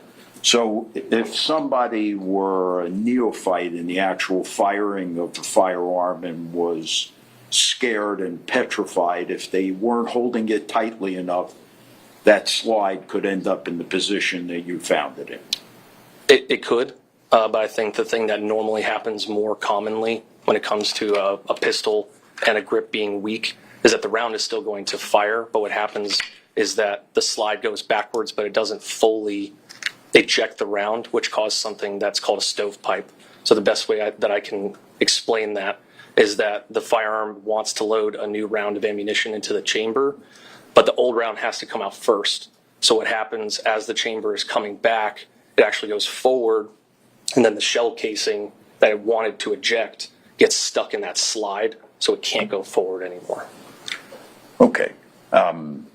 And one of the other ways would be, as we discussed, It could be, yes, sir. Yeah. It could be ammunition, a spring, various things. failure to hold it tightly. Yes, sir. Thank you. No further questions. Redirect?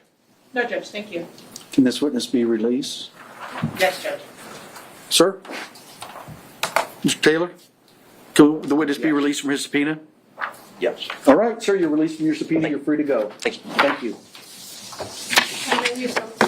No, maybe I don't need to. Go ahead. Yes, I will. All right. Micah? Yes, you're fine. No, it has nothing to do with you. All right, members of the jury, it's about 3 o'clock, so I think it's a good time to take about 10 or 15 minutes, let you stretch your legs. I'm going to let you go back to the jury room. Please remember, just leave your notes here. Please remember, don't begin discussing the case or anything about it amongst yourselves. You are free to use your phones if you need to send or receive text messages or calls or email. That's just fine. But don't communicate with anyone outside the jury about the case. And please don't do any research on the people, places, things, or legal topics we've heard anything about. And we'll call you back out in just a few minutes after we get a break.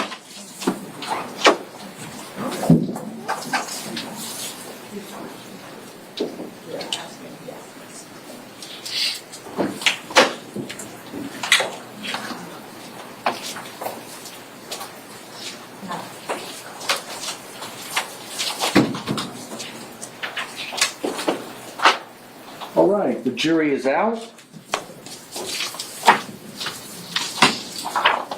You all can have a seat. Thank you. Also, the transcripts that were used, I'm going to take one as an exemplar and just note that this is what was handed out to the jury. All right. 10 minutes, 15 at the latest? Yes, All right. Stretch, move around. All right, we'll be off the record till then.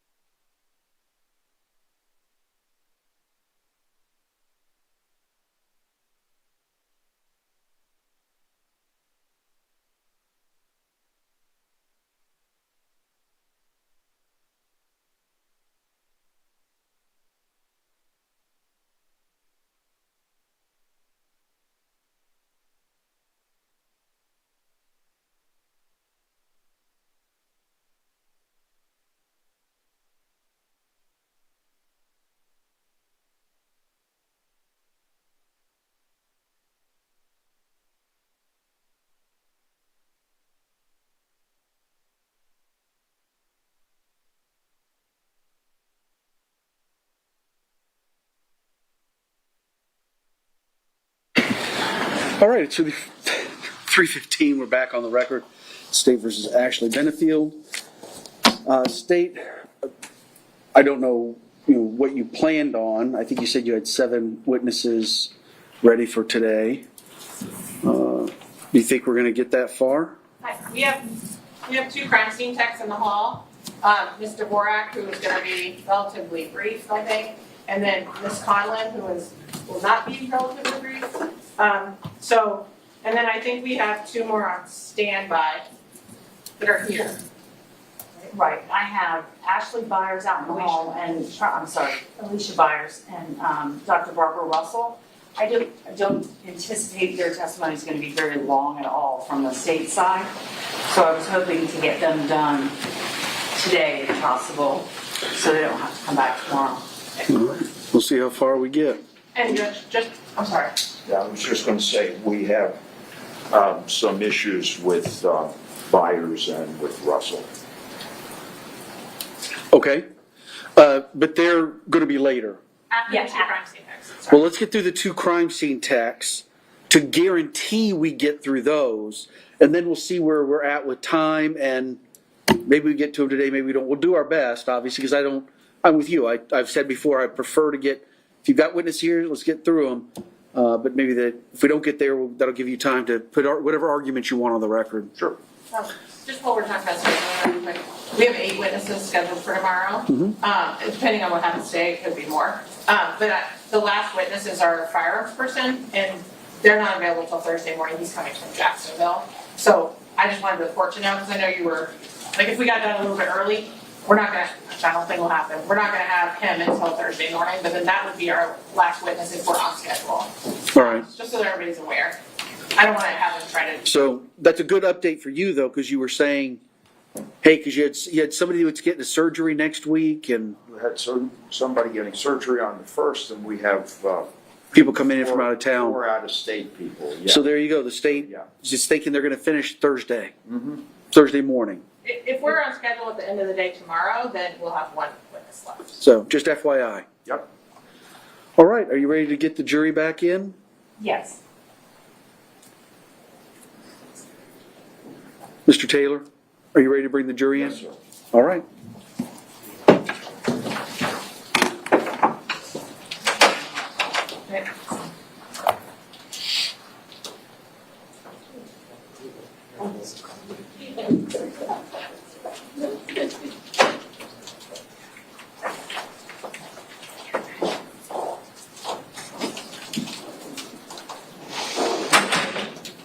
All right, welcome back. You all can have a seat. So I had gone up to my office, and when I came back down on this floor, I realized, well, it's cold today. So again, I apologize. It's set somewhere else, so just keep in mind throughout I see some of you shivering, throughout the rest of the trial, please dress in layers so you're ready for kind of like going on that trip up north sometimes in the spring. You're never quite sure what to take, so be prepared. While you were outside, did anybody discuss amongst yourselves anything about this case or begin your deliberations? Did anybody discuss anything about the case with anybody outside of this group? Did anybody do any research on people, places, things, or legal topics you've heard anything about? All right, everybody says no. When we took that break, the state was in the midst of presenting its case, so they're going to resume from there and call their next witness. The state would call Megan Dvorak.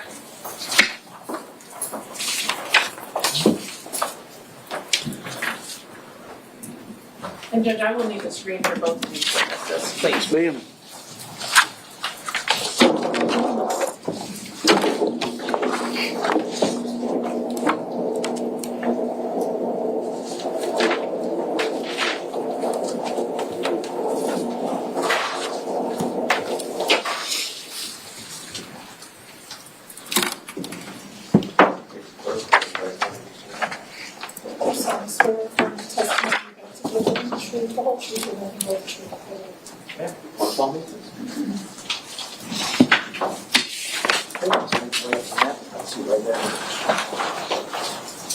Hello, ma'am. Good morning.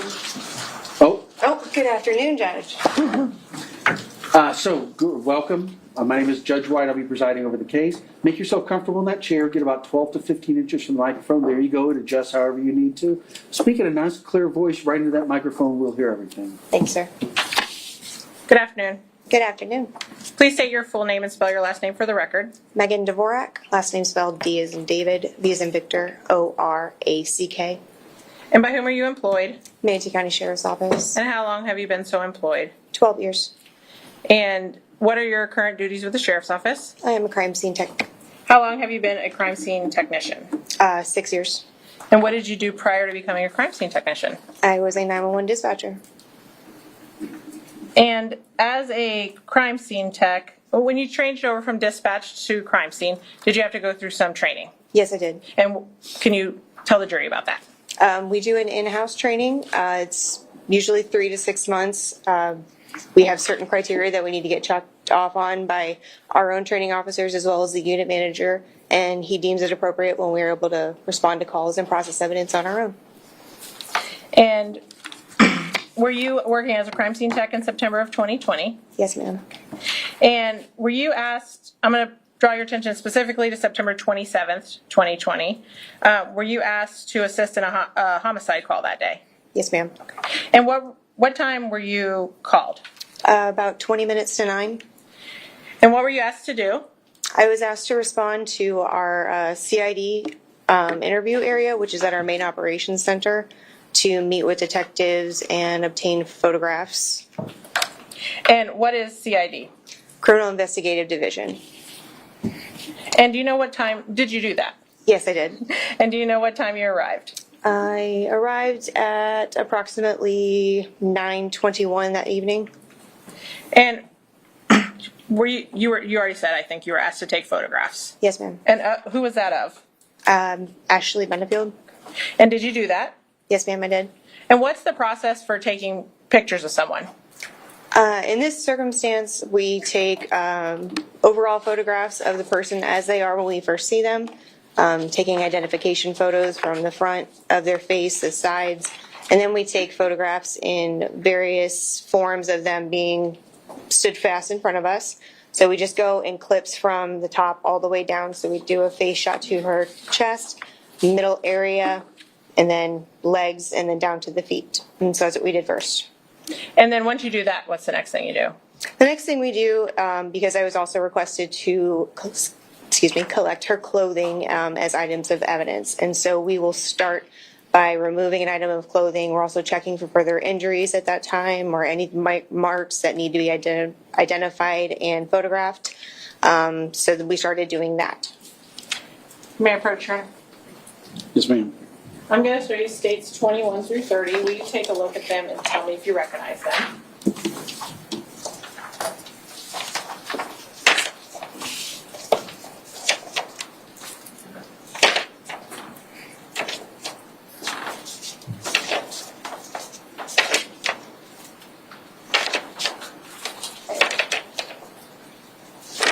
Yes, I do. And how do you recognize them? These are the photographs I obtained that evening. And do they fairly accurately depict Ms. Benefield as you photographed her on September 27th, 2020? Yes, ma'am.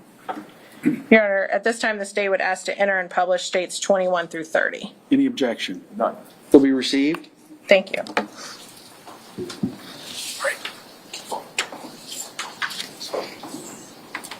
And Mr. Dvorak, you have a laser pointer there. You may have to check if it's on. It's on. Okay. I'm going to start with states 21. And so if you'll just kind of, for the record, let me tell us what we're seeing in this picture. Sure. This is a front identification picture, as we call them, of the subject that we're photographing, just like an ID photo that you would take on your driver's license. And did you, when you were taking these photos, is that the time in which you're looking for any injuries? Yes. And did you observe any injuries on Ms. Benefield's face? No. And I'll show you states 22. This is her right side? Yes, ma'am. Okay. And states 23 would be the opposite side, left. Yes, ma'am. Okay. And did you observe any injuries on either of those sides of her face? No, ma'am. And so then you said you kind of just go down the body front and back. Yes, ma'am. I'm going to show you states 24. Will you tell me what we're seeing here?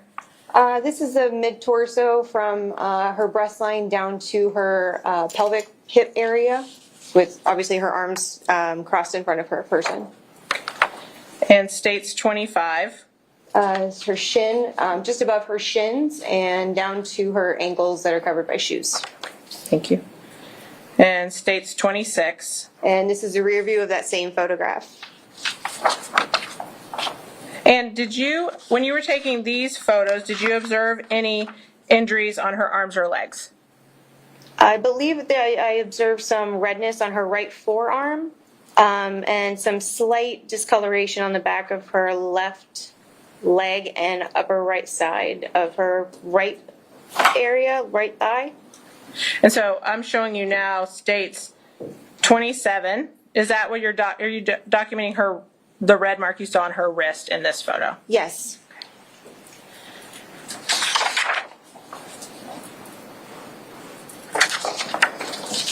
And you said at some point, or that you did not observe any injuries to her face or head. Objection leading. I'll overrule. Thank you. I believe you just testified that you didn't observe any injuries on her face or head. Is that correct? I did not see any. But did you document her left ear? I did. And I'm going to show you states 28. Is this her left ear? Yes, ma'am. And why did you document her left ear? Her attorney that was present at that evening with her in the room advised me that she had... Hearsay. I think it's Is it offer for the truth? No, it's effect on the listener. All right, overruled. Go ahead. Her attorney that was in the room advised me that she had seen some redness on the defendant's ear. And so I did take it for posterity reasons, photographs of that ear. Thank you. And then once you took these overall photos that we just saw and documented those, the scratch on her wrist, did you have her remove her t-shirt? I did. And did you observe any injuries once she removed her t-shirt? Yes, ma'am. And what was that? I noticed a scratch, a little vertical scratch under her right breast area, and then more scratches above her right hip. I'm going to show you states 29. It's been cropped just for modesty purposes, but can you kind of orient us to where this is on Miss Benefield's body? Looking straight forward at Miss Benefield, this would be just under the right breast area, just under the bra line. And go ahead. And right here is the scratch I was referring to. Thank you. And states 30, are these the scratches you mentioned on her hip? Yes, so this would be the side of her right hip. And I'm going to show you the picture. Up there, they kind of look brown, but were they in fact brown? No, ma'am, they were red. Thank you. And you said that's her right hip? Yes, ma'am. Thank you. Did you observe any other injuries once Miss Benefield removed her clothing? No, ma'am. And did you collect her clothing? I did. Did you conduct any further investigation after you documented Miss Benefield? No. Do you have anything else for her? I don't have any further questions, Mr. Dvorak. Defense may. Thank you.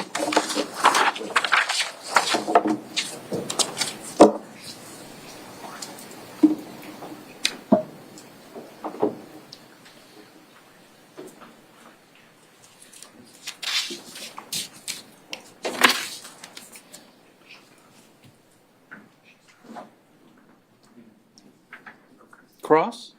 Yes, sir.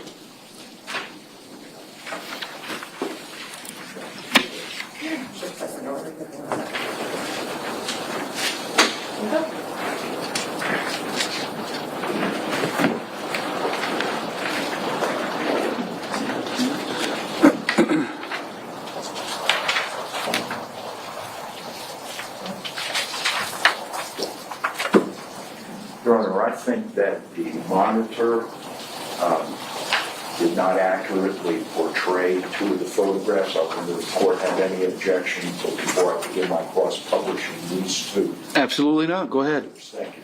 Just hand them to the deputy. Yes.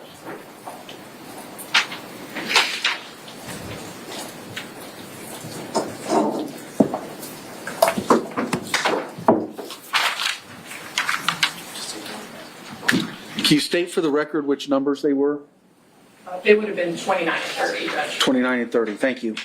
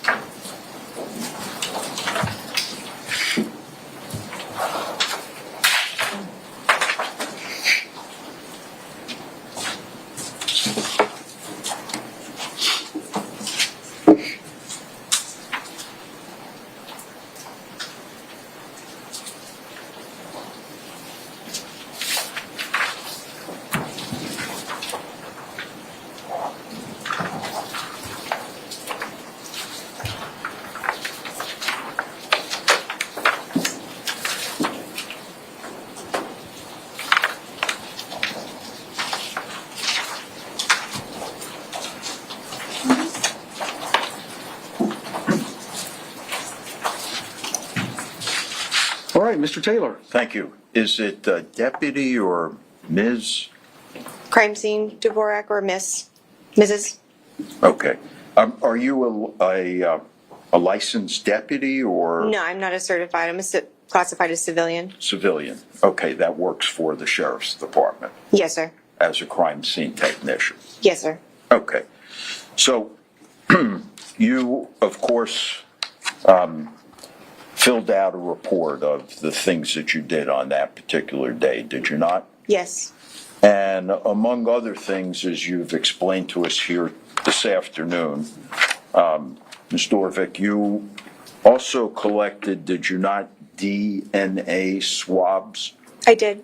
Okay, will you tell us what DNA swabs are?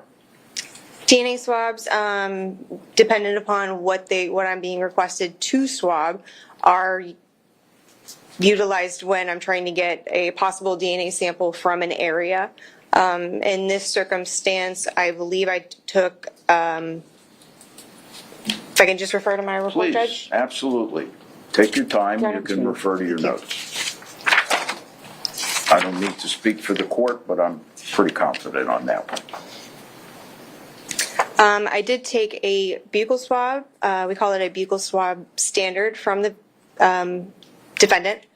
And then for this particular case, I took touch DNA swabs, which meaning I was swabbing specific areas that the defendant's counsel had advised me that I needed to swab in accordance to find maybe possibly some of Mr. Benefield's DNA. I believe I swabbed several areas in reference to that. Okay, and would those areas that you swabbed include Ms. Benefield's hands? Let's see. I did swab her forearm and wrist areas, both from the left and the right. Mm-hmm. Now, I think you referred to that as touch DNA? Yes. In other words, trying to break this down in its simplest terms, it would indicate when the results came back whether or not a particular individual may have touched Ashley Benefield in those areas that you swabbed. Objection. If she can answer, overruled. You may answer. It is possible, yes. Okay. And in this instance, by what you just expressed to us, you were taking those touch DNA samples off Ms. Benefield's wrists and forearms to check to see if Douglas Benefield had touched her on that particular day. I believe it was just to see if any touch DNA profile came back. Okay, would Douglas Benefield be included in that? I don't know for certain. I did not send off the swab, so I'm not sure who they were actually putting a profile against or running it against to. Okay, so you swab it, it's sent off to the lab? The detective is the one who determines what swabs get sent off and who the DNA comparison is related to. Okay, and the lab analyzes it and sends it back? Yes. And when they send it back, they distinguish who what individuals may or may not have left their DNA in the areas that you swabbed? I can't answer that. I don't know what their results look like or what their job entails. Well, do you know what the end result of your swabbing is for? I do not. Okay, you don't know whether it's to establish if somebody touched them in those areas. I do swab to see if there is multiple or just one DNA profile in that area. But like I said, I don't know who, if they were sending him off to compare with Mr. Benefield's DNA or not. I understand. So you don't know who, but when you swab, you're swabbing to see whether or not scientifically there's going to be evidence that someone may have touched Ms. Benefield in those areas. Yes. All right. Thank you. Redirect? Oh, 1 second, Ron.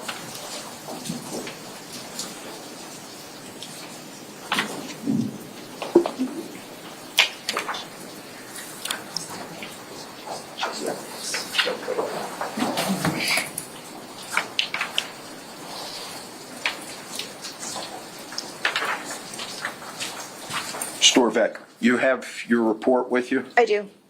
Would you look at the first page where you begin listing the areas that you swabbed? Yes. Does it not at the bottom also say that you swabbed the suspect's right hand and left hand? Yes, it does. I Not the apologize. I suspects. missed that. Miss Yes. Benefield's right hand and left hand. Yes, it does. Okay, so you did the right hand, the left hand, the right wrist, the left wrist, the right forearm, and the left forearm. Yes, the forearms and wrists were one swab individually on both arms, and then yes, I did swab both her right hand and her left hand individually. And what do you do with the swabs after you've completed your task? They are sealed with evidence tape and they are signed on the seal to ensure that the seal is not broken. And then I place them into our property and evidence division, to which the detective deems that they need to be sent off or not. Who's the lead detective on this case? Detective Justin Warren. All right, thank you very much. You're welcome. Still no. All right, can the witness be released? State? Yes. We have her under subpoena, Your Honor. I'm going to have to ask that you remain under. All right, ma'am. You're not released from your trial subpoena. The rule of sequestration has been invoked, so you're not to discuss your testimony or the questions asked of you with the attorneys or anyone else, any other witnesses. You're not to talk with any witnesses about their testimony or other evidence. You're not to watch or hear anything about the proceedings until you're released from your subpoena or the jury has been discharged. Yes, sir. All right, you can go.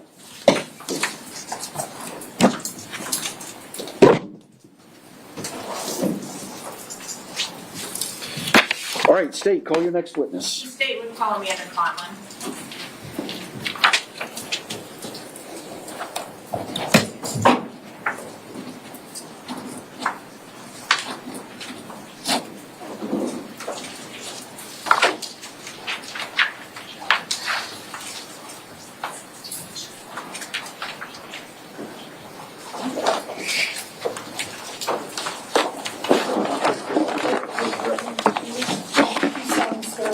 Testimony about to give the truth, the whole truth, and nothing but the truth.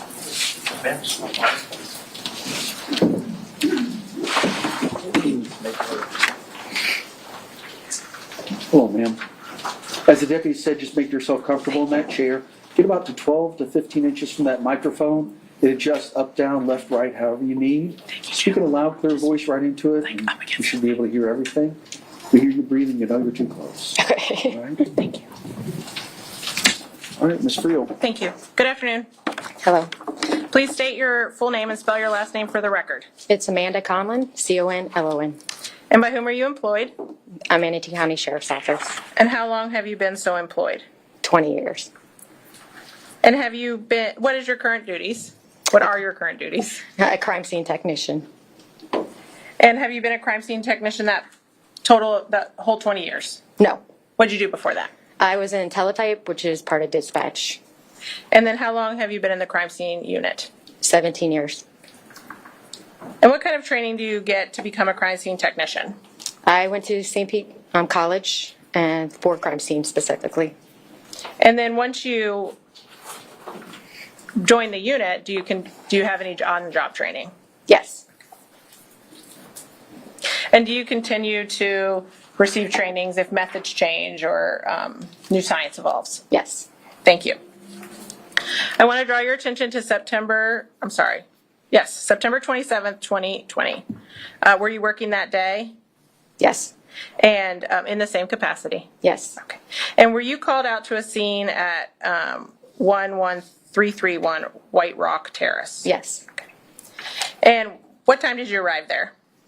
Approximately, I got called at 1937 hours, and I think I arrived about 28 hours approximately.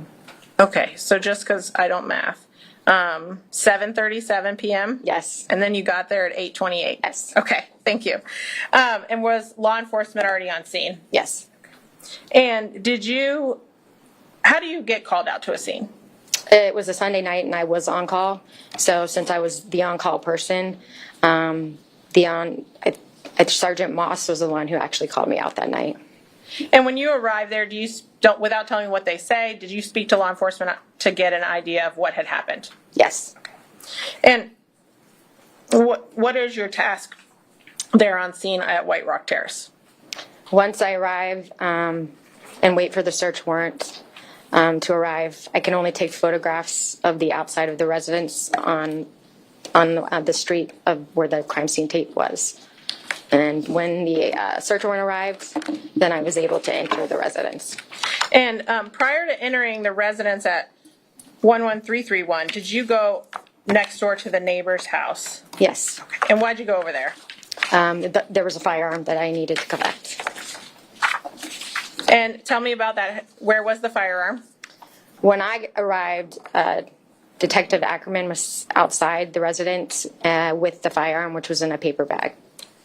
And was it secured, I guess? He secured it, yes. And what type of firearm was it? It was a Springfield .45 caliber. And when you got there, had it already been unloaded, or was it still? It was still, the magazine was still loaded. And it did in fact have bullets in it? It had 1 in the chamber and 3 in the magazine. And what type of ammo was in the firearm, if you recall? .45 caliber and Hornady, I believe. And once you collect the gun, what do you do with it? On scene that night, I secured it in my van, locked my van. Your Honor, may I approach? Yes. Ms. Conlin, I'm first going to show you states 31, 32, and 33. Will you take a look at those and tell me if you recognize them? Yes, I recognize them. And how you recognize them? Those are my photographs that I took of the gun that was next door. And do they appear to fairly and accurately depict it as you found it on September 27th, 2020? Yes. Your Honor, at this time the state would ask to enter 30 through 31, 32, and 33. Any objection? No. Received? Thank you. And may I publish them? Yes.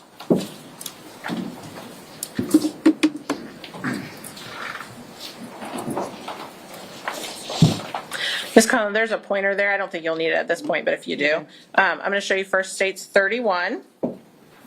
What's the purpose of this picture? That is the next door neighbor's house, so I'm showing the address. And I'll show you states 32. Is that how you found the firearm that day or that evening? Yes. And are those potentially Detective Akerman's feet there? Yes. Okay. And is this the front porch of that same address? Yes. And then states 33.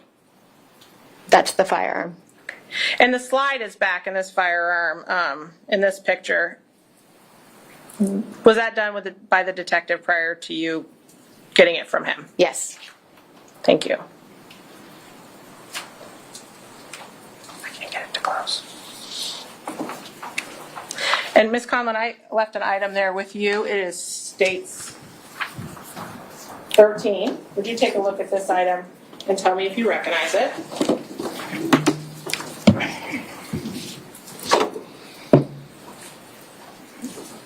Yes, I do. And how do you recognize it? It's the box that I packaged the gun in, and it's got the information on the side of it. And your information from when you packaged it? Yes. Okay.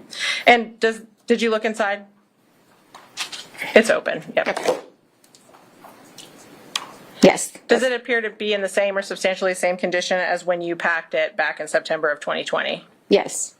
Your Honor, at this time the state would ask to enter and publish States 13. Received? Thank you.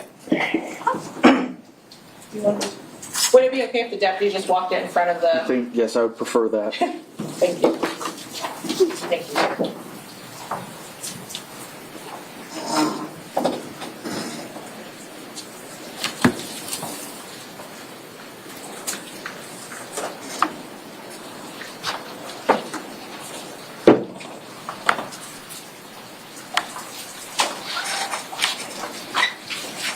Thank you, Deputy.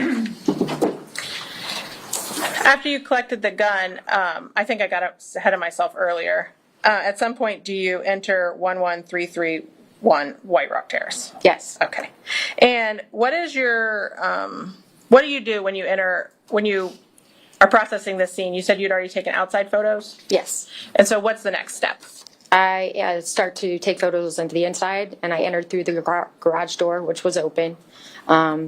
I entered then into a hallway where there was a laundry room on the left side of me. And then as I continued down the hallway, there was 2 bedrooms on my left side. And then there was a bathroom at the very end of this hallway. And so do you document the entire inside of the house before there's any searches or evidence collected? Yes. And is that what you did in this case? Yes. Ms. Conlin, I'm going to show you states 34 through 82. It'll take you a minute, but if you'll go through each of those and let me know when you're done.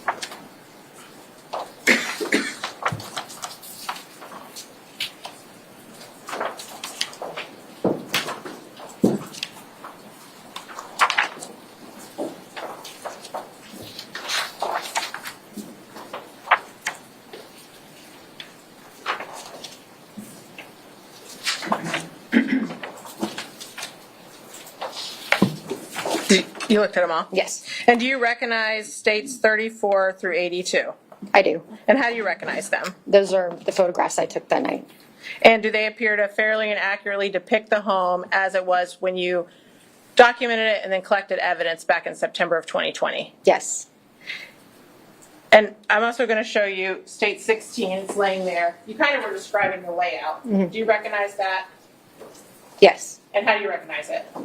It's the residence. And does it depict the portion of the residence we are going to discuss this afternoon? Yes. Your Honor, this time the state would ask to enter states 16 and states 34 through 82. Any objection? None. They'll all be received. Thank you, Your Honor. And may I publish? Yes, ma'am. And Ms. Conlin, would that sketch, if I had blown it up, assist you in describing the house as we walk through it? Yes. And can you take a look at this blow up and tell me if it is an accurate depiction of state 16? Yes. Thank you.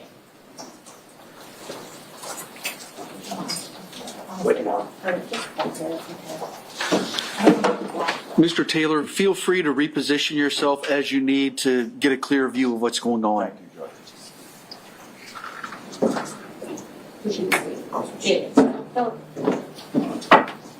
Perfect. Thank you, sir.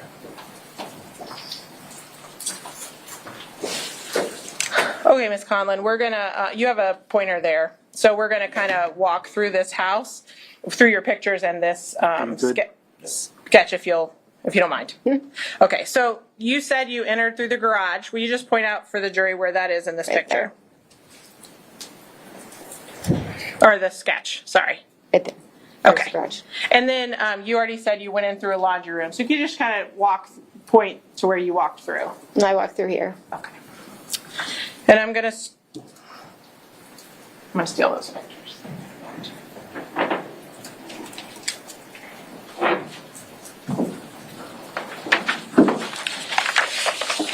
I'm gonna start with states 34. What is this picture? This is the driveway of the residence. And this is the 1331, right? Correct. Okay. And that's a U-Haul truck? Correct. Okay. And then this is states 35. What is this? This is still the driveway, and this is one of the storage pods and the U-Haul. And then you said you went in through the garage. Correct. This is states 36. Where are you standing in this photo? When you take this photo, sorry. I'm standing right in the entranceway of the garage. And then states 37. What do we see here? Still the garage. And what is that doorway that's depicted in the middle of states 37? So that's the hallway, and then once I enter that hallway, the laundry room's right there on the left-hand side. And states 38, is this laundry room you were just discussing? Yes. And then once you go through the laundry room, what's the first thing you encounter? Past the laundry room, there's a bedroom, which is right here. And did you enter that bedroom and document it with a photo? Yes, I did. And that's states 39. Is this that bedroom that on the sketch is labeled child's bedroom? Yes.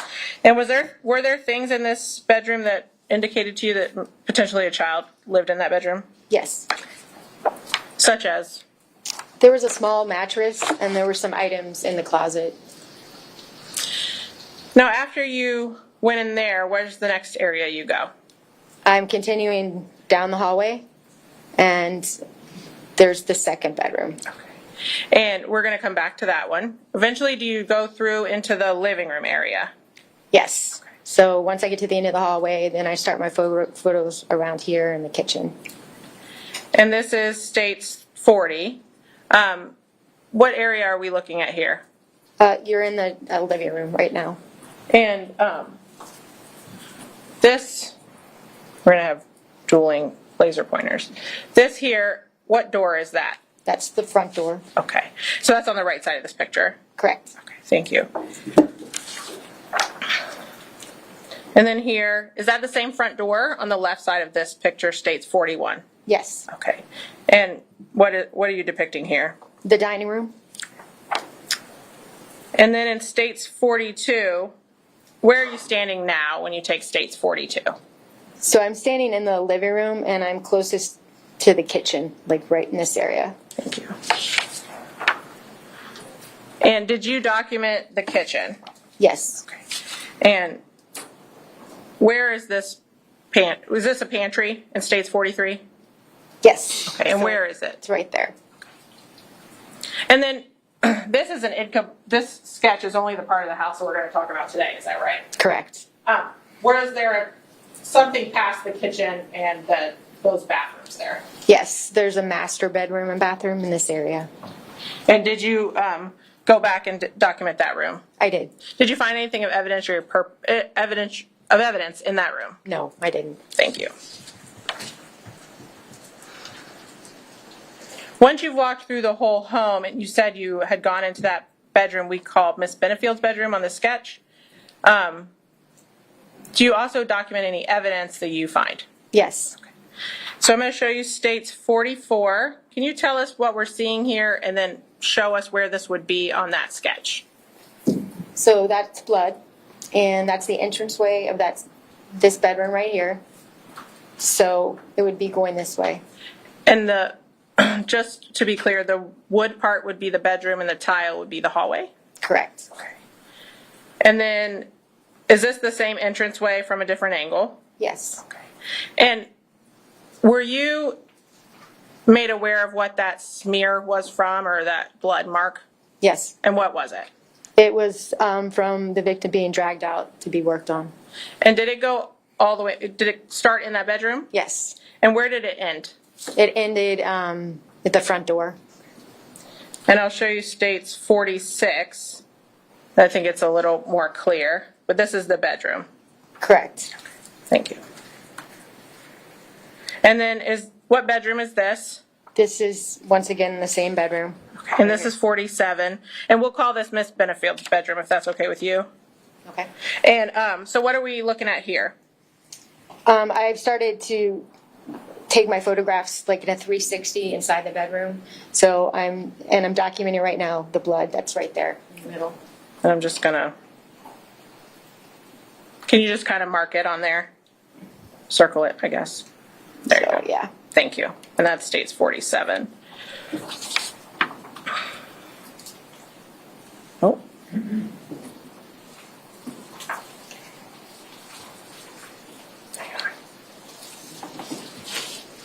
The state's 48. There's some, would you call them bifold doors there? Yes. And what is that we're looking at the base of? That's the closet. And then this is states 49. Is that the same closet? Yes. Thank you. And then you said you did a 360 view. Does that mean you take pictures of the whole room? Yes, corner to corner, as best I can. Thank you. And this is states 50. What are you documenting here? Once again, the room, I'm just standing at a different corner, and then I'm starting to focus in on the casings that are in the room. And after you've gone through these pictures, do you later mark items of evidence in a certain way? Yes. And how do you, I'm sorry, go ahead. Yes, I will come back and place evidence markers down by anything that I think is evidence. And did you do that in this room? I did. Okay. I'm going to show you states 51. This is the same bedroom? Yes. Okay. So what markers do we see here? You're seeing 1 through 6. And do you then also kind of zoom in or get closer pictures of what each item you're documenting? Yes.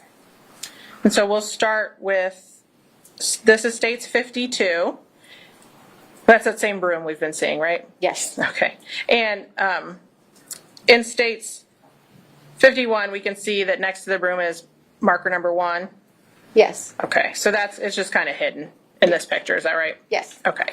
So if I'm capable, I'm going to try to zoom in. What are you documenting in state 1? I'm starting to get close-ups of the evidence markers and the casings that are next to them. Okay.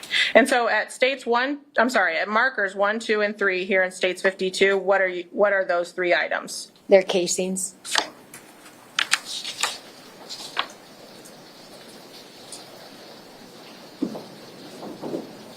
This computer is killing me. And then in states 53, where are you standing now? Now my back is towards the wall, so I'd be right in front of evidence markers 1, 2, and 3. And we see 4 and 6. What other markers do we see that we have not seen before in this picture? So 4 and 6 and 5. 5 4 is in the corner. And then is that white sticker on the wall a marker also? Yes, that's 7 is. And states 54 accomplishes what I tried to accomplish a moment ago. These are the closer up pictures of 1, 2, and 3. Correct. Okay. And did you collect those 3 casings? I did.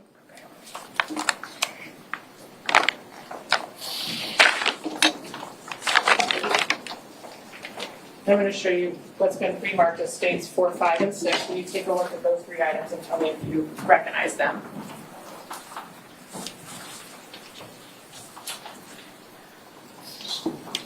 Yes, I do. And how do you recognize them? They've got my ID, my last name, my seal. And do they other than having been repackaged for trial purposes, do states 4, 5, and 6 appear in the same or substantially the same condition as when you packaged them? Yes. Your Honor, the state would ask to enter 4, 5, and 6. Any objection to states 4, 5, and 6? Received. Thank you, Your Honor. Now we're at state's picture 55. What are you depicting here? Pardon me. So there's the casing there, but also a close-up of the blood. And did you collect that casing? I did. Same question on state 7. Do you recognize that? Yes, I do. And how do you recognize it? My last name, my ID, my seal. And other than being repackaged, does it appear to be in the same or substantially the same condition as when you packaged it? It does. Your Honor, at this time, the state would ask to enter state 7. Any objection to states 7? No, sir. Received. Thank you, Your Honor. And Judge, can we just publish by having these casings passed, these 4 casings passed? You see them? Yes, sir. You want- No, I just need to just hold them up. Yes, you may pass those. Thank you.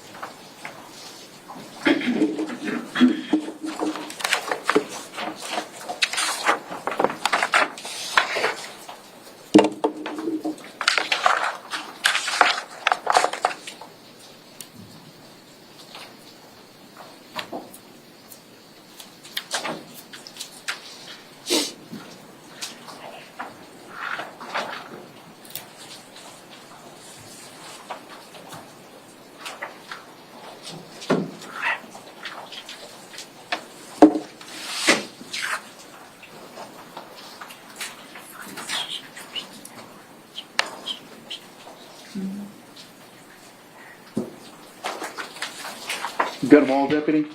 All right, ma'am. Thank you, Judge. I'll show you states 56. We see 1, 2, and 3, which we've already discussed, but also number 5. What were you documenting with tent number 5? There's a projectile at 5. And in states 57, is that a close-up of that projectile? Yes. And did you collect it? Yes.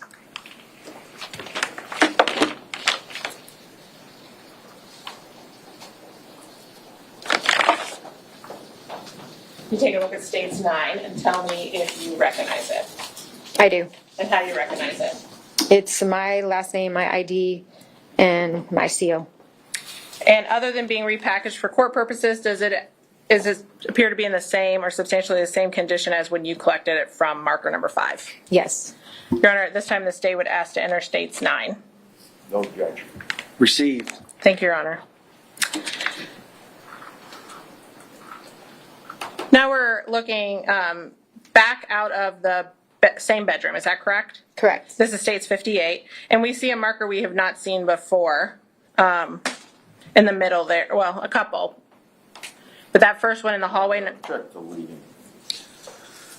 I'll sustain. She can explain. Thank you. Can you tell me which markers we see in this picture? So going out into the hallway towards the front door is 13, 14, 15. And would you point to them if you don't mind with that laser pointer? Right there, there, and there. And then on the wall, do we see a marker, or is there any other markers besides number 6 and the ones you just discussed? Number 7. Okay. And what were you documenting with number 7? A projectile hole. And this is states 59. Is that the same hole? Yes. Thank you. And at some point, did you attempt to determine what happened to the projectile after it went through number 7? Yes. Okay. And were you able to figure that out? Yes. And where did it go? It ended up in the bathroom's door frame. And do you have some type of equipment that you use to try to help you in that, to figure out the path of a bullet?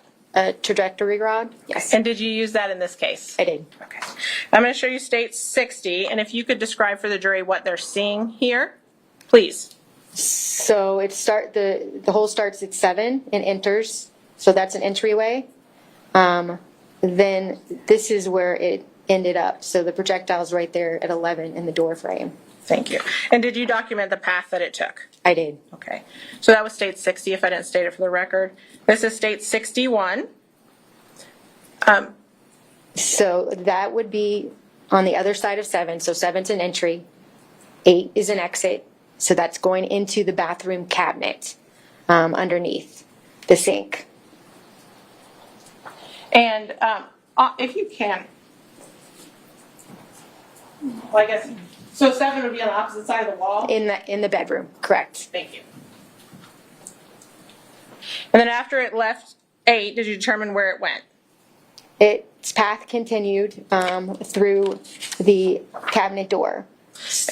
And this is state 62. What do we see here? So now it is entering the cabinet door. So that's what number 9 is labeling. Thank you.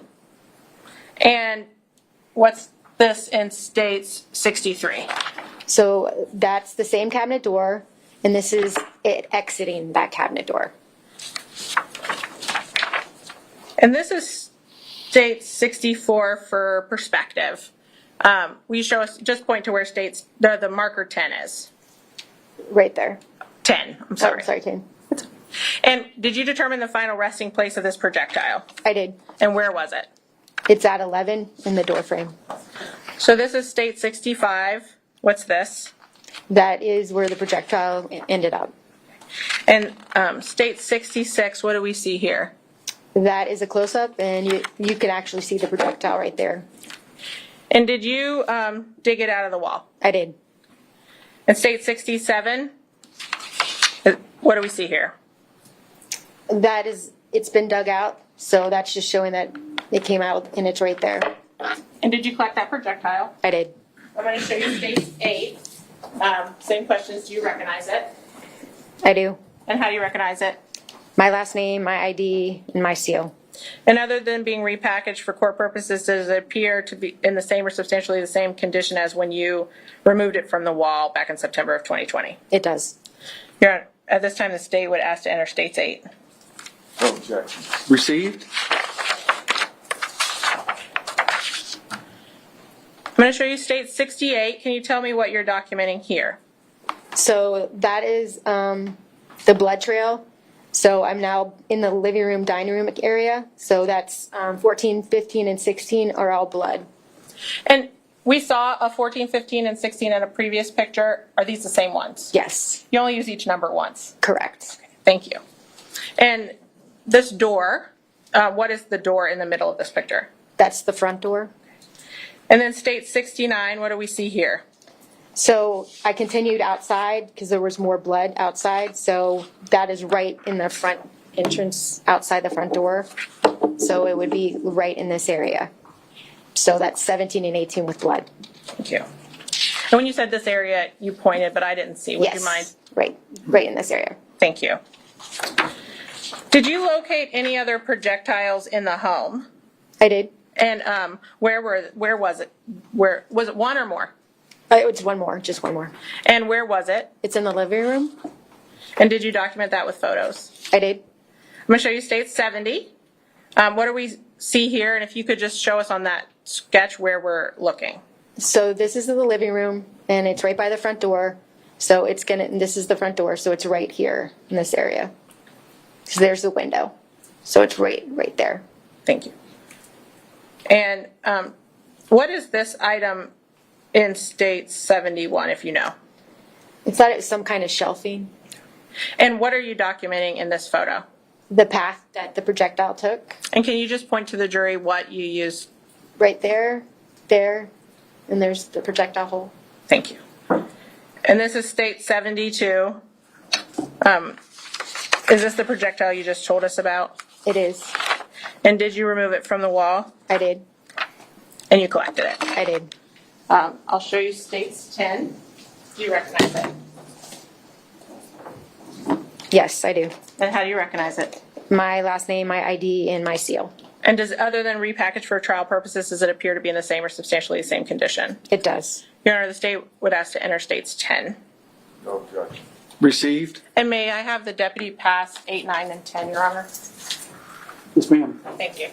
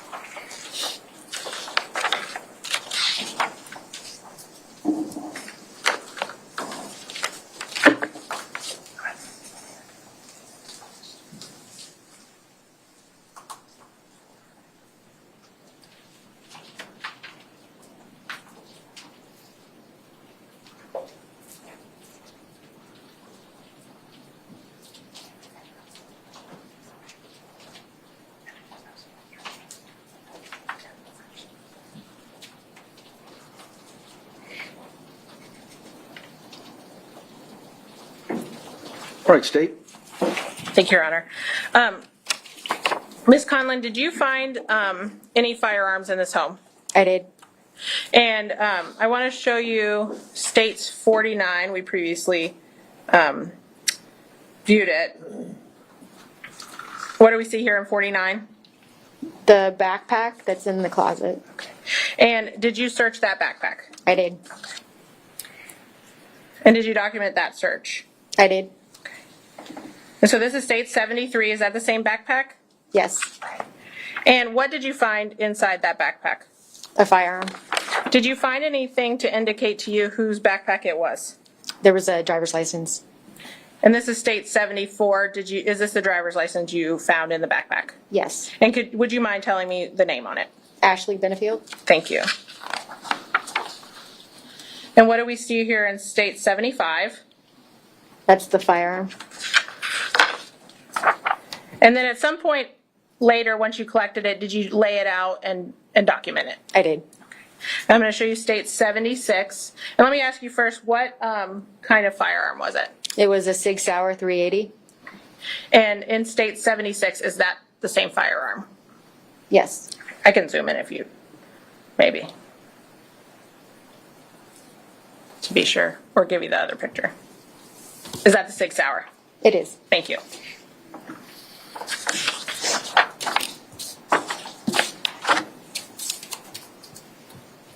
And I'm going to show you states 43. We saw this picture. This is in the kitchen? Yes. Okay. And did you find anything of evidentiary value in that pantry? Yes. Okay. And what was it? A firearm. And can we see it here in this picture? You can't see it, but it's where the Jiffy peanut butter is. There's a basket, and it's in that basket. And so now, sorry. State 77. Is that the same Jiffy or Jif? Yeah. Okay. And 78. The basket's been taken down to a lower shelf, and then the firearm's in there. And did you also later document this firearm on some brown paper? I did. And in state 79, is that what we see? Yes. And what kind of firearm was that? It was a Springfield 9mm. Thank you. Did you collect, and I'm sorry, let's go back to the SIG that was in the closet. Was it loaded? It was. And you said that was a 380? Oh, yes. And the one that this one we're looking at here, was it loaded? Yes. Okay. And in this picture, can you tell us what all we see in this picture? It's been secured, so the slide is back, This is the magazine. So there was 1 in the chamber and then 9 in the magazine. And they're still in the magazine at this point? Correct. Thank you. And I know you already said 9mm? Yes. Thank you. Just don't want to get them confused. Did you collect any other items of evidence from the home? Yes. Okay. And what were they? 2 cell phones were collected. And I'm going to show you states 80. What is this item? That is a cell phone which was on the living room couch. And you collected it? I did.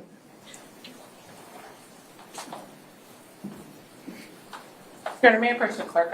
Yes. Yeah, let's grab it.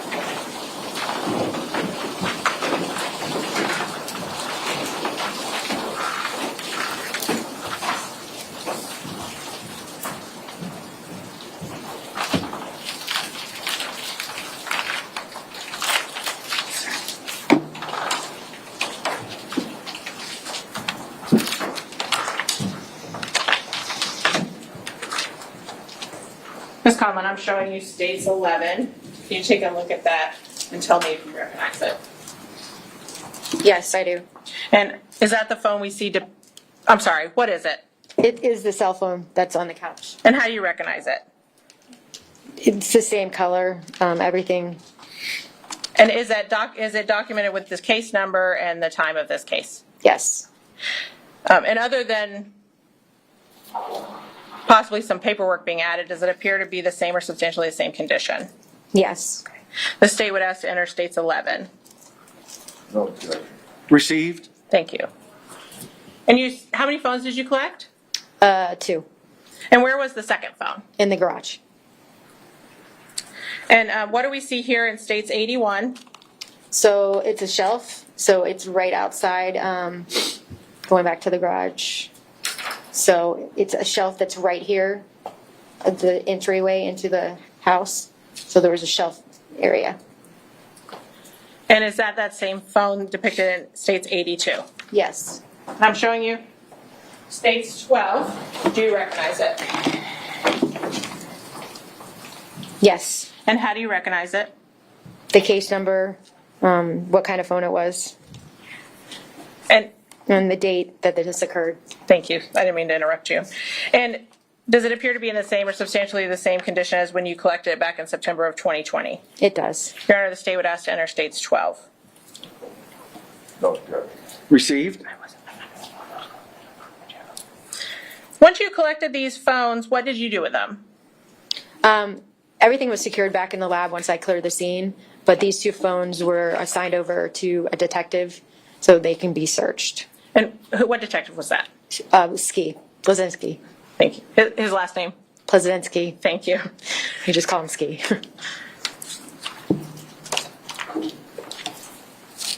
Other than after what we've just gone through from September 27th, were you later asked to do something else in this case? Yes. And when was that? That was on October 1st. And what were you asked to do? To photograph Ashley Benefield. And did you do that? I did. And where did that take place? In our CID.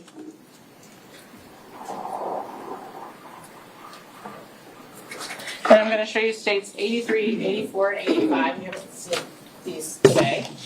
Do you recognize them? Yes. And how do you recognize them? They're the photos I took of Ashley. And do they fairly and accurately depict how she appeared to you back in October 1st, 2020? Yes. Your Honor, at this time, state would ask to enter and publish 83, 84, and 85. No objection. Received. And what was the purpose of taking pictures of her? So this was after the night that everything occurred, and I know Megan took pictures of her that night, but sometimes bruising does not show up for a couple days, so that was why I went back to take pictures of her. And did you observe any injuries on her body? There were scratches, yes. I'm going to show you states 83. What's the purpose of this photo? It's just to show who I'm taking a picture of. And did you observe any injuries to Ms. Benefield's face or neck? I did not. And then states 84. So that's the scratches. And just for orientation purposes, that's the right side of her body. Yes. Thank you. And states 85. The scratch in her back. And for orientation purposes, what side of her body would that be? Actually, I'm sorry, it's not her back. It's, hold on, I gotta see this real quick. I believe it's right under her bra line. It's been cropped quite down. Yeah. So it's the right side of her body. Thank you. And were you asked to conduct any further investigation in this case? No. Your Honor, may I have just a moment with co-counsel? Of course. Thank you.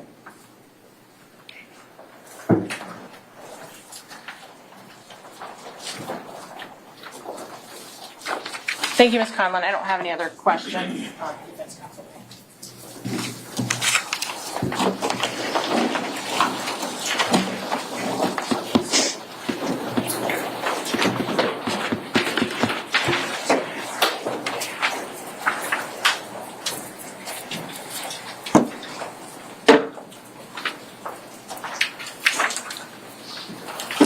All right, Mr. Taylor, do you need any of the displays?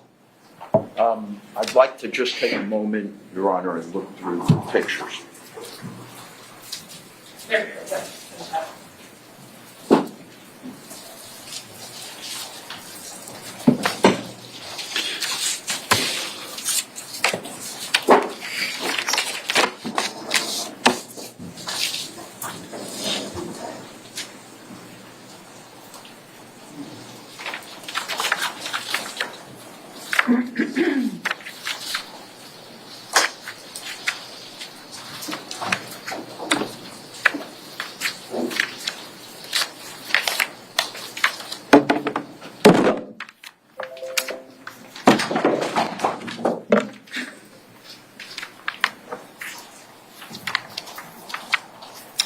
You break it, you buy it.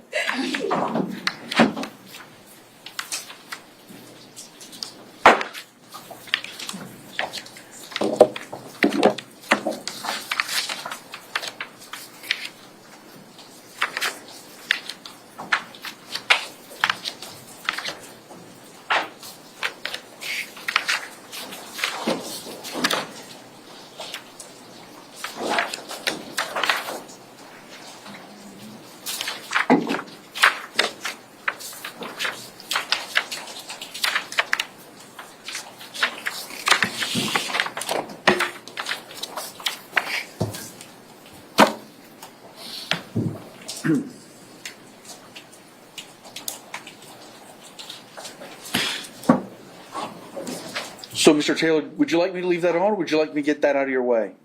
You can pull it up. Yes, sir.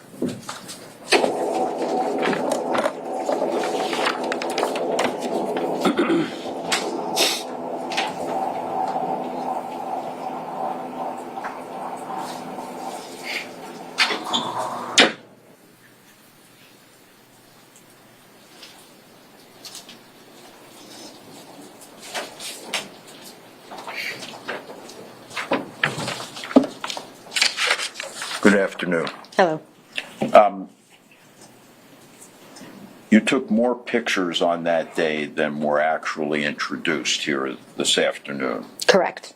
All right. Let me pass this one to you and see if it's one of the photographs that you took.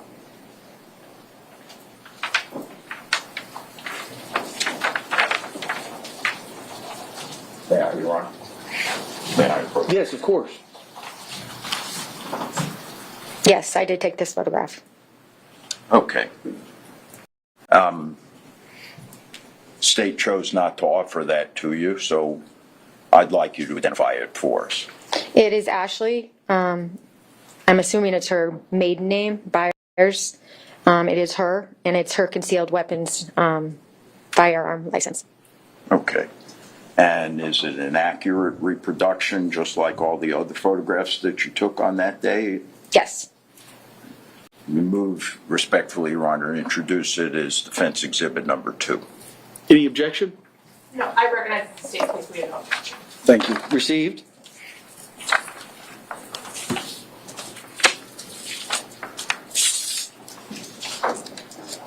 I want. Is that what I'm sorry, so Has that already been marked? Yes, sir. Okay, We pre-marked all of them. thank you. Ms. Conlin, I want to just concentrate for a moment on the cell phone that you said that was on the couch that you recovered. Yes. Let me just try to refresh your recollection as to whether or not that cell phone, rather than being on the couch, was in the couch. Yes. Yes? Yes.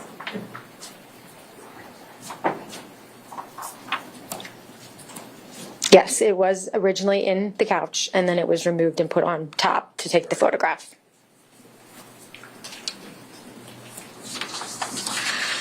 The crime scene photographs that you took, I want to make sure we understand. You went in there and took these photographs and processed it after the deputies and EMS were in there. Correct. So what your photographs tell us, correct me if I'm wrong, is that that's the way the scene appeared at the time you took the photograph. Correct. It's not necessarily the way the scene was prior to the time you snapped your photograph. Correct. So in other words, the broom, just as an example that was in one of the photographs, that broom may very well have been knocked aside when the deputies were working on Mr. Benefield, trying to assist him. Yes, that's possible. And that could apply to the shell casings as well when the EMS people dragged Mr. Benefield out of the bedroom. Correct. You would have no way of knowing. Correct. All your photographs tell us is how things looked when you took the photograph. Correct. The blood marks from the bedroom all the way out to the front door, once again, is the scene after the EMS went through there along with the deputies. Correct. The last thing I want to ask you is, you did, to my knowledge, 2 separate reports. Is that correct? I believe it was one. If you would show me what you're looking at. Sure. May I, Your Honor? Yes.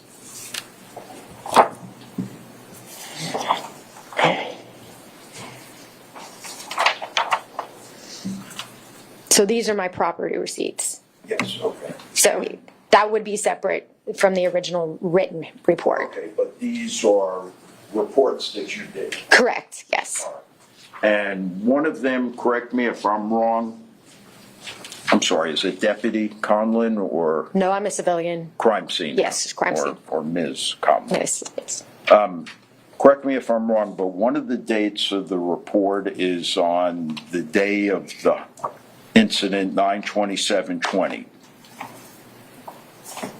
Correct. Okay, and the second one is on October 12th of 2020. Yes. And on both of these reports, Ms. Conlin, you, under type of case, noted as a homicide. Correct. When you're photographing this scene and executing your duties, all you know is that somebody died as a result of what happened there. Correct. You don't know whether or not it was a crime. I do not know. That's why you call it a homicide. Correct. If you knew it was a crime, you'd call it a murder. Correct. Nothing further. Redirect? Sorry, Judge, just one second. I don't have anything else, Judge, thank you. No? All right. Hold on one second. Can she be released? Yes. Can she be released from her subpoena? No, we'd like to keep her under subpoena, Your Honor. All right, Ms. Conlin, And you were Your not Honor, I released would from your like- trial. I'm sorry, I'll let you finish. You were not released from your trial subpoena. the rule of sequestration has been invoked, so that means you cannot discuss your testimony here today with anyone outside this courtroom, including the attorneys.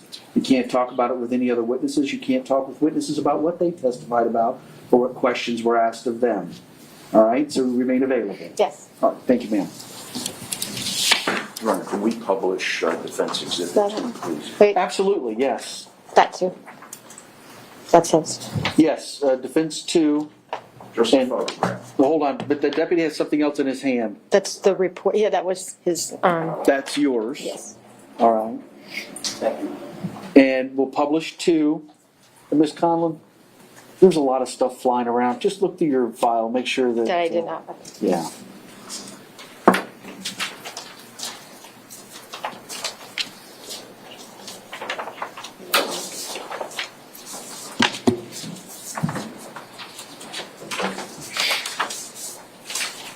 Everything's yours? Yes, it's on. All right, ma'am. You're free to go for now. Be available if they need you again. Yes. Thank you. Judge, can we approach? Yes, while they're looking at defense 2, go ahead and approach.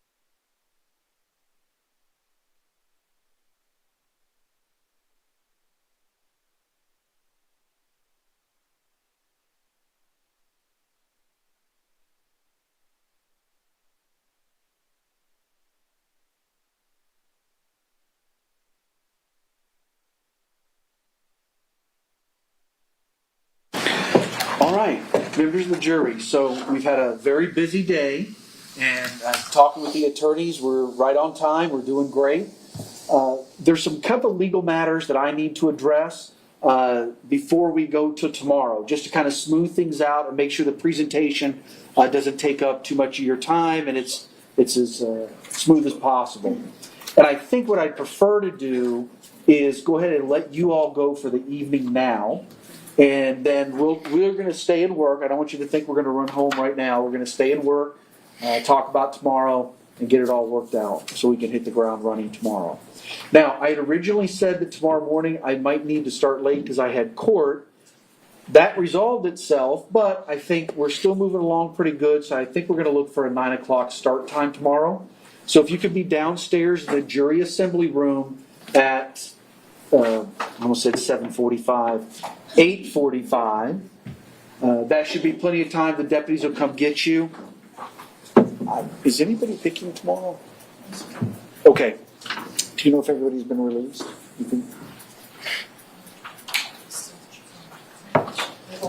There won't be any jurors. Okay.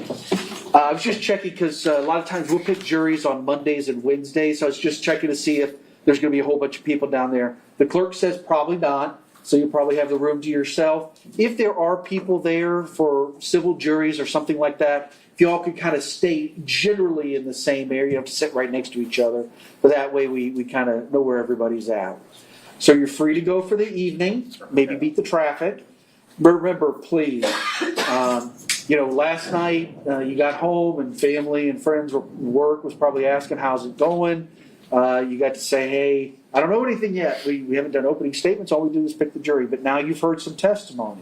So at this point, it's going to become even more important for you to follow these rules of no discussion amongst yourselves, no discussions about the case with anyone outside of this room, and make sure you try and avoid the news or don't, look at your favorite websites, but try and avoid doing any research on the people, places, things, or legal topics that you've heard anything about. Remember too, I don't know about you, but my fingers are, and my toes are pretty cold, so dress warm or dress appropriate, so you can come and, adjust as you need. I don't know if anybody brought snacks, but as you see, we have, breaks throughout the day. So if you do want to bring something, they can bring coolers in, can't they? I'll discuss that with them. Okay, they'll discuss that with you because I want you to be able to bring in snacks as you need. All right, you're all set for the evening. We'll see you back here. Yes, please leave the notes. Those must stay here. If you just put them face down on your chairs, the deputies will pick them up and we'll hand them back out tomorrow. All right, we'll see you in the morning. Have a good night. You too.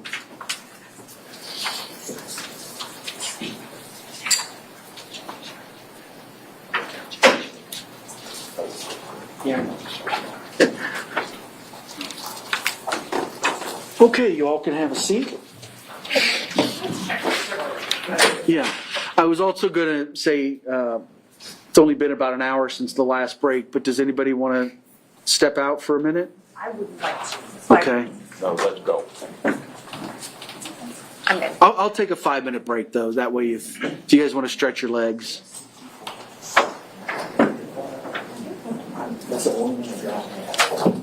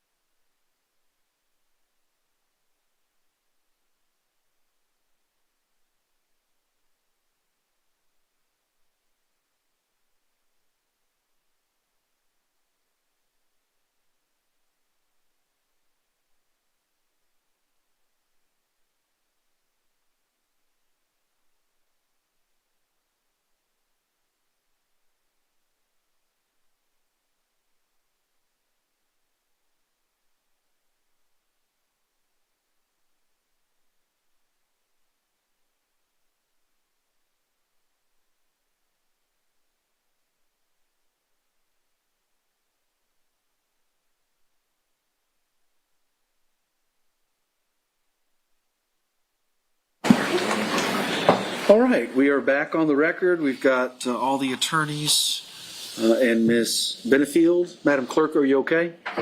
I'm sorry, Madam Court Reporter. Yes, sir. Thank you. I heard you type, and I want to make sure that you were also ready. All right, first things first on my list is I still have a whole bunch of these transcripts from the 911 call. Do you want those back? Did you get one? Yes.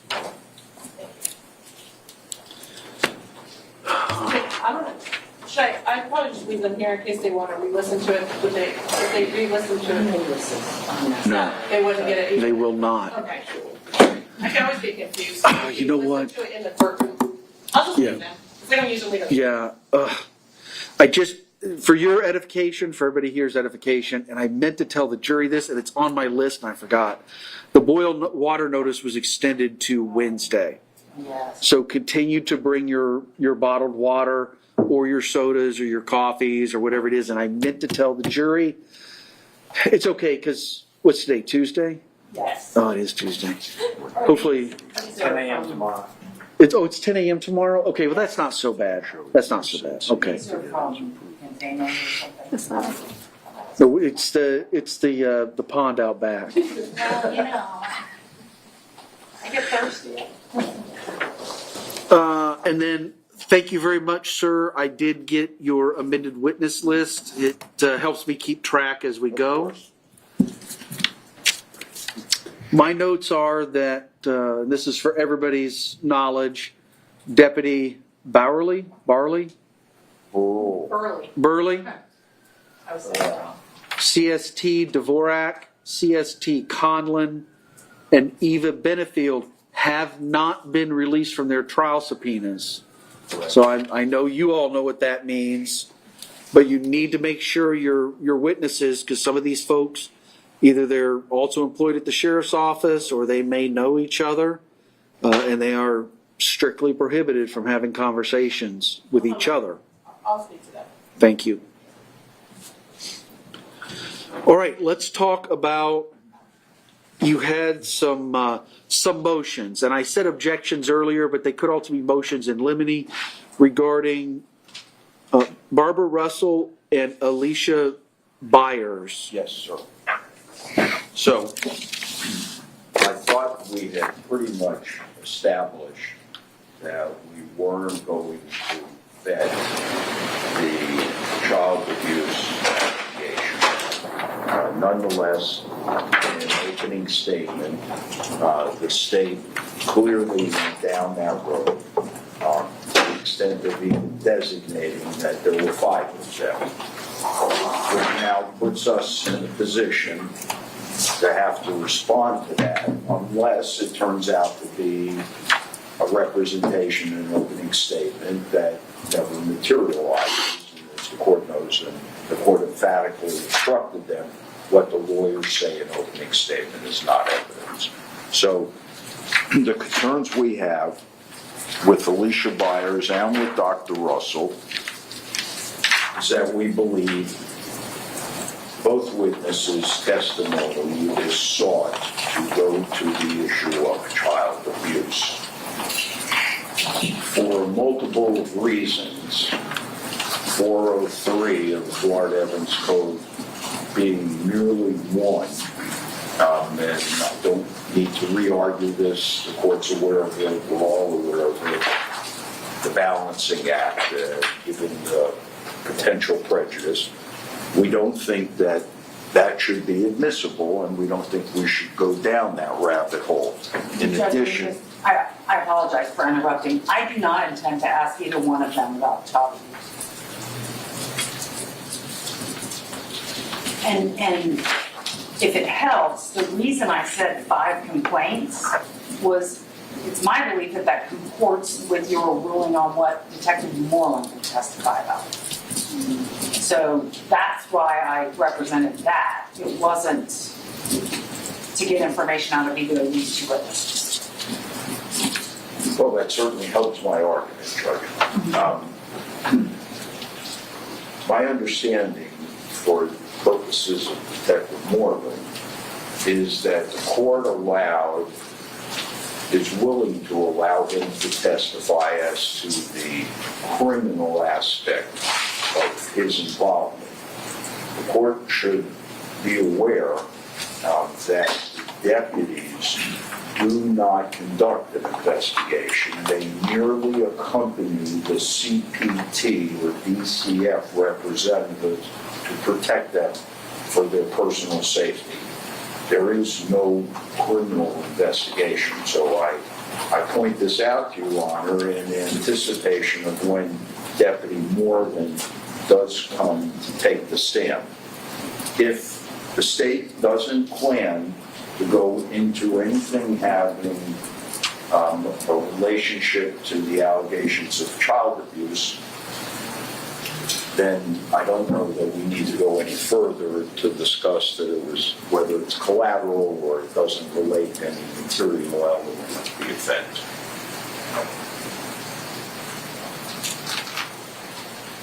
And let me just clarify, that argument relates to Barbara Russell and Alicia Byers?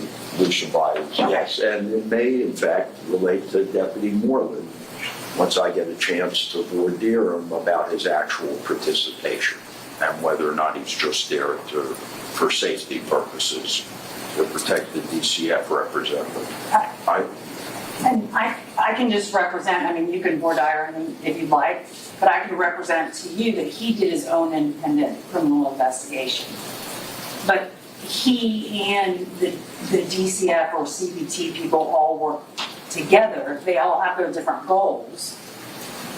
But he did investigate criminally. Well, who would he be investigating? He would be investigating the target of the complaints. What relevance would that have to Ashley Benefield?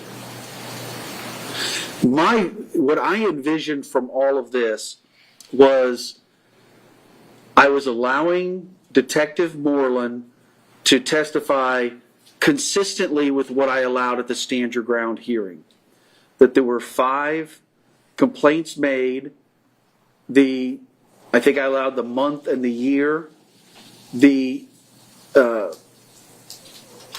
alleged perpetrator being Doug Benefield. An investigation was conducted.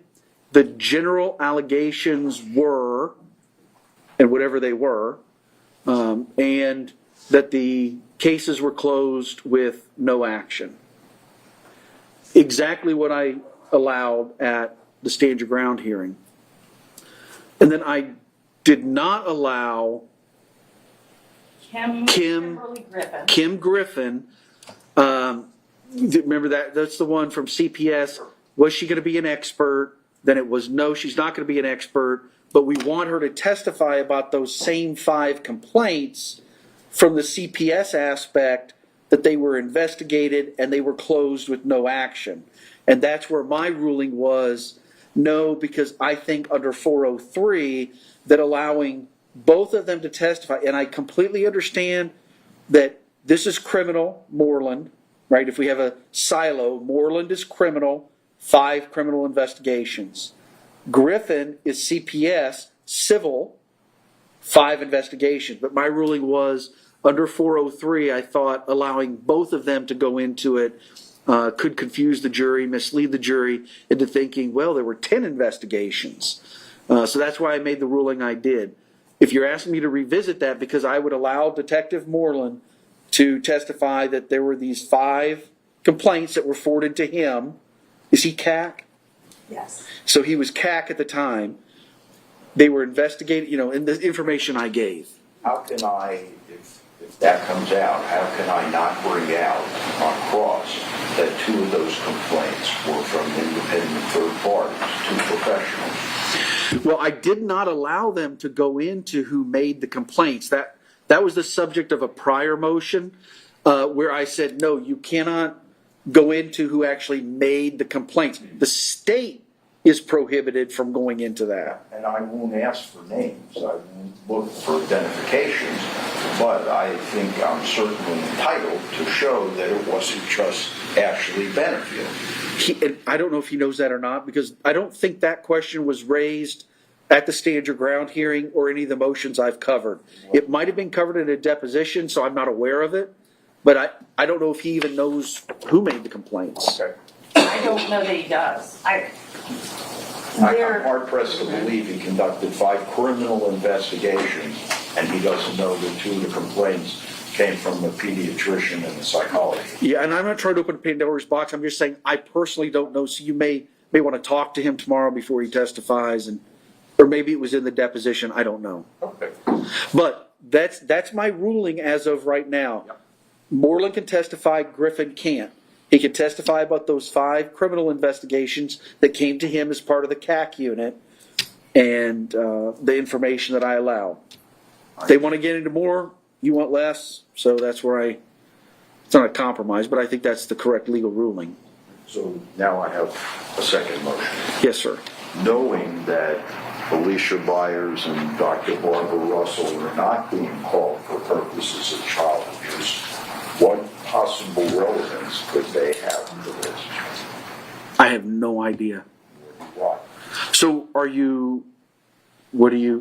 is this the similar motion? They filed a motion in limine for me to force you to proffer your expert. Are you now motioning for me to force them to proffer theirs? No, because if you would have granted theirs, then I would have said yes, but you denied theirs. Goose and gander, but no, I denied it because I don't think there's any basis for that. Okay, so I just want to alert the court that I'm going to be on guard for that, and there's going to be some objections potentially. Understood, and it happens all the time where depositions have been taken or reports have been written or affidavits have been done, and you can file motions in limine to limit or restrict certain areas, but I don't have any of that in front of me. Okay. The last thing I heard about anybody was I granted the request to depose Russell, and I haven't heard anything since then. So, well, what else can we talk about this evening before I let you go? I think we're ready. I have one small thing. We did do a stipulation for the ID of the victim. Sure. I think it's not an issue in this case. Nobody's objecting or arguing, but I just wanted that to be a part of the record. All right. I think she wants me to fingerprint it also, Judge. I'm sorry, sir? I think she wants my fingerprint on it as well. If you would bear with me, Miss Benefield, would you raise your right hand? Do you swear or affirm to tell the truth, the whole truth, and nothing but the truth? Yes, Your Honor. All right. I just want to ask you about this trial stipulation that was just handed up. It's got the case style at the top, trial stipulation, and here's what it says. It is hereby stipulated and agreed by and between the parties that the identity of the deceased victim is Doug Benefield, white male, date of birth 10/2/61, a human being. It's got Mr. Taylor's signature. None of this is dated.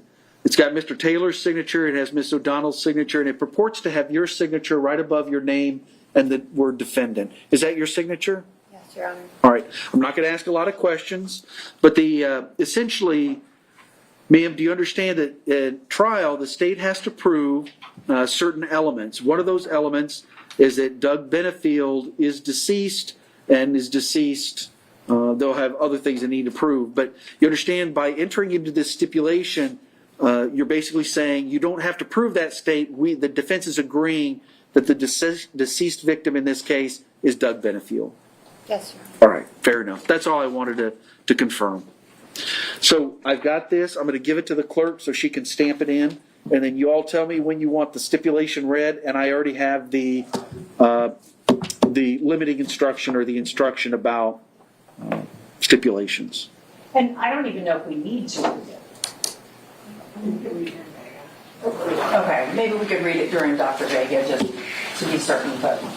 I will let you prosecute and defend your case how you see fit. Okay. All right, we'll see you tomorrow. Hey, listen, so I'm not sure that I need to have you here at 8:30. It sounds like it's worked out, and Do I hear 9 o'clock? looks like it's going to be 9. Do I hear 9:30? Over my objection. I thought you had something in the morning. No, I have bond hearings. I ended up not having any bond hearings, and I don't have any case managements for tomorrow. Now, next week I do. Thank you, Judge. 9 o'clock is very much appreciated. Yes, 9 o'clock. But 9 o'clock start, so maybe 8:50. 8:55, getting all set up? Okay, yes, sir. All right, deal. Joe, can we, will the, this be? All right, we'll be off the record until tomorrow.